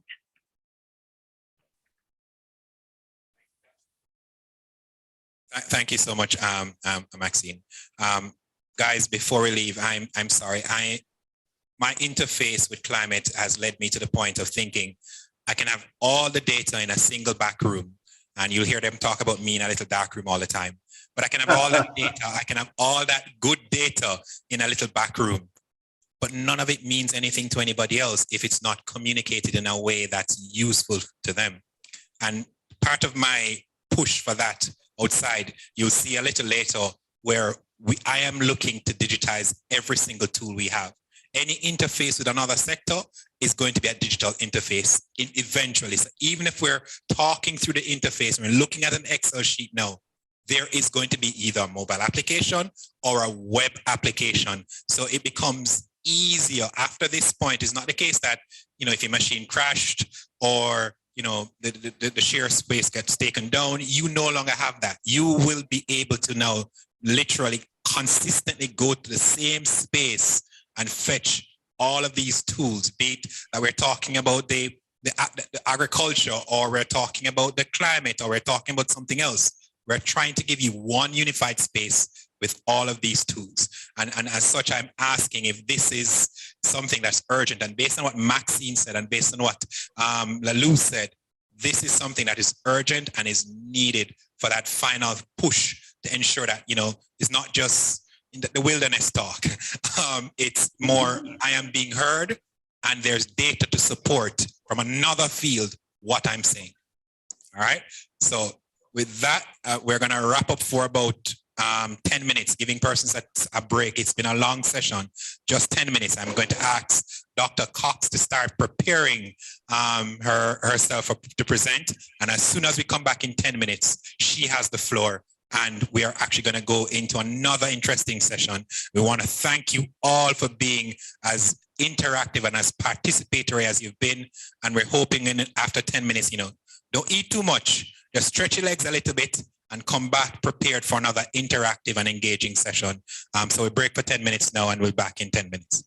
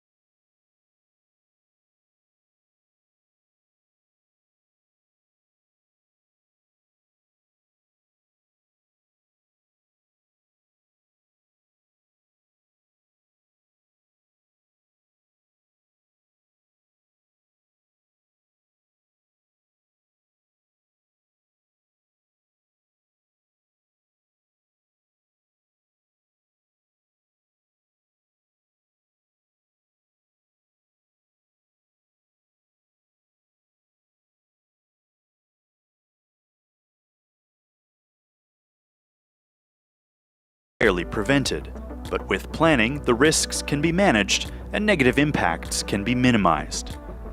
To be effective, a regional flood strategy for the Lower Mainland will need to have broad support from all levels of government and other partners across the region. That will require agreement and alignment on some key questions. For example, where are the most important opportunities to reduce flood risk? What options and approaches make the most sense for the Lower Mainland region? And how can all jurisdictions work together to fund and implement the flood strategy? The fact is, BC is not this challenge alone. Coastal and riverside communities around the world face increased flood risks because of climate change and continued development in floodplains. We can draw on expertise from other jurisdictions, as well as traditional knowledge here in the Lower Mainland. Luckily, we have many tools to support us to reduce our risk to flooding. Some of them include flood protection infrastructure, like dikes like we have in place today, but also include things like our land use decisions and planning. We build on the floodplains, and in terms of actually having a flood event, how we respond and recover during that emergency event. We have a whole suite of tools. The challenge at this point is to figure out how we're going to make decisions about what to use, and to do that we really need to understand our shared priorities and values. Examples of these values include human safety and vulnerable populations, including First Nations communities that have little or no flood protection, critical infrastructure and essential services, ecosystems including fish and wildlife habitat, agriculture and food security, and private property including homes and businesses. The goal is to balance these values while identifying regional priorities. Those priorities inform the policies and actions we choose to reduce risks from flooding. Local governments, First Nations, and others can implement measures to reduce risk before a flood. For example, land use planning, zoning, or building codes. These regulations can encourage building designs and land uses that are resilient to flooding, such as parks, recreation, and natural ecosystems, while shifting high-cost developments and critical infrastructure outside of floodplain. This can be a tough choice for local governments because the same land is often attractive to developers. Flood risk reduction has to be taken into consideration alongside community development, economic opportunities, and physical constraints on usable land. Ground floors can be used for parking and designed to withstand flooding. Critical equipment, such as electrical and mechanical equipment, can be located at higher elevations. Similarly, hazardous materials and pollutants should be stored above predicted flood levels. There may also be potential to build homes and businesses to withstand damage, either with flood-resistant building materials or architectural designs that allow floodwaters to flow through. This can come with additional upfront costs and may require changes to building regulations, but overall, and updated construction standards are worth considering alongside other flood protection mechanisms. When river or ocean levels rise, well-designed flood infrastructure can prevent large-scale destruction. When the Fraser River flooded in 1948, several dikes failed. This led to upgrades for flood infrastructure in many Lower Mainland communities during the 1970s and 80s.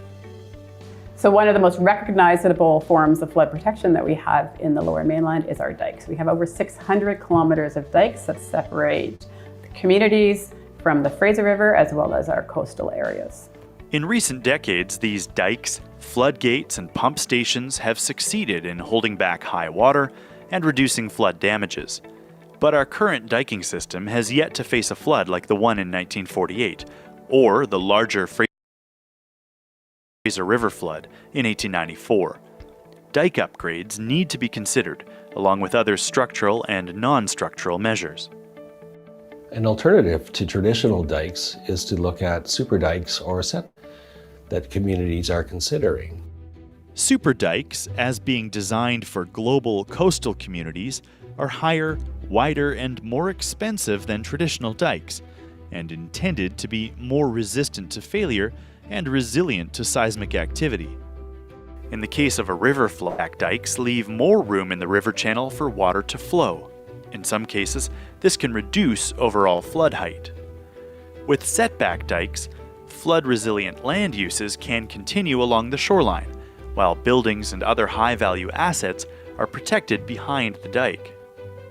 The challenge with these dike alignments and dike widths is that they require more land for the dike footprint and may require moving of buildings or homes to allow for more space for these dike alignments. Seawalls are a form of infrastructure that may be more feasible than dikes, where there's limited, and that may help reduce risk of erosion in some locations. Physical flood barriers are important ways to protect against floods, but they can't guarantee against flooding. Dikes can be overtopped, and they may also fail through other mechanisms such as erosion or collapsing when they're saturated. Seawalls and natural shorelines can also be overtopped, especially when they're exposed to large waves and high winds. Some jurisdictions are experimenting with more natural engineered shorelines to help reduce wave energy and reduce erosion while maintaining shoreline habitat. In some jurisdictions, such as Manitoba, diversion channels have been built to direct floodwater away from high-risk areas. For BC's Lower Mainland, one option might be to use existing hydro reservoirs to store water in periods of elevated flood potential. This has been done in the past using the Nechako and Bridge River reservoirs, which drain into the Fraser. There are some opportunities to divert some water in the upper watershed that would reduce the volume of water coming into the Fraser River during a flood. This doesn't offer a total solution because it has a lot of ecological impacts and wouldn't be able to reduce all of the flooding. However, it does offer an opportunity to change the design heights, for example, of the dikes because we have less water coming down the Fraser River. Sediment removal has the potential to reduce water levels in some areas. However, flood modeling to date suggests that even large-scale dredging would have relatively little effect on floodwater levels. One thing that was looked at was sediment removal around Chilliwack and Agassiz, so removing some of the sediment from the river to theoretically accommodate more water and reduce the water level. The models show that this had limited benefits in terms of the overall water profile. So it is potentially a tool that could be used very locally, not a silver bullet in terms of reducing the water levels and the flood hazard in the region. In the lower Fraser River, there are concerns that removing gravel could destabilize the river channel, with negative consequences for salmon, sturgeon, and fish habitat. No matter how prepared a community is, in a major flood, many things will be out of our control. Even with updated flood protection infrastructure and proactive measures to reduce flood risk, there's still a need for emergency preparedness, planning, response, and recovery. Local and First Nations governments are on the front lines of making plans and preparations for their communities in advance of a flood. When a flood event begins to impact more than one community, provincial planning and response resources are triggered. Preparedness and response activities include shoring up existing measures, such as raising low spots in dikes, deployment of temporary works such as sandbags, and other temporary measures. And if necessary, evacuating neighborhoods. The last line of defense is flood recovery, including cleanup and rebuilding after a flood. In recent years, overland flood insurance has become available in Canada. Disaster financial assistance may also be available from senior governments to help homeowners, small business owners, and local government and rebuild. Depending on insurance coverage and eligibility for disaster assistance, individuals, households, and businesses may have additional recovery costs. Insurance coverage and disaster assistance policy has changed substantially in the past 6 years. Homeowners and businesses in floodplain areas should look into whether they can obtain overland flood insurance for their properties. Disaster financial assistance may not be available to those who can gain protection through private insurance. Partners in the Lower Mainland Flood Management Strategy are working to set regional priorities and ensure there is funding available to implement the plan once complete. So one of the challenges we have with flood is that water knows no boundaries. And so it's incredibly important when we think about water is making sure that we're not pushing water to our neighbor or making a decision that's going to make risk worse for another community. The key ingredient really is that the province and with federal government support drive the process.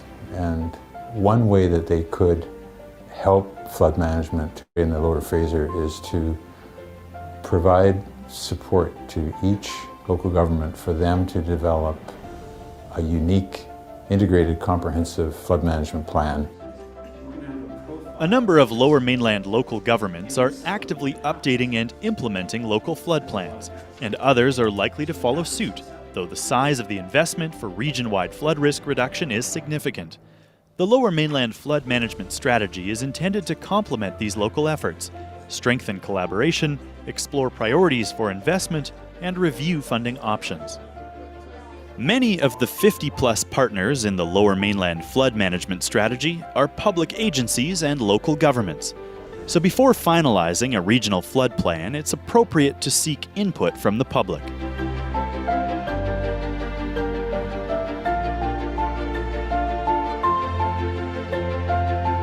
Together, we can build a flood management strategy that brings communities together and reduces the impacts of future floods.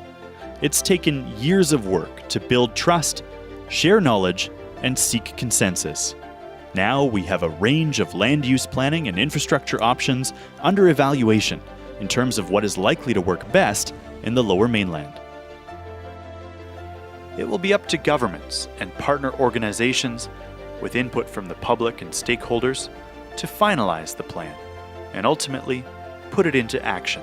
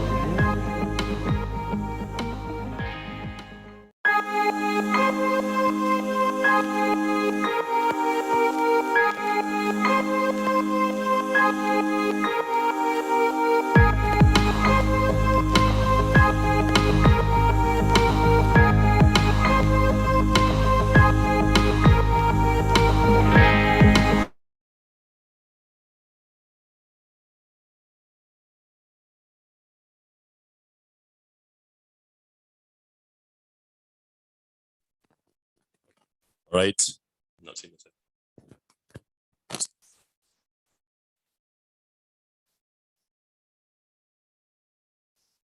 All right, good.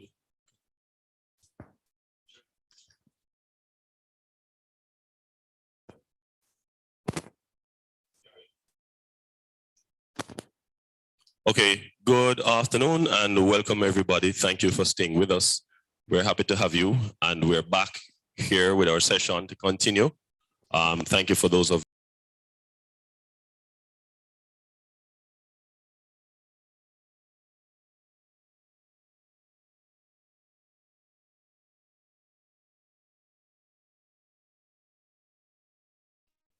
We're not hearing you, Dale. Good afternoon. Can you hear me now? Yes, we can. Okay, great. Thank you. So, of course, one of the things that we have said about agriculture is that agriculture is a seamless whole. You cannot talk about agriculture and just talk about crops. You can't talk about agriculture and talk about livestock alone and so on. I just think it should be the Ministry of Agriculture. And in that it should be implicit that you're talking about crops, livestock, fisheries, and forestry. So for me, Steve, I don't know if it irks you, but it irks me when I hear them say the Ministry of Agriculture and Fisheries, as though fisheries isn't implicit, but that's another thing. But on that note, I am very happy to welcome our very beloved Dr. Shelley-Ann Cox, who is the Deputy Chair of the Fisheries Advisory Committee in Barbados. She is an experienced ocean professional in fisheries management, a specialist and the mother of a 3-year-old aqua toddler, she calls him. And his name is Shea Ocean. Shelley-Ann has more than 10 years experience in fisheries management and applied interdisciplinary climate-related research. In her role as Deputy Chair of the Fisheries Advisory Committee in Barbados, she is well known for building productive partnerships with national and regional fisheries stakeholders. She's also passionate about the promotion of digital technologies in building the resilience of the Caribbean and the fisheries sector in particular to climate change, variability, and change. Shelley is fun-loving. She's a fantastic individual, somebody I've known personally for a number of years, and I could think of no better person to do this presentation. So audience, again, would you help me to welcome Shelley-Ann with a little hand clap? All right, thank you very much, Shelley. Thanks for staying with us. You have the floor.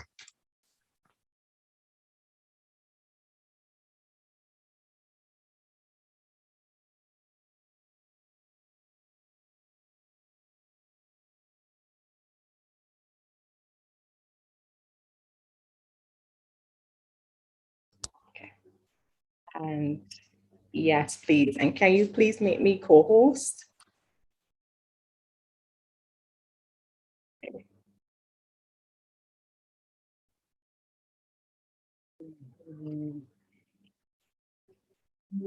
Thank you so much for the kind words, Dale. A pleasant good afternoon to everyone. As always, it gives me great pleasure to speak about the Caribbean fisheries sector. I'm very passionate about how we can work to revolutionize the sector as it relates to innovative ways of integrating technologies. And this afternoon, I'm going to speak to you along the theme, Building Climate Resilience in the Caribbean Fisheries Sector, Opportunities for Integrating Digital Technologies. And my colleagues have done an amazing job to give background information about climate-related impacts and so on. So you have that context. You know that the fisheries sector is particularly vulnerable to climate change and variability. And what I'm going to present to you this afternoon is first look at those climate stressors and impact pathways. We will look at how it affects not only captured fisheries, but aquaculture as well. I'm going to focus in on coral bleaching and sargassum. Sargassum is another area of expertise that keeps me intrigued as well. And then I'm going to look at the promise of artificial intelligence, blockchain technologies, as well as deep machine learning and some of the applications that are already happening in the Caribbean. Okay, I also forgot the Internet of Things as well. You know, these sensors and other innovative technologies that are being used in pilots around the Caribbean. So without further ado, I'm going to start by first giving you a look at some of the main climate stressors impacting the fisheries sector. Now, climate change has been significantly disrupting fisheries and aquaculture globally. In the Caribbean, our fisherfolk are really at the front line on the fight against climate change. They're fighting to maintain their catches, their income, and of course, their livelihoods. And what this means to us is that our food security is at stake, or even our maritime heritage, our culture, that social fabric that has been knitted by coastal and marine culture. Fishing goes beyond just fishing, but all the tales and all that rich culture and heritage at the coastal communities. So this is really why climate change does present a problem, and how are we going to really mitigate and adapt to it. So we're looking at warmer seas, sea level rise, strong hurricanes, less predictable sea conditions, changes to ocean currents, extreme weather, and ocean acidification. And looking at those stressors, these are the impact pathways. So we're seeing impacts to biological productivity, captured fisheries, aquaculture, communities and livelihoods, even governance. And I'll go and explain these one by one briefly, so you have an idea of the impacts that we are already seeing, and then wider society and the economy. Now, looking at biological productivity, we are already seeing disruption of marine food webs, damage to critical habitats. We'll talk about coral bleaching and coral death as well in a couple of slides over. Reduced growth and productivity of fish stocks, change in distribution of fish stocks, fish kills from low oxygen. Looking at capture fisheries, these are marine fisheries, we're seeing lower yields, change in species caught, reduced safety at sea. It's really hard to see a lot of fishers that have been missing from St. Lucia, St. Vincent, and Jamaica this year, especially. St. Lucia, there is actually still 3 fisherfolk missing. So this is something that we really need to work on. We're seeing more damage to infrastructure, gear and boats, increased travel time, reduced days at sea, and greater operational costs. As it relates to aquaculture, and we spoke, about heat stress and other things, we are seeing increasing diseases incidences, reduced freshwater supply in drought conditions, more damage to infrastructure and equipment, and increased operational cost.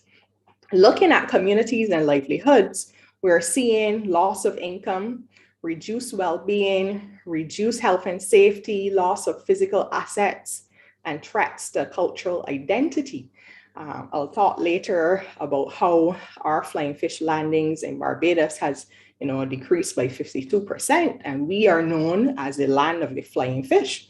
It's on our dollar, it's all around the country, it's been used in marketing. So with a fishery threat, it's a threat to our cultural identity. And then governance, for instance, we know that some of our stocks are highly migratory, so hence not one country can manage that stock. So, there may be a change in shared stock boundaries. We may have to come up with, bilateral or multilateral type arrangements to manage these stocks, as it relates to, appropriate geological skills with governance, increased importance of engaging fisherfolk in management. And this is something, over time that is getting better. You see fisherfolk sitting on fisheries advisory committees, giving input. You see fisherfolk leading in management and even in surveys of population assessments, for example. So the tide is changing there. And then integration of sustainable fisheries in the blue economy.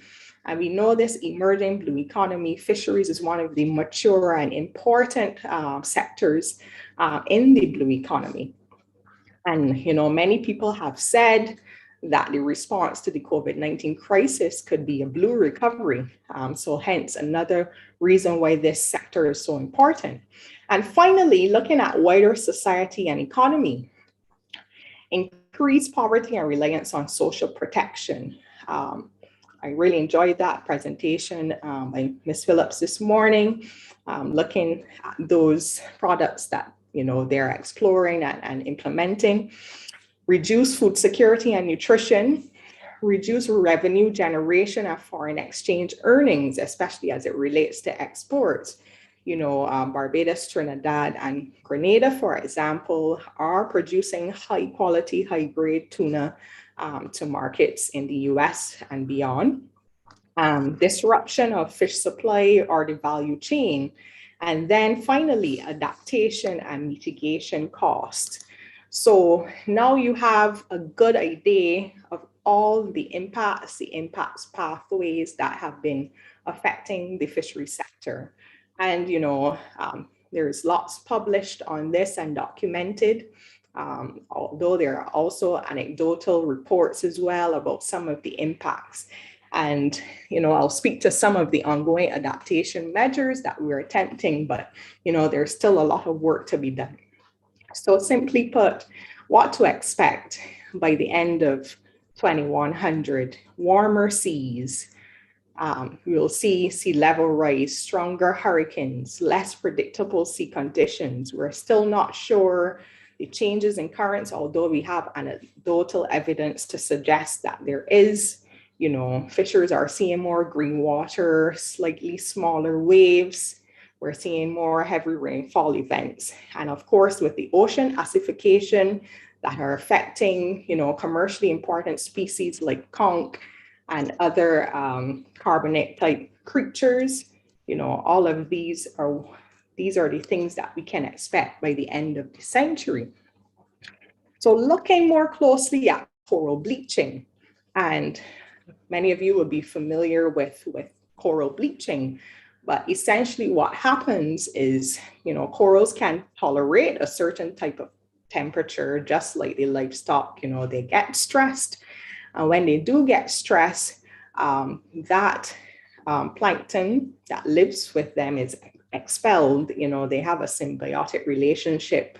Once it gets too hot, you know, it leaves and the corals turn white, as is illustrated in the photo on the left. But sometimes the coral can bounce back after.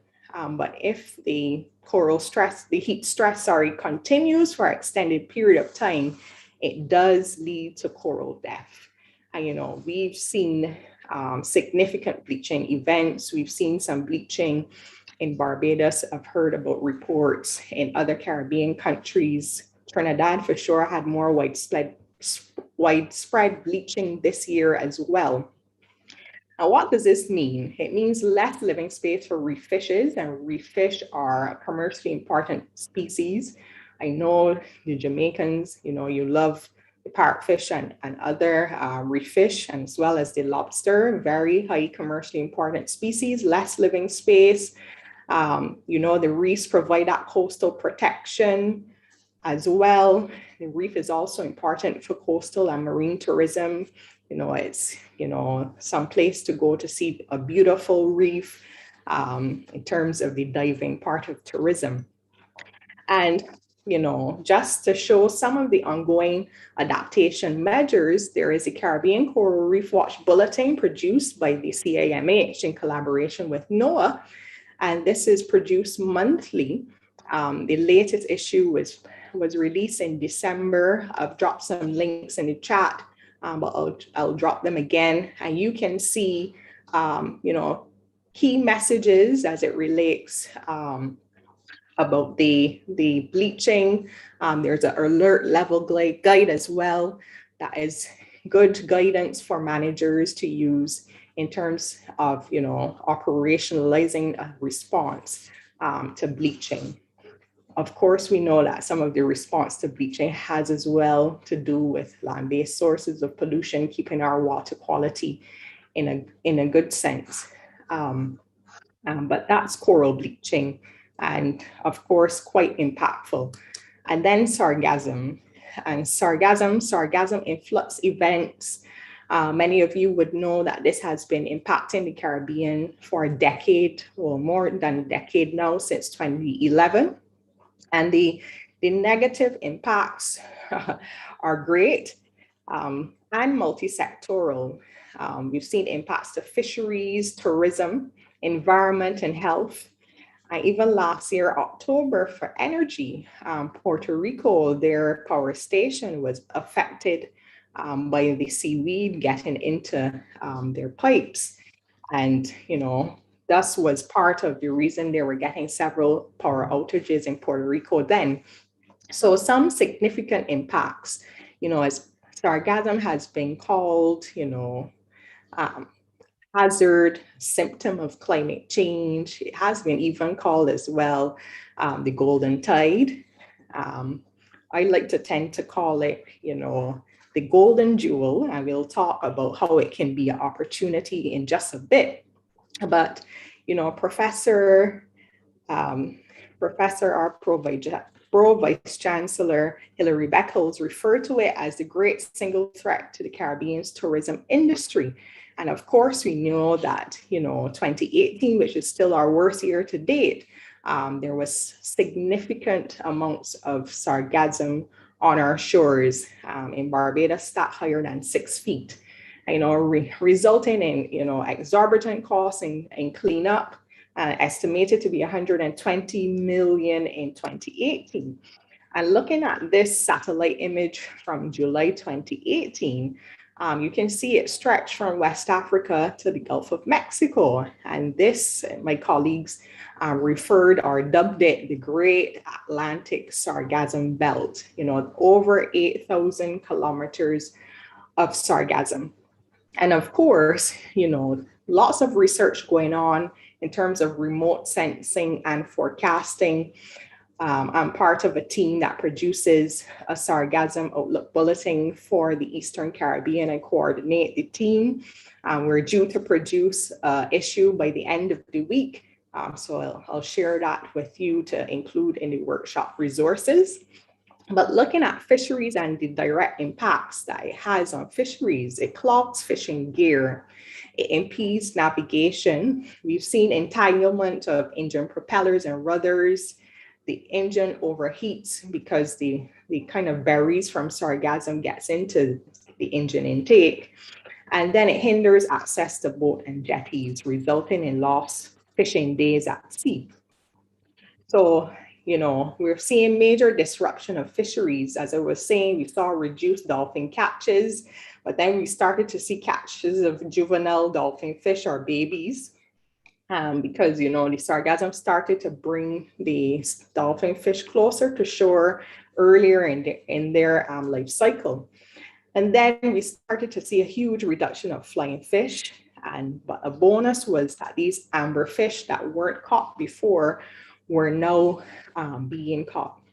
So my colleague, Professor Oxenford, and I, we worked on a report that looked at some statistics of dolphin fish and flying fish landings from 1994. This was to just before 2018. And we saw a 37% decrease in dolphin fish landings and a 52% decrease. And looking at the contribution, that dolphin fish has is 25% of all of the landings in Barbados, with an ex-vessel value of 2.5 million and an overall value of 6.7 million. And then flying fish accounted for 60% of all our landings. Recently, I heard the Chief Fisheries Officer report that it's down to maybe 30% of our landings now. But of course, an ex-vessel value of 2 million and an overall value of 19 million. So you can see the significant impact that sargassum is having on the fisheries in Barbados as it relates to the data that was available for illustration. But now we're seeing these amber fish, and the market is now demanding the amberfish because of the absence of the flying fish. And there are some other impacts being positive impacts, seeing more, a few other species, smaller lobsters as well. So not always dwelling on the negative, but we must see the positive side of things. So how are we responding to this? I spoke earlier about a sub-regional outlook bulletin and that our team produces. And it's a 3-pager now because we are working on an experimental 6-month product. Right now we are in development trying to work on a 1-year product because, working with the users, they are recommending that they might need more lead time so that they can plan accordingly. So some of the users are entrepreneurs and innovators, of course, who need, information as it relates to getting funding for their startups. They need to show, and what we've seen that some of the challenges that exist is that there's unpredictable supply. Some years there is lots of sargassum, and then a couple of years there will be limited sargassum. So there are challenges to exploring this as an opportunity, but of course the science is, every month really we're seeing 10 and 20 publications of researchers in the Caribbean as well as West Africa working on the issue. Our colleagues as well, Meteo France, in collaboration with CLS in France, they're producing weekly bulletins actually for Guadeloupe and Montserrat. NOAA and their AOL team, they're doing inundation reports, and the University of South Florida is doing a monthly bulletin as well too. There's not really a forecasting component as such, but it's more on the monitoring. But we also collaborate with the University of South Florida, the University of Southern Mississippi, and CLS in France, NOAA as well, in the production of these bulletins. Under the SAR Track project, of which University of Mona is a partner, they are looking at piloting an experimental bulletin for Northern Caribbean as well as West Africa. So hopefully soon there will be a similar product that would speak more to Jamaica and other Northern Caribbean countries. Now, sargassum, the golden jewel, exploring sargassum as an opportunity and looking at sargassum as, sargassum value chains. There are a multiplicity of uses for sargassum, some that are actually being produced and piloted as we speak, and then others that are quite, are just, concepts right now.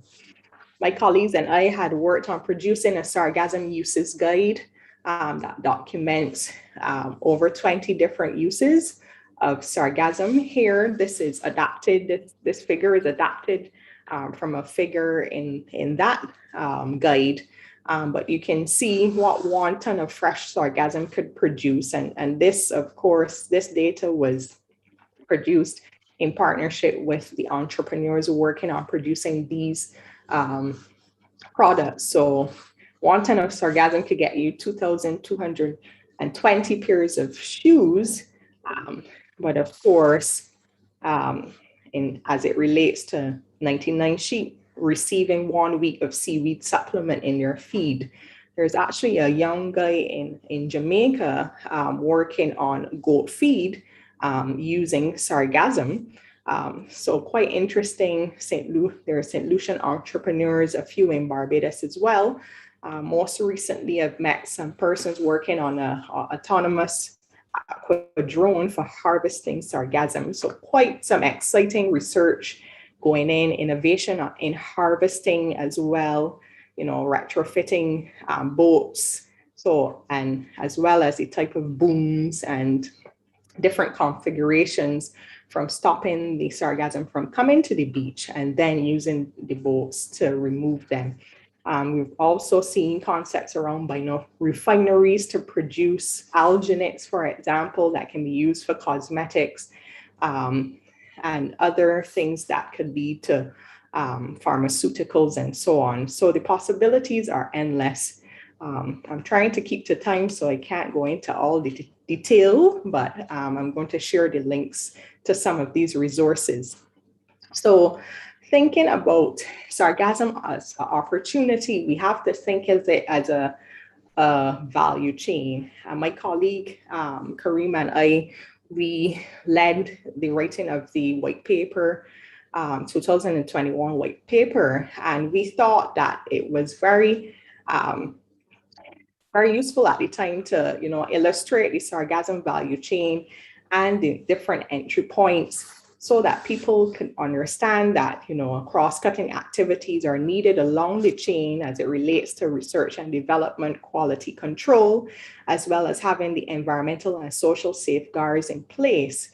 And, at each stage as well, you will have different actors, different impacts to the environment as well. But it's good to look at it through this lens as we go forward, so that we can, create the kind of regulatory framework that will be needed to produce high quality products going forward, being cognizant too of the fact that, sargassum has been known to contain heavy metals. So that is sargassum. So we've looked at coral reef bleaching and sargassum, two big impacts to the fisheries sector, and some of the ongoing adaptation efforts. Of course, producing knowledge products does help us in terms of responding to some of the impacts. So here is a list of several communication tools and platforms where you can get information. You can get forecasting information as well to help you pre-position sources and inform responses. And feel free as well to drop me a note if you need more specific information. There is a sargassum repository with lots and lots of information that you can access. So looking at all of that and the innovation and so on and the research that's going on so far in terms of coral reef bleaching and sargassum, there are other parts of fisheries and fisheries value chain as it relates to promoting traceability as well as supporting fisheries management. And where are the opportunities for integrating technologies? Now we've seen, and I call it the promise. So we've seen how the promise of Internet of Things, artificial intelligence, machine learning, and blockchain technologies have been used to support fisheries management and even the development of seafood enterprises. So first, I wanted to look at how we're using some technology to monitor marine ecosystems. And there is a project called Blue Bot in Barbados that has been using these semi-autonomous underwater robots. So when we say semi-autonomous, you can use a remote control, but then you can train it to navigate on its own as well. And these are being used to collect marine data for a growing data lake. So it collects pH, sea surface temperature, salinity, and other water parameters. Right now, they have been using, they have a huge growing data lake, deploying it at different areas in Barbados. And then I guess the added value, of course, to this project is that they're using machine learning algorithms to classify, batch, and compress these labeled data sets. So this is one of the inputs there. I've worked with this team in terms of, offering some advice, and we are going to look at some of what I've listed here as potential applications. These are some things we're going to test out later this year.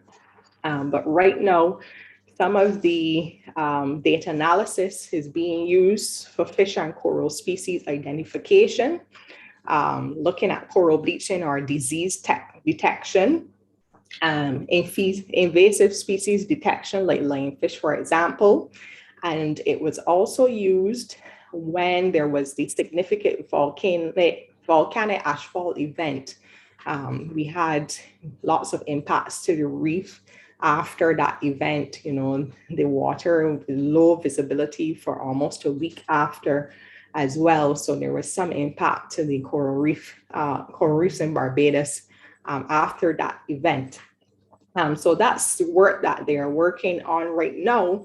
And we are going to use the robot as well as the artificial intelligence algorithms and deep machine learning to look at sea egg stock assessments. Here you can see what we call the diadema or the black sea urchin here illustrated in this photo. But we have been doing sea egg population assessments since 1999 in Barbados. And actually fishers have been doing these surveys on their own, and then they report to the Fisheries Authority. But we're going to use the robot this year to accompany the fishers and train them as well how to use the robots to conduct these assessments. So the robots, of course, can identify, once you build the algorithms, they'll be able to identify the individuals and calculate it. Of course, you always need to do the transit method to validate this, but using these robots saves time. It keeps our people safe as well. So, we use it to make our work a bit more efficient, but sometimes the robot pick up things that we can't see with our human eyes, hence why it has been proposed to be used in terms of coral reef restoration monitoring, because sometimes the growth of coral, is so, you can't really measure it. But, using, looking at different images and getting the computer to look, using algorithms to determine growth, this can be done. In terms of fish aggregating devices, we recently deployed 6 in Barbados, but there are over 3,000 FADs in the Caribbean alone. And there has been a lot of talk right now about creating smart FADs, FADs that are climate smart, have satellite beacons, they have other equipment, but we can also use the robots in terms of monitoring and surveillance of the FADs. So we're going to embark on that again this year as well. And mariculture, the robots can be used in mariculture, to count the fish that you are raising, as well as look at their temperatures. There are lots of, well, in the US, especially in Canada, some companies that are already doing this. So we have some examples to follow, but of course we need to adapt it to our local context. So feel free to visit those links to get more information.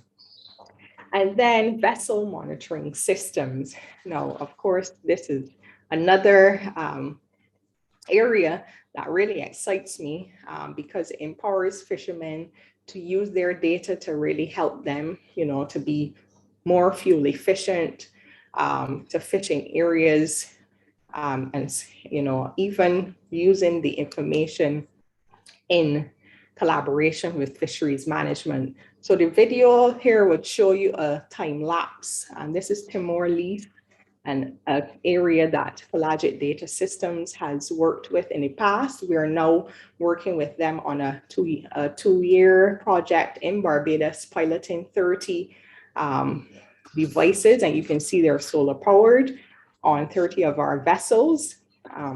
We started installation this week, so I hope that I can report good things in a few months about how this data can help us see how fishing is changing through space and time. We know that they're going further, but we don't have the evidence base, and we've been talking about data-driven solutions.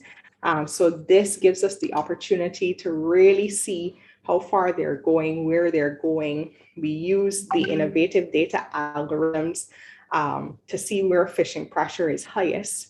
And then we can also use it for marine spatial planning. It can also be used for surveillance in marine protected areas. So you can set an alert if a boat goes in a marine protected area, it would indicate to authorities that that boat is there. And of course, it's good information in terms of traceability and supply chain insight. So this is how the portal itself looks. Actually, I have a training session with the fishers later tonight on this. And we're going to be quite excited to see, how our data will be used in the future. But these are some of the visualizations that have been produced using data. And you can see in just 1 year, there is a big change in fishing activity. Right here is fishing and white is steaming.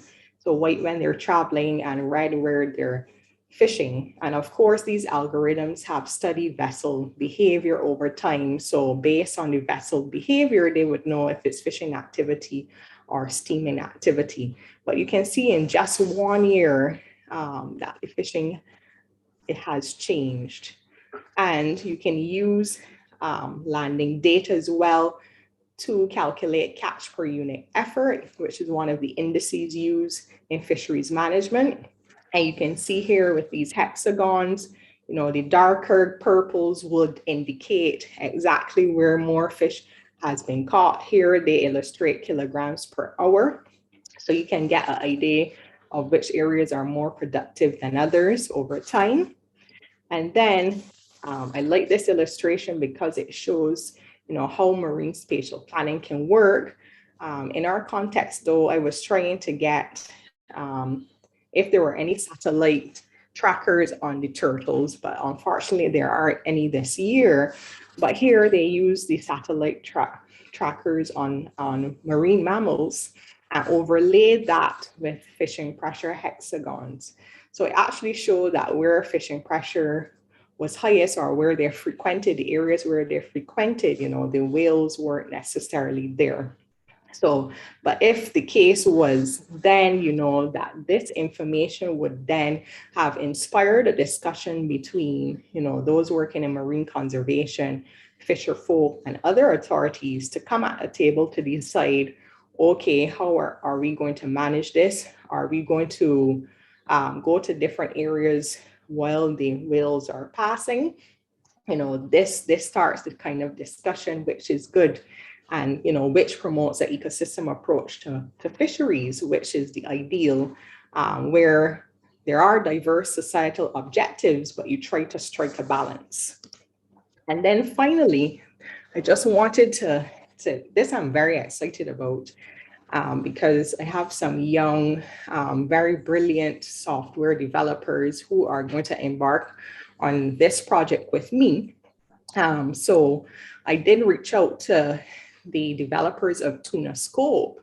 And interestingly, within some of our supply chains, in terms of grading tuna, sometimes when there's a grade done before it's exported from the Caribbean, we might grade it higher, but then when it reaches Miami or somewhere else, the grade is dropped. And sometimes because, you haven't sent it to multiple suppliers, you have to just accept what you get. So technologies like this and Tuna Scope is really an AI-based system. It takes the cross-section of the tuna tail as you see it here, and they use criteria like freshness, firmness, layering of fat. And from taking a photo, you can instantaneously get an output of what the grade of the tuna is, and actually the developers in Japan, and part of one of the issues here is too, they realized that the master artisans in Japan were dying out, and the culture was going to die out because there won't be, many humans that have this expertise. So what they did was to take, thousands of photographs and work with master artisans to validate it, and then teach the computer to do it, until they got to a point where you basically have the app, you take a picture of the cross-section of the tail, and it generates the tuna grade. But after speaking to them, in Japan, of course, they have the resources to actually freeze their tuna to minus 60 degrees, or what they refer to as ultra low temperatures. In the Caribbean, we can't do this because, those kinds of refrigerating facilities are quite expensive. So their algorithm doesn't work for fresh tuna. And, we have the additional ability too, because we take like a core of the tuna to determine the grade. So I'm going to work with some software developers then to create an algorithm to use fresh tuna to create a similar system where we take a picture of the cross section as well as the core of the core and be able to instantaneously determine what the grade is. This makes it more objective because when that is done on our end, the importer on the other end uses the same system and matches back the grade. So quite some exciting digital technologies that are ongoing in the region. I've just highlighted a few in the limited time that I have available, but you can see already that these technologies are making the industry more climate smart because as it relates to the impacts of climate change, we have to make sure that our operations are more efficient. We see that our stocks are being impacted as well. So these technologies allow us to have more informed decisions by providing that evidence base. Fisheries management is very important going ahead, especially when constantly being hit by external factors. And of course, COVID was another one on top of it in the last 2 years. So I'm going to end on this note, but I just want to thank you for your attention. Of course, I want to thank my usual photography contributors that give me their awesome photos to illustrate what's happening in the fisheries sector. Here's my contact information. Thank you so much.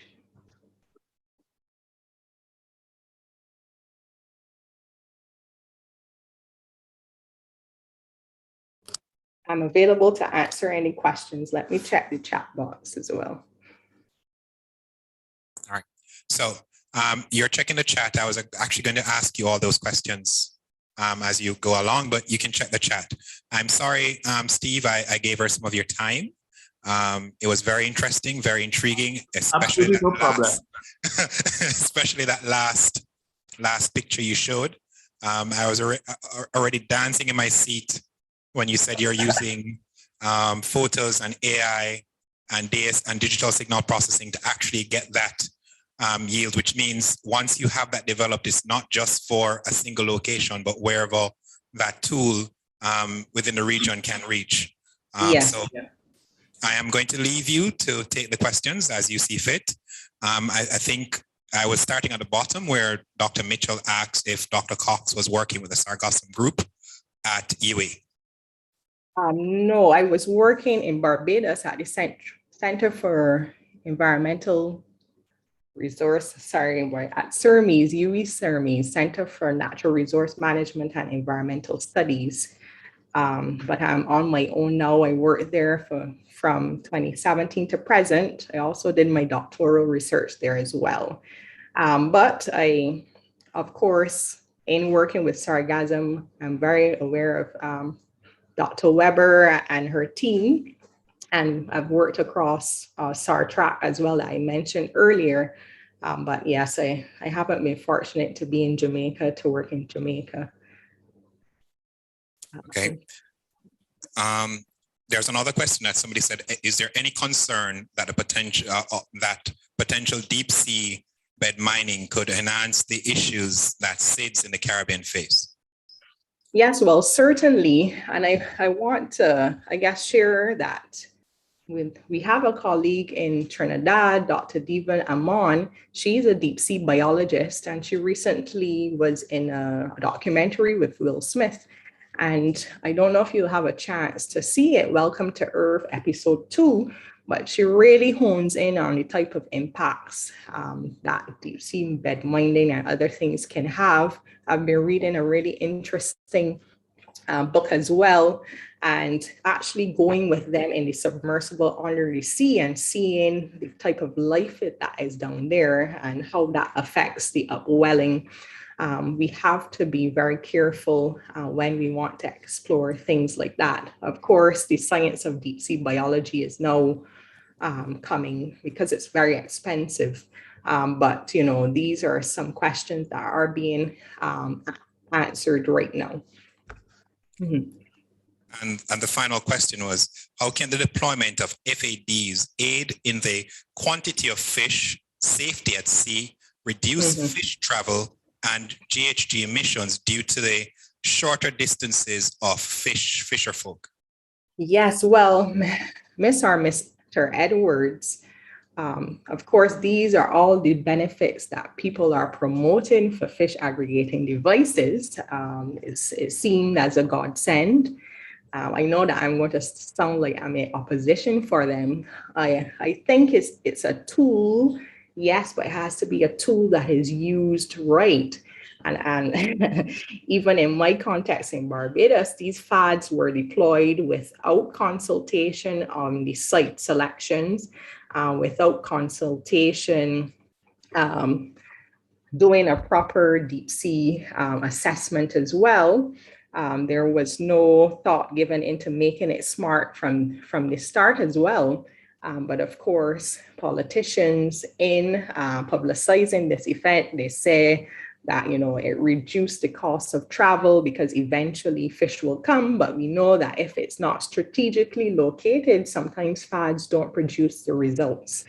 And if there is not a good monitoring program in place, sometimes we really don't see the impact. Another thing too is that I've seen hurricanes and so on damage FADs, and FADs are very expensive. So yes, these are some of the benefits that you would have outlined in terms of, fishers being able to access larger fish closer to shore. Here we have FADs like 4 miles. St. Lucia would have some in excess of that. I've visited a few FADs in St. Lucia myself and seen the impact. But sometimes I believe that, in terms of climate change adaptation, we can spend money better in building, our infrastructure on the ground and using those resources in that way. But thanks so much for that question. And with that, we end this session on a very, very good note. And thank you, Dr. Cox, for your time. I was thoroughly engaged by your presentation. I was one of those persons screaming in the background that I know have a full understanding of the blue economy. And thank you so much. Thank you so much. All right. Now we're gonna segue to the next presenter. He comes with no need for any introduction. He has the next 2 sessions, and what I'm gonna ask, if you just realized the light and everything went out. So just bear with us a second. All right, we're gonna keep going. So here we go. Technical challenges. He needs no introduction, and you will not see me again until that last session you have. So he's going to do 2 sessions in one. I'm simply going to nudge him when the first one should end, about 5 minutes before the first one should end. You have him here. You've heard him speak already. He's coming with a world of experience, and he's coming, as he said, with thunder. So please ensure you give him your undivided attention. And at the end of it, you will see what it is that we're talking about. We've executed several things that are deemed to be climate smart. And you notice the title of his presentation, the climate smart dilemma. And at the end of this, you will be able to scrutinize and hopefully better be able to use that term, climate smart. Steve, over to you. Thank you so much, Doc. Colleagues, good afternoon. Welcome to this very brief session on understanding the climate smart dilemma. Those of you who were fortunate enough to be with us yesterday would have heard Professor Taylor describe the 1.5 dilemma. I have been given a rather simpler task, given the difference in intellect. And I've been asked to talk about this dilemma with climate smart, the whole concept of climate smart. Now, a dilemma is a situation in which a difficult choice has to be made between 2 or more alternatives, especially equally undesirable ones. I prefer to deal with informed choice. Informed choice has to do with a person given options to choose from several actions for which they know the details, the benefits, the risks, and the expected outcome of each.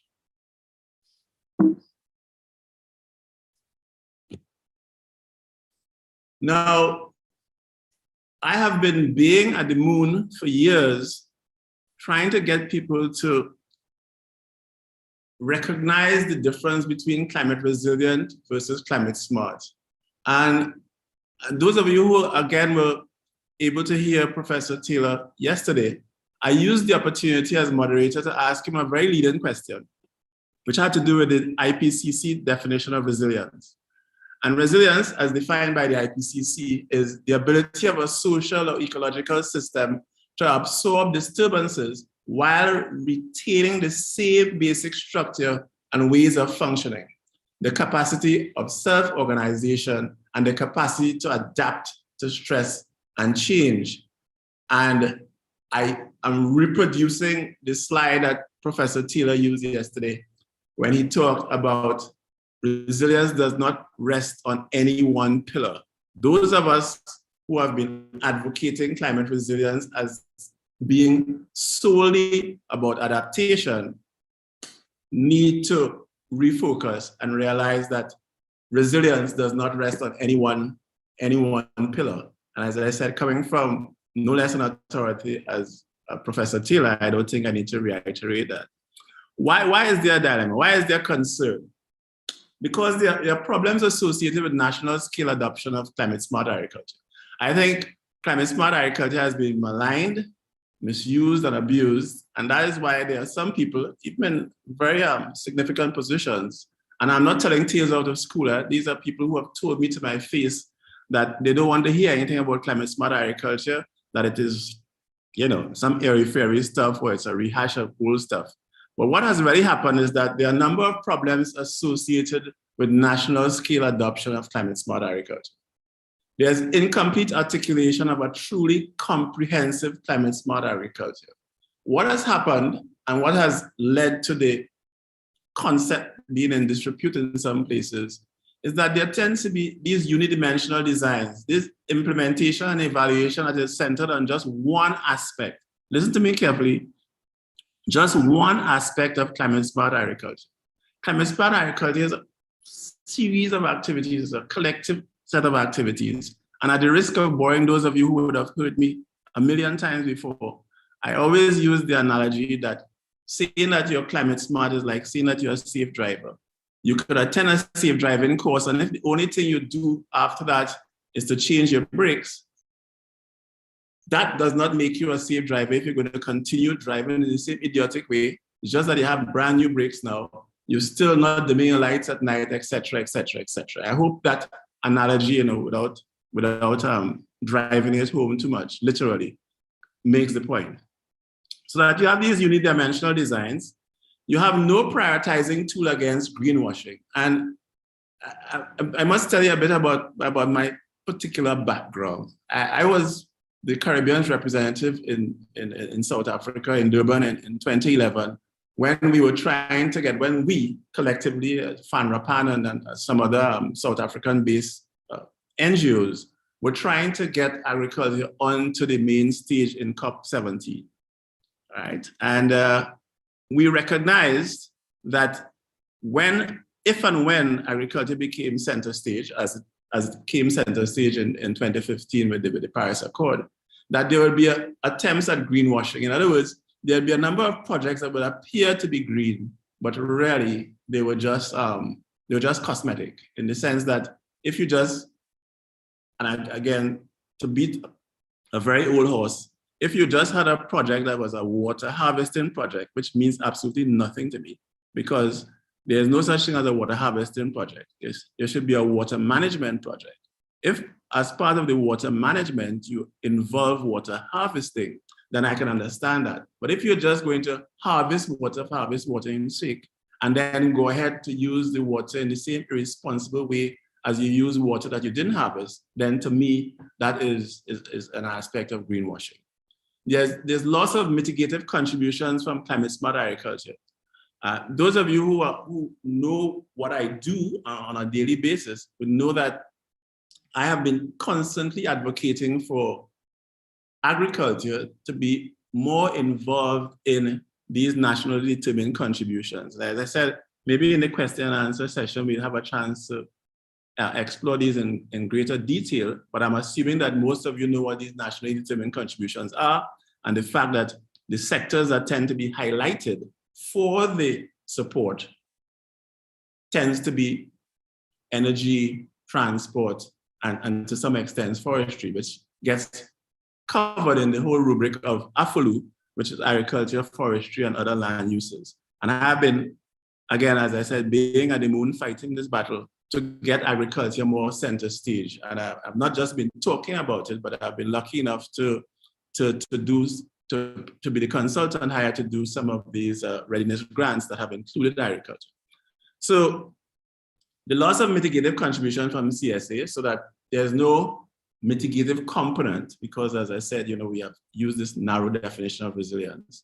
And then there's no locally verifiable eco-linked quality labeling standard, similar to the standard or the brand that goes under the rubric organic. What we have found is that if there is no way to reward a farmer for literally being climate smart or producing his produce in a climate smart way, then there's no incentive, there's no commercial incentive. So there's no labeling standard that can certify this product as being climate smart agriculture. So now I didn't just lament, bear the moon, and make noise in some quarters. I actually, put what little gray matter I have, in place, and came up with something called CSAC, which is a climate smart agriculture compliant tool that is supposed to offer solutions to the problems I just identified, I just quickly ran through. Now, climate smart agriculture, and this is the official definition now, is meant to improve food security and agricultural productivity and increase the resilience of farming systems to climate change by adaptation, whilst, very important, whilst capturing potential mitigation co-benefits. And this is what I have incorporated into what I have described and what I've described as the 5 operational arms of climate smart agriculture. And I've alluded to the fact that they involve resource conservation, and I've had in brackets there the points that relate to the original climate smart agriculture definition: energy use, which has to do with mitigation and agricultural productivity; safety, and I mean, this is an aspect of climate smart agriculture operations that you don't hear mentioned at all, but that has the food security and the nutrition security aspect of it. Biodiversity support. Some of these projects, involve land clearing, use of invasive species, a whole range of issues that tend not to be considered when one is doing climate smart agriculture, but these are some of the functional arms of operational arms of climate smart agriculture that I considered. So you have biodiversity support in terms of your pollinators, all the other ecosystem services, and then greenhouse gas reduction, which is a clear and direct link to mitigation. So what were some of the conclusions coming out of this informed choice response to this dilemma? So, and by the way, when you're getting all of these slides, I'm rushing through so that we have more time to talk and have more time to do the second of the 2 presentations that I've been asked to present today. So there's widespread agreement that climate change will continue to negatively impact agriculture. Fine. Use of a comprehensive climate smart agriculture as per the CSAC tool offers adaptive and mitigative possibilities. Again, adaptive and mitigative possibilities. CSAC is a viable quality determinant for differential pricing of products and outputs. And in the second half of this two-pronged presentation. I'll show you exactly what I mean by that. CCRIF is a self-assessment tool and can be used by small and large commercial farmers. This is a screenshot of the use of the tool using the Excel-based version of the tool. The tool comes in three versions. There's a manual one, which is old, paper and pencil type thing. There's a Excel-based tool, which hopefully Dr. J will take you through. And then there's the mobile app, which again, Dr. Campbell is going to possibly take you through either this afternoon or tomorrow. And there I have a picture of Omira Rostan, who is the Belize Cardi rep.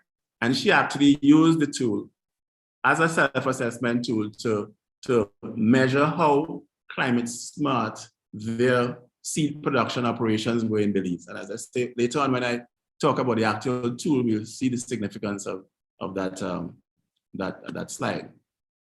CCRIF provides a proven mechanism to justify climate finance and inclusion of agricultural initiatives in NDC computations. Again, as I said, that has been my hobby horse for the last 6 years or so. Livestock and mixed farming operations can be assessed using CCRIF. That is why I was so comfortable, not necessarily defending, but adding to what my good friend Cicero was saying in terms of the contribution of livestock and the importance of livestock in climate smart agriculture. Because to just deviate a bit, I mean, those of us who know anything about organic production will know that it's very difficult to have organic production without livestock, right? And that is a point that I will argue separately. As an auditing tool, CCRIF can be used as a means of consensus for smart contracts. And I was delighted, more delighted than Dr. Campbell when Dr. Cox was mentioning all of her AI inferences and the use of distributed ledger technologies such as blockchain for climate smart agriculture. Because I'm fortunate enough to have been working with a leading group of farmers here in Grenada, where I'm based currently, where we are looking at smart contracts in the sense of having distributed ledger technologies used to develop smart contracts based on verifiable production practices that fall within the rubric of climate smart agriculture, and that can be certified using this tool that I'm about to tell you about, which is the Climate Smart Agriculture Compliant Tool, CCRIF. And without getting into the details, as Dr. Cox alluded to, you can now, with these distributed ledger technology, verify operations, keep people honest, literally keep people honest, as indeed the tuner recognizing software, and so grade recognizing software would help to keep your buyers, your importers, and so honest because of the use of distributed ledger technologies and the fact that you have a certifiable system, which is what CCRIF offers. So in conclusion, a comprehensive CSA, a comprehensive climate smart agriculture approach is a legitimate measure to address current and future impacts. So a comprehensive climate smart agriculture is summative, is measurable, is achievable, is relevant, and is timely. In other words, it's smart. Now, CCRIF is a proven tool for training. It provides a comprehensive framework, and without telling tales out of school, I have been around the region. I mean, I've in every CARICOM country, as part of either ECO or CARDI or FAO sponsored climate smart agriculture training. So I'm not just, just pulling stuff out of the air. As a self-assessment tool, and in other fora, I've had farmers who have used this self-assessment guide, not just Ms. Rostan in Belize, but commercial farmers who have said that they can use this as a self-assessment tool. In terms of auditing, in terms of digitalized and branding operations, it's an auditing tool.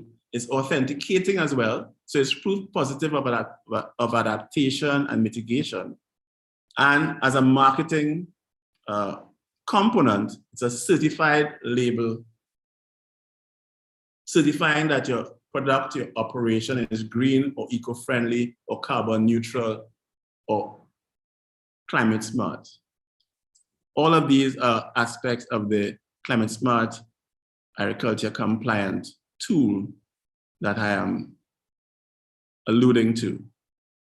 So it can radically transform climate smart agriculture operations. And as I said, when I go into describe the actual tool, you will see the significance of this slide. This is for when I'm presenting this as a standalone response to the climate smart agriculture dilemma, which is not the case this afternoon.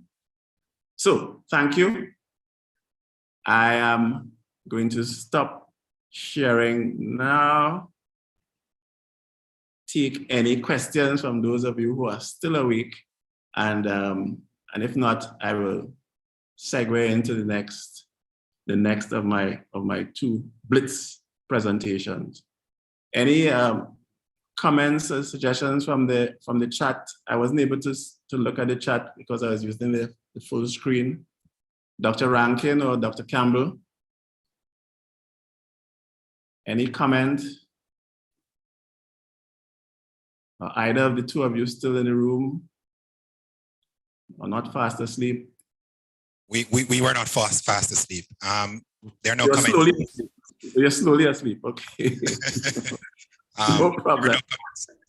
But permit me to ask you though, why do you think this problem has languished for so long? And there's one question from K.E. Edwards.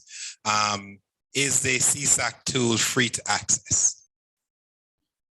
Yes, it is. And it is going to be even more freely accessible when it becomes part of your web portal, Dr. Campbell. I think you're greasing your own wheels there. But yes, I have to admit, yes. Yes, it is.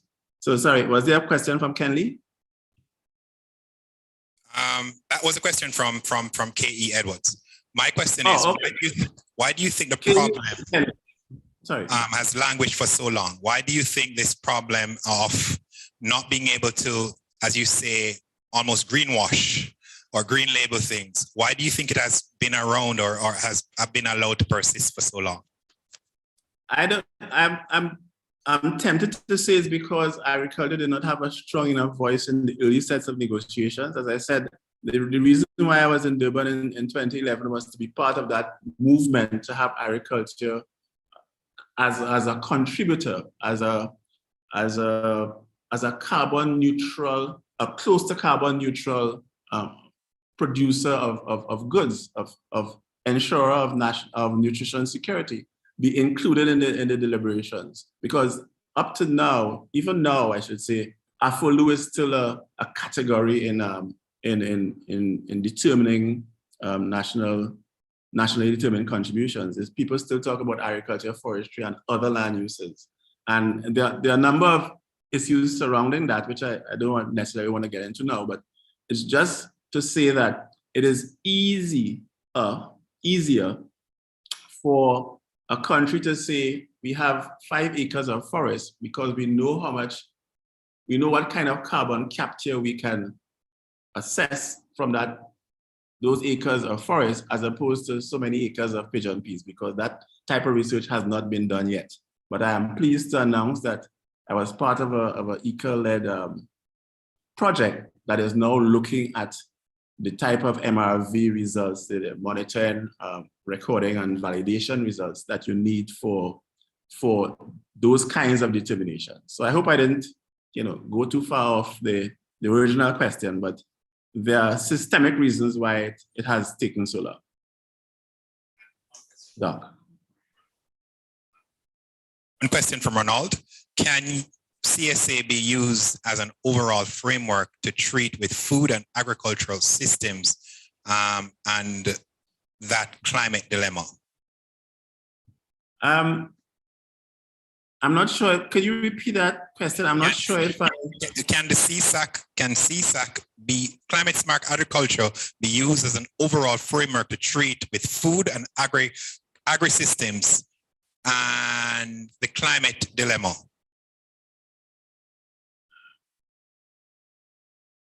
I'm saying yes, but I would more specifically say CSAC can be used. The tool can be used to do that.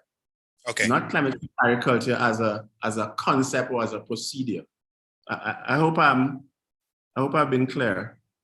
I'm hoping that Ronald didn't leave off the C, because for me, CSA is climate smart agriculture. Yeah.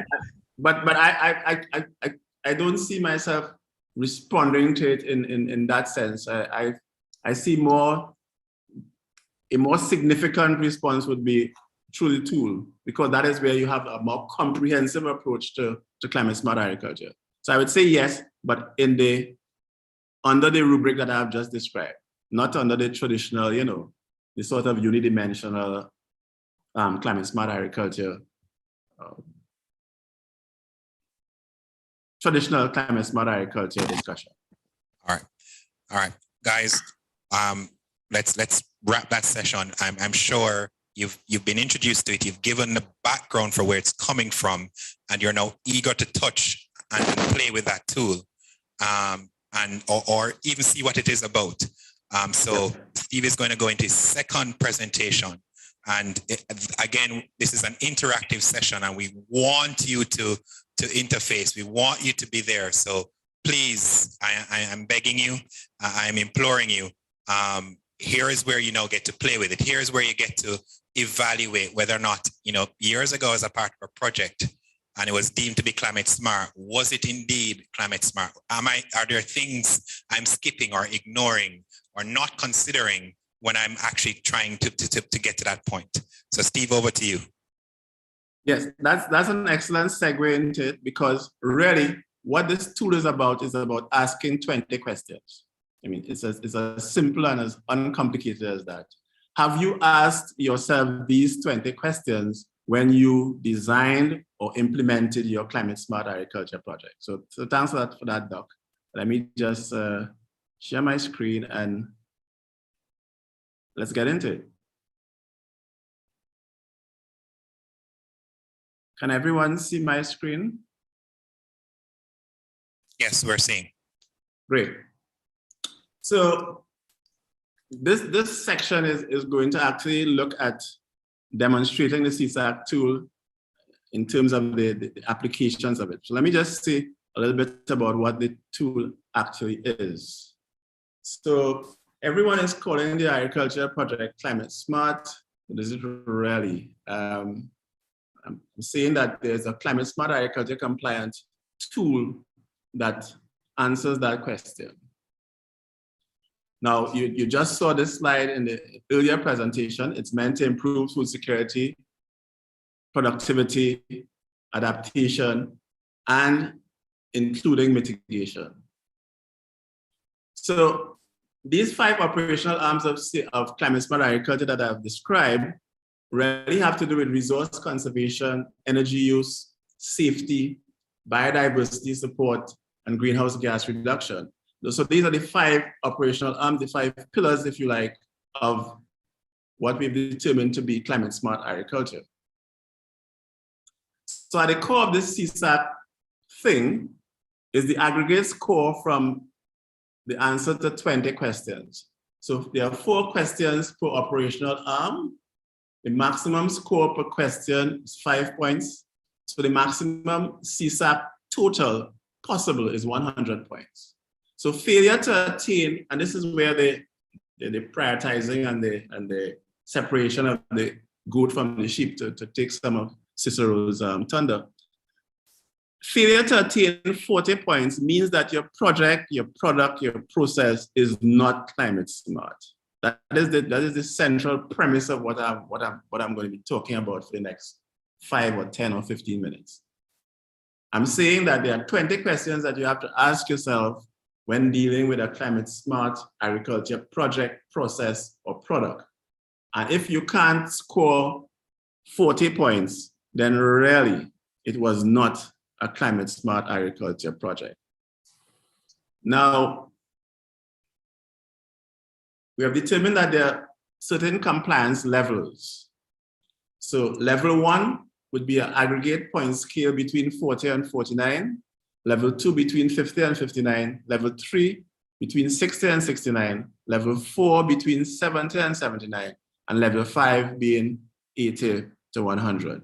Now, as a prioritizing tool, you can easily see how if you had two competing projects and you did an assessment of both, and one was at a level 1 compliance level and the other was at level 3, then it would suggest as a prioritizing tool that this would help you choose or lean towards all other things being equal, the level 3 compliance mode. And as I said, when we get to interrogate the information, when you get a chance to question me on this, I'm hoping that I'll be able to expound on it a little more. So under resource conservation, in other words, under that first pillar that I've described, I have these 4 subcategories. So under resource conservation, we are talking about how is land being used in this project? Is this a water harvesting project? And I'm going to say this, I hope you all are seeing me. I'm saying this with a very, very straight face. There have been water harvesting projects where watersheds were damaged to do the project. I stand firm on that.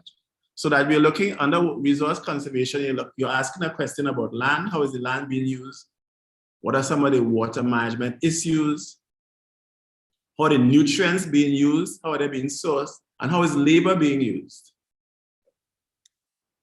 Under energy use, you're looking at power on the farm, on the holding, in the operation, lighting, on the holding, in the manufacture of the product, in the protection of the structure, in the lighting of the structure, the housing units, what have you, if it's a livestock project. What has been the source of energy used for the input manufacture? So there are a number of times when people say they have a climate smart agriculture project, but I mean, when you look at the energy usage, all of it is from fossil fuels, none of it is from renewable sources. So how can you really equate that with a more climate smart operation? And energy use in transportation. Under the safety rubric, we're looking at the production operations. I mean, it's one thing to keep telling people that, you should do terracing, or you should be using an A-frame, or you should be contour plowing, but what are some of the safety concerns in those production operations? What are some of the safety concerns in harvesting, in storage? And an aspect that has to be emphasized, and that is usually missing from some of these alleged climate smart agriculture projects, safety in terms of the utilization of the product. Without telling tales out of school, I was a presenter at the recent climate change and health in the Caribbean webinar. And one of the things that I mentioned had to do with the types of practices that we're asking farmers to engage in. Of course, everybody is, head over heels about composting. And of course, in 99% of the cases, it isn't really truly composting. It's just, the accumulation of waste. And if you're silly enough or uninformed enough to add meat scraps to those piles of waste that you think is going to come into compost, then you're already building a rat apartment. And there have been cases of leptospirosis, and so that that have been well documented, that are based on this ignoring of the safety concerns in climate smart agriculture operations. And I mean the increase in H. pylori infections, and so which I can take up with when you do question me. In terms of biodiversity support, what were the land clearing methods used? How much of the land has actually been cleared? What has it meant in terms of the ecosystem services? What are the off-site agrochemical impacts? I mean, we're all very concerned about ridge-to-reef activities. I mean, you just had a very interesting, very, very interesting presentation by Dr. Cox, which had to do with aqua-based or marine-based impacts. But some of those marine-based impacts start on the ridge. So what are some of the offsite agrochemical impacts of these climate smart agriculture projects? How do you limit the introduction of invasive species? How are you monitoring your ecosystem services impact? Have you literally damaged a watershed? Have you, by your operations, interfered with natural drainage facilities and some of the watershed related ecosystem services?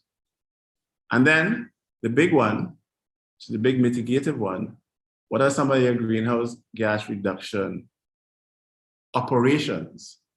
Does your farming operation involve livestock, especially ruminants? What have you been doing about enteric fermentation? What are some of your soil management issues in terms of making sure that you do not have the levels of denitrification that that are associated with some poor practices, which can lead to the emission of greenhouse gases? Or effectively, have you been using or have you been avoiding the use of fossil fuels? And again, what are some of your manual and waste management practices? Because we had a fairly lengthy discussion on methane and some of the ways in which one can either capture and use methane as biogas or so, as opposed to having it emitted into the atmosphere. So those are the 5 categories and the 4 questions, each of those 5 categories. So what the CSAP tool essentially is a mechanism to ask 20 questions, a question on each of those subcategories that I just ran through. So at first it was a manual-based operation. So CSAP was launched and trademarked in 2016. We are now on to CSAP 2.1, which started off as a manual-based tool in the sense that there was actually a manual, a paper, physical product, a manual, a training manual, operations manual, if you like, where the 20 questions, would be asked. And since it's based on the aggregate response to those 20 questions, we had a point allocation scheme that said, okay, if your answer to question 1 is so, that is 1 point, 2 points, 3 points, 4 points, 5 points, as the case might be. You can easily see, if you've been following me, that type of arrangement, question and answer and point allocation arrangement, would easily be Excel-based. So I was bright enough to be able to do that on my own. But when it came to the provision of the mobile app, this is when I had to defer to the brilliance of Drs. Rankin and Campbell, etc. And they will be describing it later on this afternoon, once I don't keep you back with too much auto. So the CSAP manual actually is a booklet through which you ask the questions and you get the answers, which I will share with you in a little while. And then there's an Excel-based version, which, again, as the name suggests, is based on an Excel spreadsheet, whereby just putting the cursor over the particular question, you can see the possible answers. And if those answers coincide to what you're actually doing on your farm, then you allocate the points yourself. And that is the major use as a self-assessment tool. And then there's the authenticating tool, which has to be done by someone who's going to be independently verifying some of the answers that you gave. So apart from all this talk, let me stop sharing here and just give you a quick peek at what the manual looks like. And then I'll take you to the Excel-based version of the tool. So let me just, of course, if there are any burning questions, please, now is a good time to ask. There's one question in the chat from Dr. Mitchell. How would you grade compost versus biochar as being climate smart? Okay, I would not necessarily have to disaggregate or grade them separately. If biochar is part of your operation, then it will be captured in one of the 20 questions in terms of your source of nutrients, right? Or in terms of your waste management, because your biochar, I mean, I know that Dr. Simpson Leslie has been doing work in even bamboo biochar, so that as part of your waste management, if the bamboo was considered a waste or an invasive species, depending on where you are in the Caribbean, then the use of the biochar will be factored in, and as a matter of fact, will be a point-winning aspect of your operations in the same way that compost would be. So there's no direct conflict or disagreement between the use of compost or biochar. Another question, and this is from K.E. Edwards. How practical can you use the CSAC tool in evaluating the feasibility of designing a climate smart agriculture project for funding? Because of the way the questions are asked, how are you planning to use the land, or how are you using the land currently? So if as part of your design, you are going to do clear felling of a 20-acre piece of land and only plant at 1 acre, then the CSAC tool will be able to discriminate between projects in terms of which would be more climate smart than the other. So Kenley, that would be fairly easy and very practical once we get through the actual operation of the tool. So can I? Yes, go right ahead. Okay.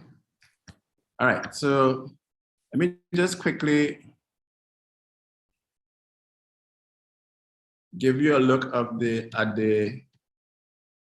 what the manual looked like. This was for the early stages of the use of CSAC back in 2016, 2017. So there was this manual that was produced. There was a section on how to use the manual, and then we had the actual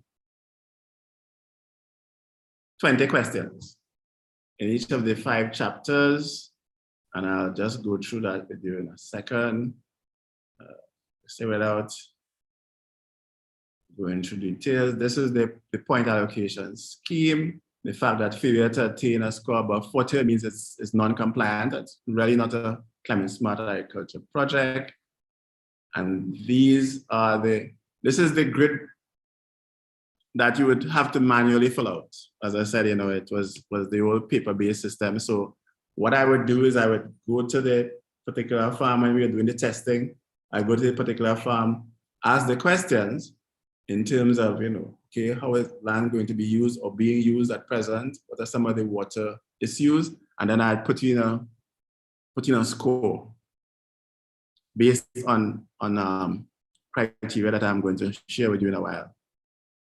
So another important aspect of the tool is that projects with multiple production modes may elicit separate answers to the questions asked under a particular subcategory. In such cases, the arithmetic mean to the nearest whole number should be assigned as the subcategory score. In other words, there are projects, the CSAC tool can accommodate mixed farming type projects where you have, let's say, intensive agriculture as in shade production, greenhouse, well, what we arbitrarily call greenhouses in the Caribbean, but protected structures and side by side with maybe a livestock operation or side by side with an open field operation. Then there's a mechanism involved in the tool where you can aggregate the two scores, and as I said, use the arithmetic mean. All right, so let me quickly go down to give you a feel for what. Let's look at the first one. So climate change affects land, water, nutrients, and labor in the context of traditional resources associated with agriculture. Agriculture that can be considered climate smart would involve effective resource utilization. Climate change policies may in turn affect land and resource markets, thereby modifying land values, land use, and forest cover. In small island developing states, carbon sequestration as an ecosystem service may not be impactful when compared to continental land masses. Land availability is often a constraint to agricultural expansion in SIDS, and there's a concomitant limit to natural above ground storage of water. Saltwater intrusion of coastal or low-lying reservoirs is an ever-present reality. So here are the questions that are asked under the first aspect of resource conservation, which is land use. And it's how effectively is the land used, or in the case that Kenley described, how effective is land going to be used? Now, for primarily cropping projects, if more than 70% of the land area is clear-felled and exposed, and the cultivation is only on 30% of the land, then that in and of itself would only guarantee you 1 point. If 50% to 69% of the land area is clear-felled and exposed to extensive cropping on the remainder, then you can get 2 points for that. If 30 to 49% of the land area is clear-felled and exposed to extensive cropping on the remainder, then you can get 3 points for that. If less than 29% of the land is not cultivated, and you have extensive cropping on the remainder, then you can get 4 points for that. But if less than 29% of the land is not cultivated, and you have intensive cropping on the remainder, then in terms of the utilization of the land, then you can get 5 points for that. Now, Steve, one question before you go ahead. So it means not cultivated and uncleared. Yeah. Okay. Just jumping in to ask the questions, and sure. as you go along, if you want to ask the question, please type in the chat, raise your hands. We'll take your questions as he's going through. Sure.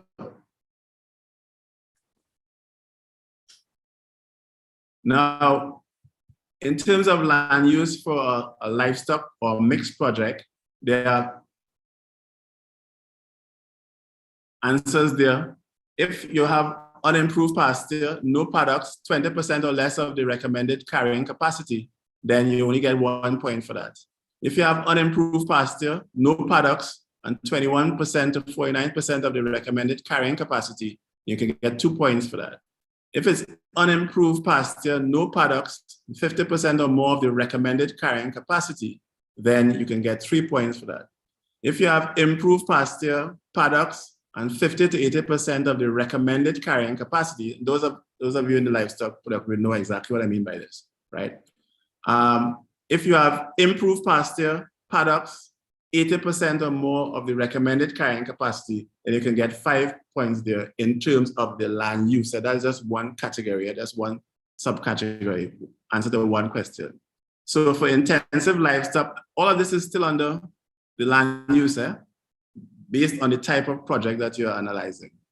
So if it's intensive livestock and crop production, let's say zero grazing, next to protected agriculture and pen animals, mixed farming, etc. Then if less than 10% of the land space is used for productive purposes, you only get 1 point for that.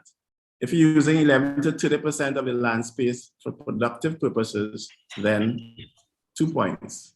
31 to 50% of the land space used for productive purposes, 3 points. 51 to 80% of the land space used for productive purposes. Because remember, the category is land usage, land utilization. And if more than 81% of the land space is used for productive purposes, then you can get 5 points for that. That deals with the three variations in terms of land use. In terms of water use, the question again is, how effective is water being used? So if it's primarily a cropping project, and I'm not reading out you're getting a copy of this manual, so you'll have time to interrogate it and get back to me by tomorrow morning. So in terms of cropping projects, if you have pumping of water from source to irrigation furrows, you only get 1 point for that. Pumping of water from source to overhead sprinklers, 2 points. Solely rain-fed with no harvesting or storage, 3 points. On-site water harvesting, storage, and use of emitters or low volume irrigation methods, 4 points. And if it's on-site water harvesting, storage, use of emitters, and use of improved cultivars, because one of the issues that we tend not to look at is that, as Dale was discussing with some of the modeling implications, the choice of cultivar is a very, very serious aspect of water utilization. And this attempts to capture this by offering more points for projects that include the use of improved cultivars. And it goes on for open range livestock, intensive livestock crop production. And as I said, it goes on for all 20 questions, which I'm not going to go through all 20 now, but let me just go down to livestock production under the rubric of how animal manures and unsold produce manage. Remember, that was the last point, manure and waste management under category 5, which had to do with greenhouse gas reduction. So here are some of the interesting ones. In terms of livestock production, if it's bovine animals that are fed on low quality forage, open range, and the manure produced in situ, then you get 1 point for that. If the feed digestibility has been improved through chopping, etc., and the manure is produced in situ, you get 2 points for that. If you have intensive rearing systems, manure is directed to a centralized facility and incorporated in the field, 3 points. If it's an intensive rearing system, edible oil is added, biogas production, on-farm usage, then 4 points. But if it's intensive rearing systems, edible oil is added along with additions such as ionophores, which I mentioned when I discussed with when I responded to the question from Mr. Walter, sorry, the surname slips me now, during Cicero's presentation. Biogas production and on-farm usage, then you get 5 points for that. So there's a recognition of the degree of climate smartness, if you like, in terms of how one deals with animal manures and unsold produce. So whether it's being used in a biogas digester, and I saw Noja Sandy, one of my students who has a farm here in Grenada, mentioning that they in fact use their waste for biogas production. And how extensive is the use of fossil fuels? Okay, so that's question 19. All energy needs are met with fossil fuels and manufactured agrochemicals. Remember, manufactured agrochemicals are major source of fossil fuel use. If you get 2 points if all energy needs are met with fossil fuels, but there's no manufactured agrochemical use. You get 3 points if between 50 to 79% of the energy needs are met from renewable sources. You get 4 points if more than 80% of your energy needs are met from renewable sources. And at the same Sandy farm that I just referred to here in Grenada, I mean, they would score at 5 on this because more than 80% of the energy needs are met from renewable sources, and there's no manufactured agrochemical use. So I am really, really rushing through this so that we can have more time to talk about it. And let me just quickly share with you the Excel-based version. And I know that Dr. Campbell is the Excel expert, as we found out earlier today. Let me just show you what a crude version of the Excel CSAC tool looks like. And I'm going to leave Dr. Campbell to tell you about the mobile version. So let me just share my screen one last time.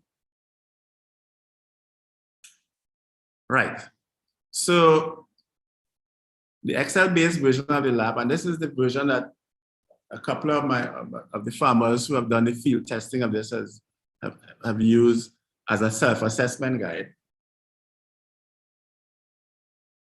There are a number of different project types. But if it's primarily a cropping project, and you ask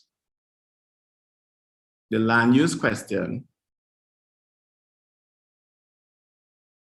you can hover over the assessment criteria, and in the same way that you decided whether it was going to be, whether it's 30% or 80% of the land clear felled, etc., then you just put in the score that you have assigned to yourself, because it's a self-assessment mode for the use of the tool, and it would automatically, at the end, automatically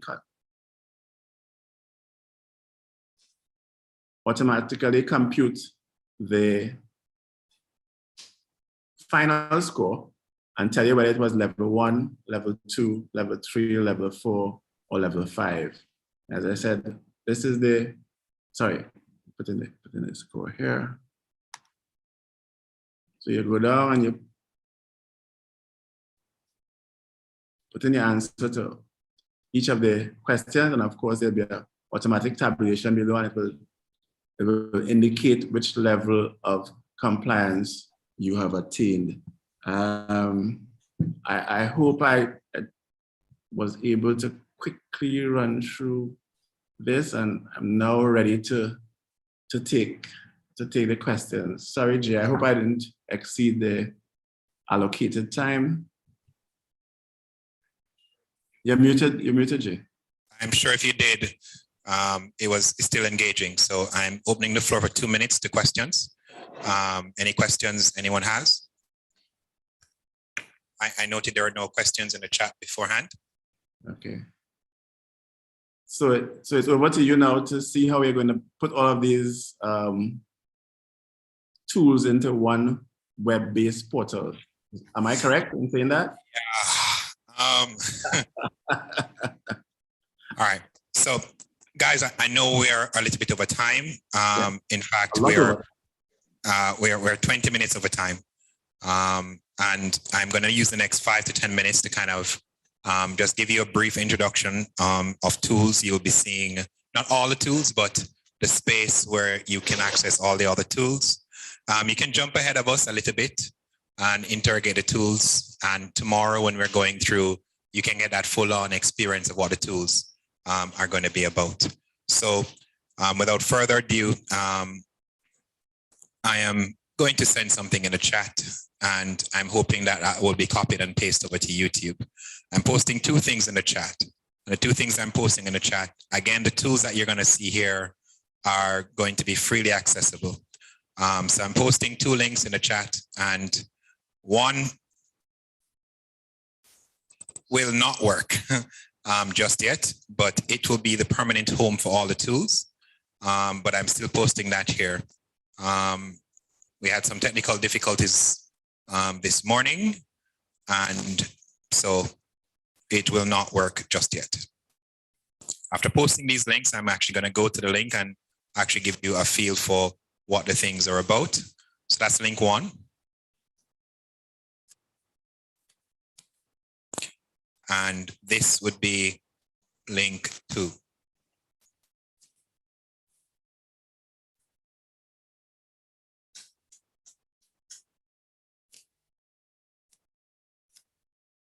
All right. If you have any issues, let me know. I am clicking the link I just typed, and then I'm going to share my screen.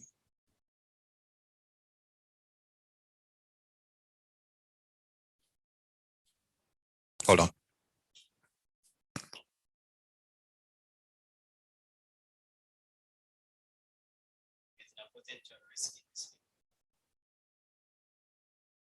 Potential risk is because the security SSL TLS has not been added yet. Should be perfectly fine. It says continue anyway.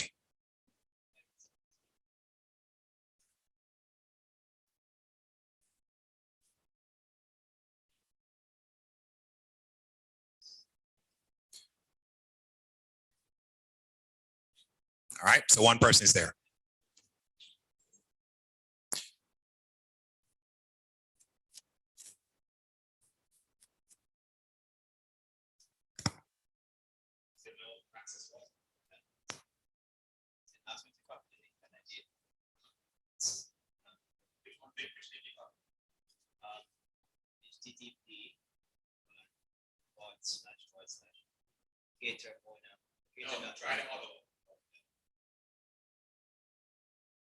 All right, so I'm about to share my screen now with a quick look at what's there.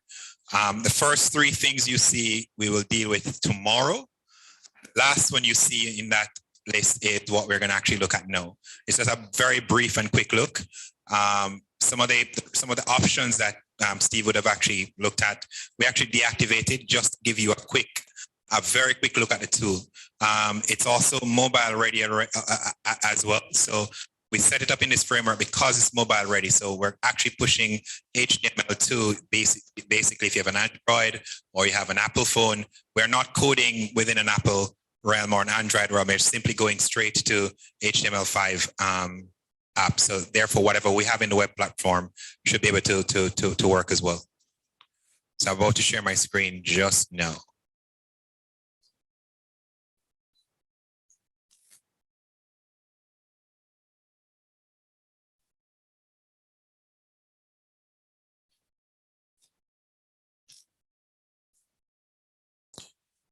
So you should be able to see my screen, I'm hoping.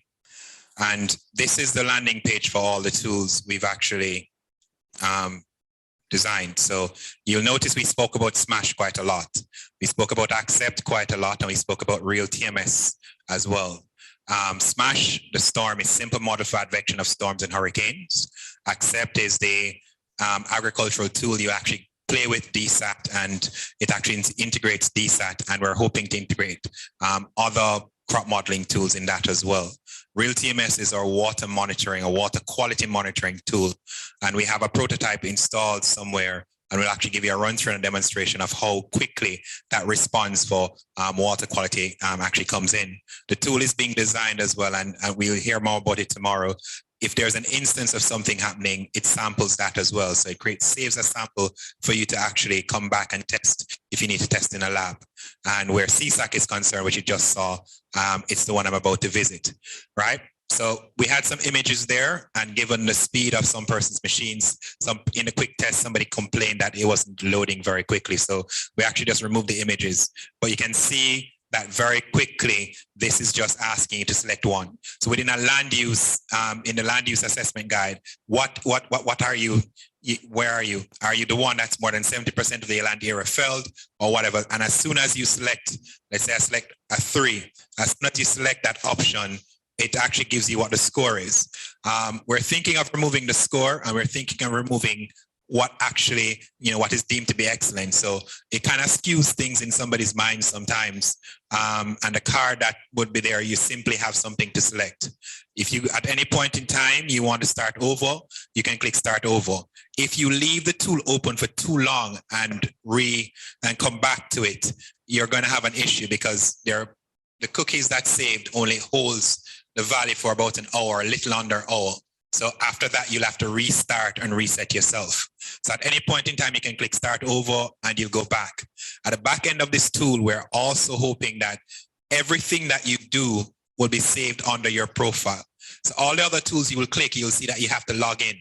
This one is going to get a login, but it's all the tools is not a separate login, is one login, and every single tool, even if it's a new one that's added, something we're not mentioning here, you will actually have access to that tool as well. All right, I see there's a question in the chat. All right, not for me. But we can actually go keep going. And as I said, I'm just using 5 to 10 minutes to quickly show. And at some point in time tomorrow, we'll have a full time to actually go through all the tools. I think I'm on the schedule tomorrow twice. So at some point we'll actually go through the tools. So you can select anything you want here. And as you click next, it's simply that score has been saved. You see a check mark appearing that you've already put a value for that option. And if you put a value for that option, a check mark will appear. If you move on without putting a check, no check mark will appear. And you keep going. And we had 20 options here. And even though this is, as Steve will tell you, version 2, there are iterations where the tool may change. There are iterations where instead of a 1 to 5, you may get a 1 to 10. There are iterations where instead of, persons were asking, so, why is it 50 to 79%. Why couldn't be 50 to 59%? So you have some discretization of that. And that it now enables you to do far more rather than have it paper-based. So I can select again. And you remember at the start, Steve had indicated that if you are below a point of 40, if I click back just in case, just to check, you can go back and the score that you selected would still be remaining selected. So you can change it if you want to, and you can go next. And so let's say I'm selecting again 4. When I click next, clicking the option of next saves the option you've selected. And as you realize, it produces to you that you have no level of climate smart compliance attained. And that's because the score you attained was below 40. We had the score displayed here, but we realized what was important was whether or not what level of climate smart you had attained and not necessarily the score you had achieved. Because if the ranges of those things changes, where instead of being at a 40%, let's say, if it's below a 50%, you have achieved no compliance. We want to ensure that it's the verbiage and not the value that is communicated to you. Any questions so far? We'll reactivate the other options, other 18 options for tomorrow, so you have a full run through. But in the 10 minutes I was just allotted, I think I should have actually communicated to you. I'm hoping somebody would have tried it on a mobile phone. I'm hoping somebody tried it on a tablet, but it works in all those instances. I will now stop sharing and take a few questions if there are any.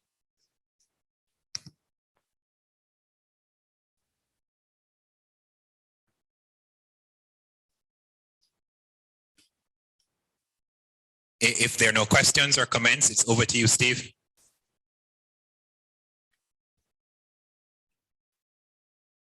Well, I just wanted to thank participants for being with us. I know that we've exceeded the allotted time. I want to thank you. I want to remind you that we have day 3 tomorrow, and we're going to be culminating all of this rich discourse in terms of the actual testing of the digital solutions that we promised in the beginning. So, Jay, unless Dale wants to close, or you can close off. I'm pretty sure Dr. Ryan can close off. Yeah. You have the phone?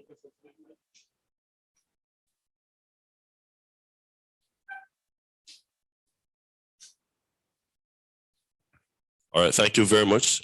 Not that I want to, but I will, since Steve insists. All right, colleagues, thank you so very much for staying the course with us. I am very delighted to see that we have quite a bit of our audience still with us. I want to thank everybody. I'm not doing the official vote of thanks. That will be Erica's responsibility tomorrow, but we do have some good news. So let me just say, first of all, to everybody, thank you very much. We had a very involved day, starting with CCRIF, and then later on we had Jane with her excellent presentation. And Jane is still with us, despite it now being, by my watch, 9 after 9 in the UK. Jane, thanks so very, very much. Never believe you that been able to stay up with us. We owe you a great debt of gratitude. Lalo is normal, inimitable style, taking us into the stratosphere where livestock is concerned. Thank you so very much. And then we had the THI exercise, which Jayaka has promised that he's going to put that THI in some kind of online platform, right, Jay? Eventually. Not right now, but eventually. Because it's a really, really useful tool. So Jay is coming to say no. I'm actually coming to say that as soon as CSAC is finished and written off, what's going to happen is that the THI, I'm sorry, Theo, you're not here, but I'm sorry, but the THI tool, that alert, what all that's going to happen is that you're going to enter it. You're going to enter your cell phone number or an email address, and in partnership with the Met Service, I'm hoping they're still online. Right. That data, that daily data, is going to be dynamically fetched. Right. And once that data is fetched and it's produced, I'm sorry, but I know I said $100, it could even be as cheap as $10. Yes. And so that alert that goes out, that money is not coming to you, that money is going to the Met Service. I'm hoping that I'm plugging in the Met Service. Guys, the data is important, and we have to get to a point of knowing that it's the units that they set up in the field are not free units. They have maintenance to do. So me saying now that, you know, it would be a charge, a $10 charge, not US, Jamaican, maybe a drop in the bucket, but coming from nothing and getting a drop in the bucket is better than anything. And this is a service that would be automatically just pushing out. You specify the location, the GPS location, and that data comes out from the nearest possible weather station to you. And if it takes hold, we can possibly get to a point of having better coverage for the data and actually getting to a point where it's not the case that you learn about the stress afterwards, where the cow was stressed and gave in to stress, and now you are stressed because the cow gave in to stress. Indeed. Right. Thank you so much, Jay. Really appreciate that so very much.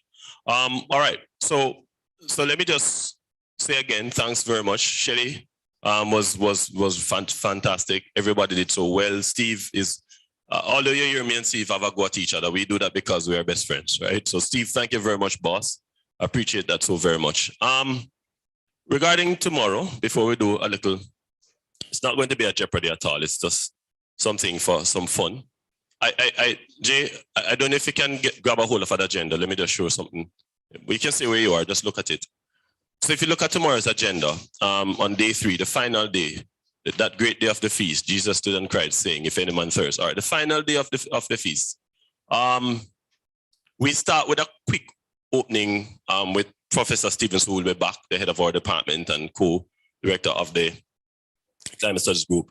Then we are going to have the panel discussion. All the panelists are on board. I had a meeting this afternoon with the members from the Climate Change Division. They will be here, Maya, so they have confirmed, and the representative will be here.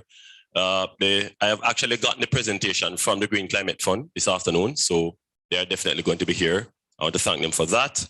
And also the CCRIF SPC, they've already confirmed, and they should be sending their presentations if they are going to do one. There's no requirement for the panelists to do a presentation at all, but some of them may want to do something, and so we will not deprive them of the opportunity to do so. Now, if you notice immediately after that, Jay, after the panel discussion, originally we were going to do a number of tools, so we have a 2-hour slot there. We definitely will not use that 2-hour slot for so Steve, we did a cumulative time management, and so on day 3 we'll actually end earlier, much earlier than originally planned. So for all the torture that we have put you through, we will actually end earlier. So that, I think that smash and real TMS, that's what we're going to do there, Jade, probably, I don't know, 20 minutes, 40 minutes, maybe about half an hour.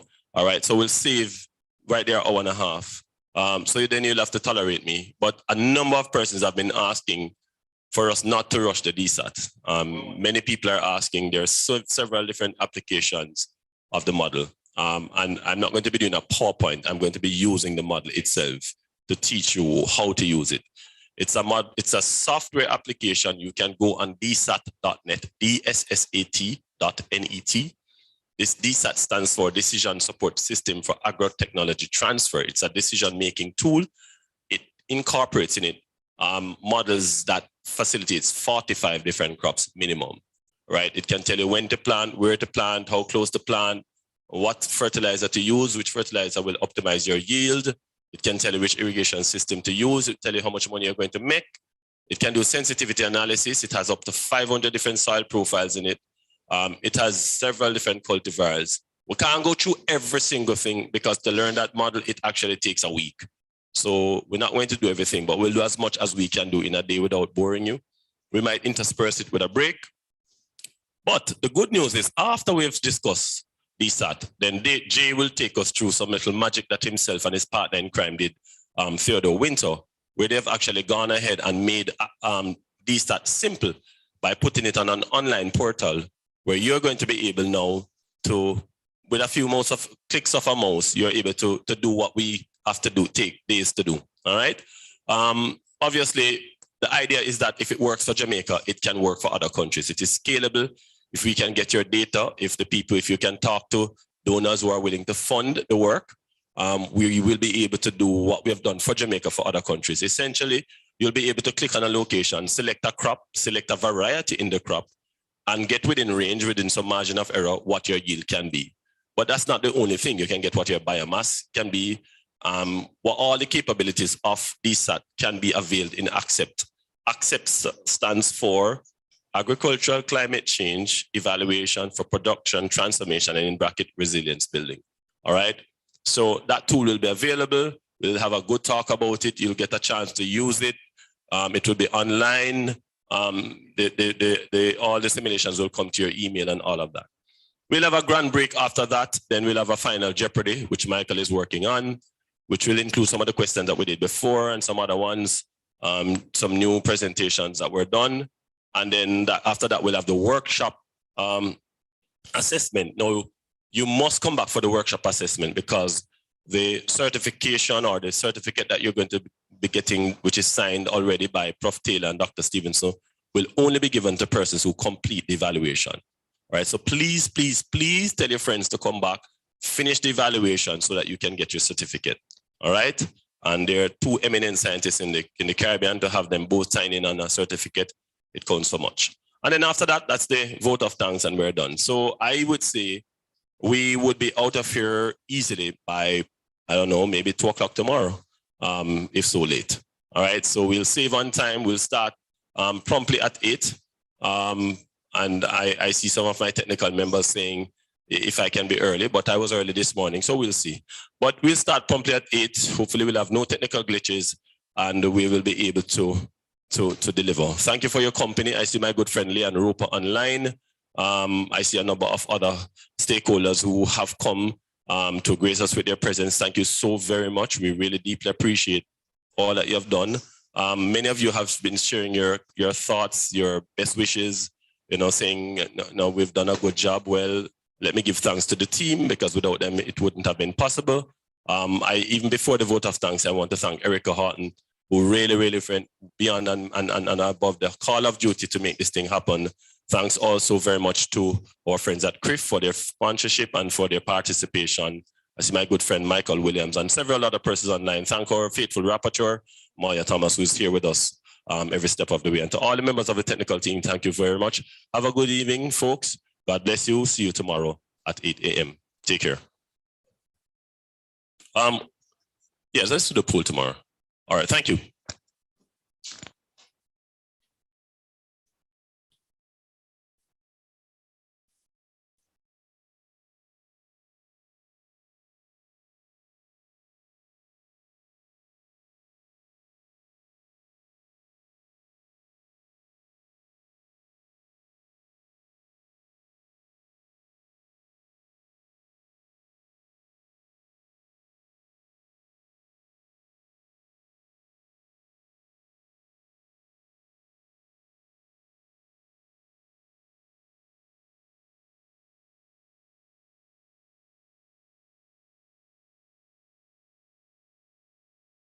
Discovered something shocking. Warning, warning, warning, warning, warning. To the world! Warning, warning, warning. Climate change is happening. We got to do something, no doubt. To the world, we're calling out. Hey. See the signs, they all reveal that global climate change is real. It's not a matter of when or how. Climate change is happening now. Sea levels are rising globally. We're losing our beaches constantly. Ooh, summers are hotter than they used to be. Stronger hurricanes More frequently. You see? Severe flooding, longer droughts. That's what climate change is all about. You know that?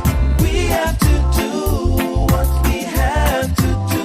We've got to prepare. Start by being